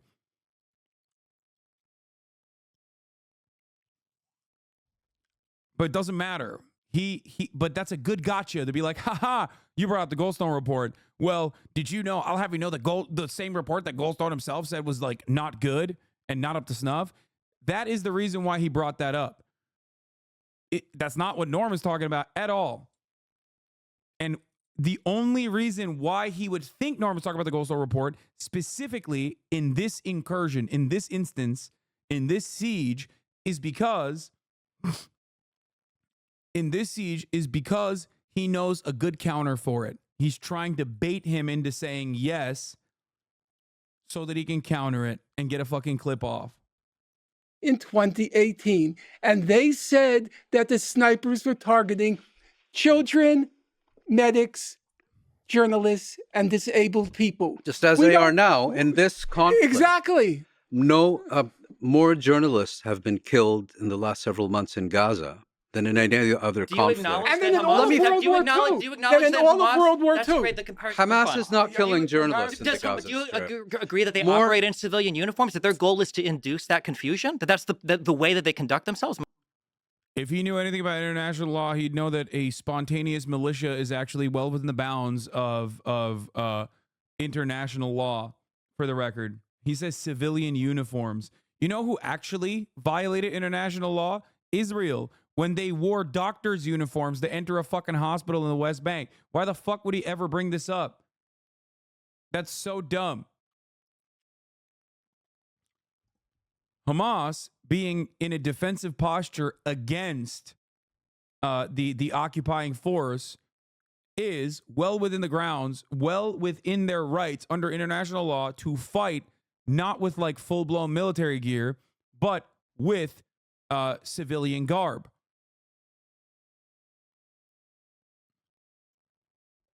Militarily? Let me finish my point. More journalists I understand. have been more UN. Children in the... He doesn't want to hear it. So No, boring. because it's Fine. virtue. It's so You're not having a material, a Virtue substantial. signaling. It is virtue signaling. Yeah. Yes, like when you say I know. children. You can see when he's just saying random and wrong stuff when Benny is quiet and not defending him. Yeah.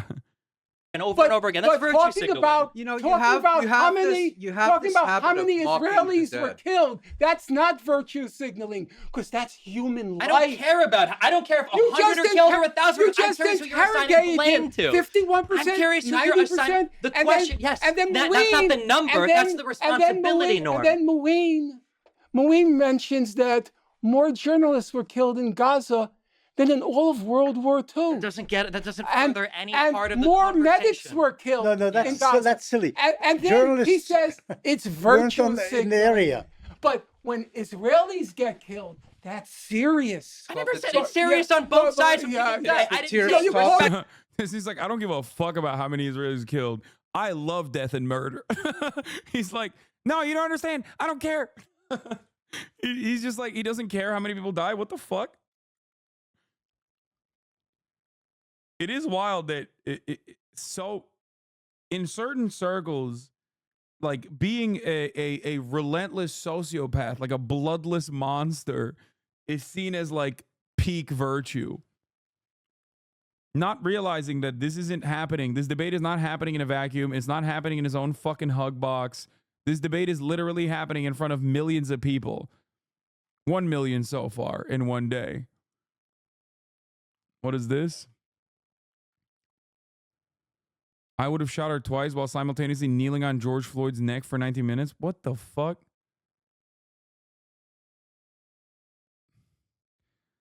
Dude, blocking this fucking asshole was the greatest decision of my life, honestly. And it's been years.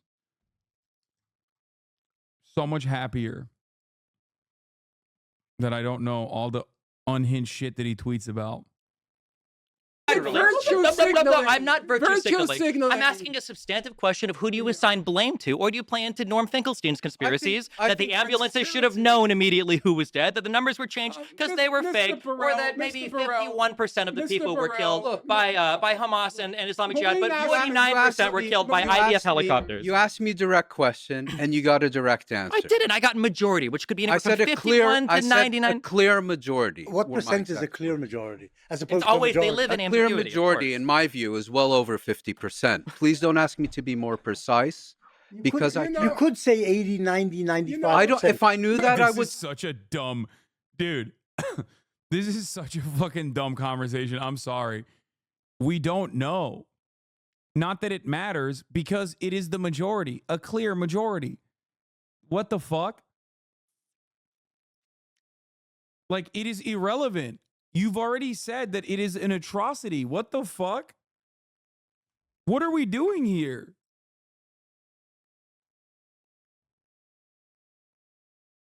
Like, they're desperately trying to win points on this side of the table. On the other side of the table, they're like, look, I don't know what the actual numbers are. And we won't know for some time, but it's definitely a clear majority. Like, one side is trying to state factually accurate analysis. The other side is like, come on, but tell me what your suspicion is. Say it. I think it's a reasonable. It's a reasonable. Perhaps it is, but You're not the best person to be asking that question. You know, I read when you described Operation Defensive Shield, and you said a few dozen homes were destroyed. You're talking about what happened in Jenin refugee camp. And you said... No, the Arabs said 500. You guys said 500 Palestinians were killed in Jenin. I never said and that. Then that was the statement of the PLO, the Palestinian Authority. You said a few dozen and that there were massacres there. There were a few dozen yes, homes. Yes, a few dozen. You guys, you're Arab. Your people. Come on. That's funny. Yeah, well, it turned out 140 buildings were destroyed. 5,000 people were left homeless. How many were killed? 5,000. How many? You described it. No, I'm talking about homes destroyed. So you're not the best person to be criticizing what Muin says when he says clear majority, but he can't say more. You know why he can't say more? He doesn't know. He doesn't know. Yeah, I understand that. I hope as a historian. If I was trying to belittle, I would give you a very different answer. I would just say, I don't know. I do know that some were shot. You know what the right phrase there would be? The overwhelming majority were killed by Arab gunmen. And very small number were killed by Israelis by accident or whatever. You're not That's speaking probably as a true. historian, That's probably true. That may be. I can state with confidence a clear majority, overwhelming majority. You may be correct, but I can't state that with certainty. I think there's a very easy way to find out is to have an independent. Forget independent. Exactly. Well, of course you forget independence. Forget that doesn't mean anything. Forget the law. Independence. Forget international law. Forget independent assessments. No, just take my word for it, big dog. What do you mean? What the fuck? Come on, Benny. The fuck are you doing? How are people going to take you seriously as a fucking academic if this is how you play fast and loose with like matters of historical record. Like, what? He's like, listen, when it comes to scrutiny, I apply the utmost scrutiny to matters of historic record. When history is happening in front of me, however, I'm going to be like, who cares? Who cares? Fuck it. YOLO. He's saying, you know what it is? He's like, as a historian, it makes my job all the more sweet. After all, I am a new historian. If it wasn't for the early Zionists that muddied the waters about the actions of the Nakba, I would have never become an important figure in Israeli history. So win-win for me. I like when they muddy the waters so that I can do my job. I can do my job 10, 20 years, 30 years after the fact and keep actually investigating and uncovering truths. It's great. He's just basically thinking 3 steps ahead. UN High Commission forget independent not human necessarily. rights. Not necessarily. Just repeat the They're numbers. all Just from repeat barbaric these countries. Assyrian was the head of the UN Commission for Human Rights. But if it wasn't Israeli, it would have been okay. Whoa. Yo, brother, that's crazy. Assyrian was the head of the UN Commission for Human Rights, he said. Yo, this got way more unhinged. I feel like Lex was like, all right, we got to cut this down. We got to stop this shit. Bro, I feel like Destiny's relentless, unrestricted racism rubbed off on Benny a little bit. So much so that I wouldn't say that he wasn't, it's not like Benny wasn't racist before, wasn't not racist, or was anti-racist. Like he wasn't, right? But but I think Destiny gave him the confidence to speak his truth.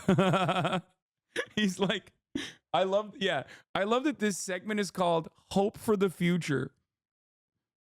Assyrian was the head of the UN Commission for Human Rights. But if it wasn't Israeli, it would have been okay. He certainly would have been more honest than Assyrian. Of course. Oh, yeah.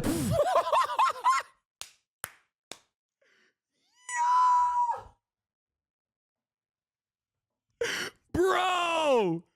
Wait, why is he not embarrassed to say that? Bro, dude, what the fuck? Yo, look at Rabbani's face when he says that. I'm losing my mind. What the fuck?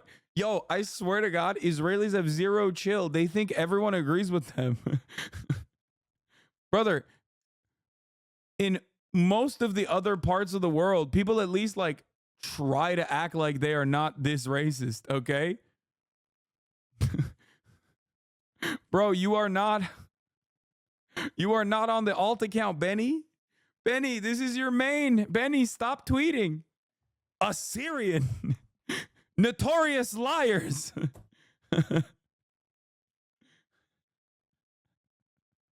What the fuck? From your perspective. Well, to disagree with Steven, I thought this was extremely valuable. And at times, really, like the view of history, the passion. I'm really grateful that you would spend your really valuable time. And just one more question, since we have 2 historians here. Well, just briefly, from a history perspective, what do you hope your legacy as historians, Benny and Norm, will be of the work? I think Benny's legacy, Benny, it's such a funny question to ask this to Benny, because on the one hand, you have a guy they're both very controversial in different ways. You have one guy, Norm, very controversial, but very consistent, very principled. On the other hand, across the fucking table, sitting across from him, the guy who just said Assyrian is dishonest. It is in their nature, okay? The other guy who said that literally has spent most of his career shitting on his work and those who use his work. His legacy is forever going to be trying to fight against every other subsequent historian that came after him that utilized his words in the same exact way that Norm did in this fucking debate. Okay? Straight up. That's all he does. Hours upon hours and hours of words typed out specifically to be like, you guys are actually misunderstanding. Like, I was saying it's good that there was planned ethnic displacement. Please stop saying that there was planned ethnic displacement and it was bad. Say that there was planned ethnic displacement and it was good. It was for a higher cause. It was for a greater good. You guys misunderstood me. Please stop doing this. Now, of course, plenty of historians might have this take now. The problem is he was one of the first. So he is now in the halls of history, specifically Israeli history, alongside the likes of Ilan Pappé and Avi Shleim as a new historian, because he was one of the first to get there. That's the funniest part about it. The funniest part about it is that his legacy has actually moved people in the right direction. Okay? I can't believe D1, what the fuck? Yeah, dude, totally. Hey guys, I'm definitely not a Destiny dick writer hopped up on copium that followed 16 minutes ago specifically so I could write this and then clip out the response that Hasan delivers me so I can get some upvotes on the subreddit. Okay? Yeah, he definitely won, dude. These motherfuckers need a pacifier, okay? Yeah, somehow I won. Exactly. I wasn't even there. I wasn't even a participant. Oh.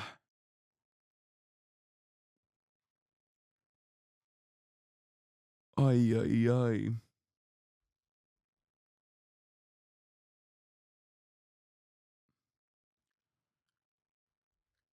Brother, he waited 10 minutes in chat just to say that? Yeah, it's very sad. You did get him to rage quit his stream 2 days in a row with your commentary? Yeah, I mean, just fucking mainlining cope.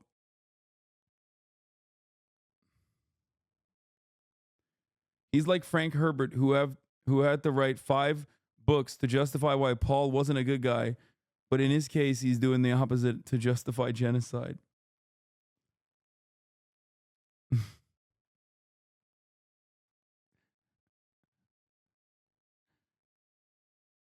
Can we finish the last 3 minutes in case there's more memes? Yeah. That you've put out there. Maybe Norm, you can go first and try to just say briefly.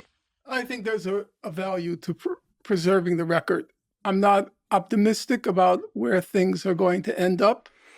There was a very nice book written by a woman named Helen Hunt Jackson. Yeah, I never thought Destiny would somehow get cucked harder than that fucking clip that's like floating around Twitter that I saw, where like he's just sitting there like a little weasel in his fucking cuck chair as his now former wife is dancing with that dude. What is it? Abba and Preach.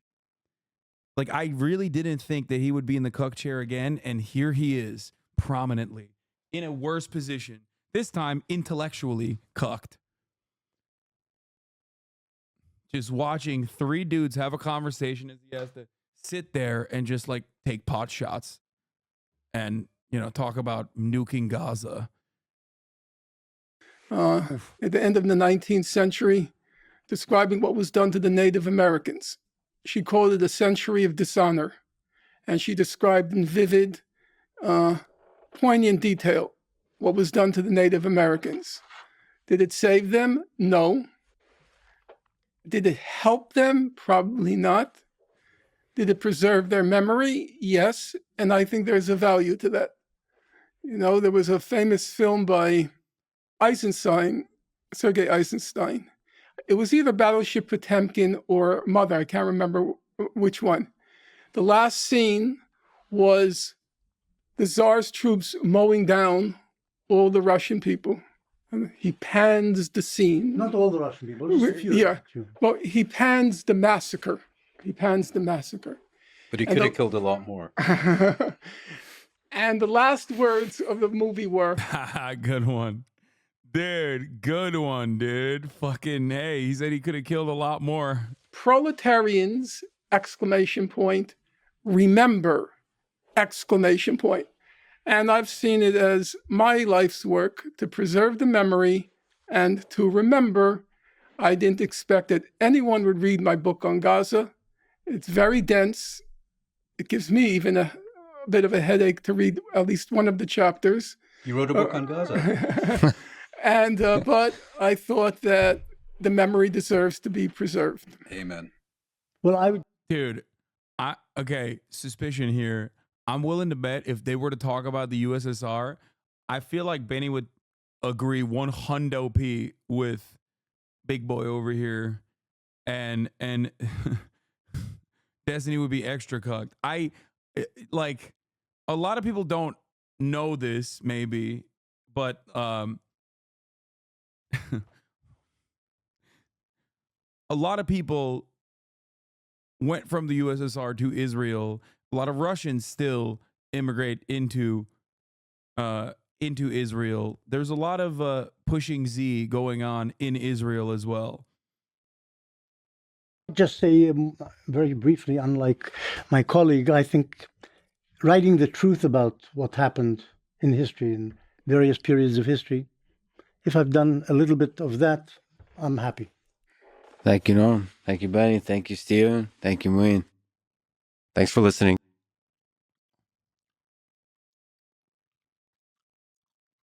There was a Reddit post there this morning that they needed to post more tweets to change the narrative. They're trying to do Hasbro, but for Destiny. A man who notoriously fucks himself over every time he tweets in an unrestricted fashion.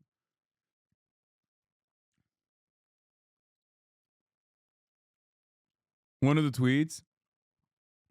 The fact that Destiny performed well is undeniable when you watch the full thing. The college dropout had a robust response to every argument thrown at him by serious academics and Norm, who've been studying this their whole lives. Misframing this debate reeks of elitism.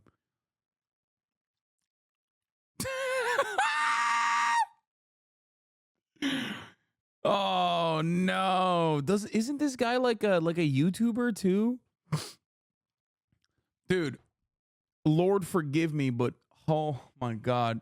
There's a lot of dudes on the YouTube commentary orbiter sphere that just fucking smoke on this dude's dick so fucking hard.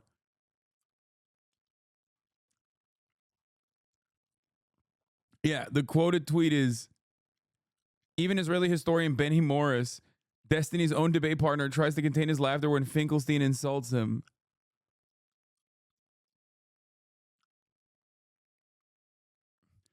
Yeah, we watched his videos. Yeah, dude, what the fuck? Didn't this guy make like a really solid video on Tim Pool? What the fuck? Why?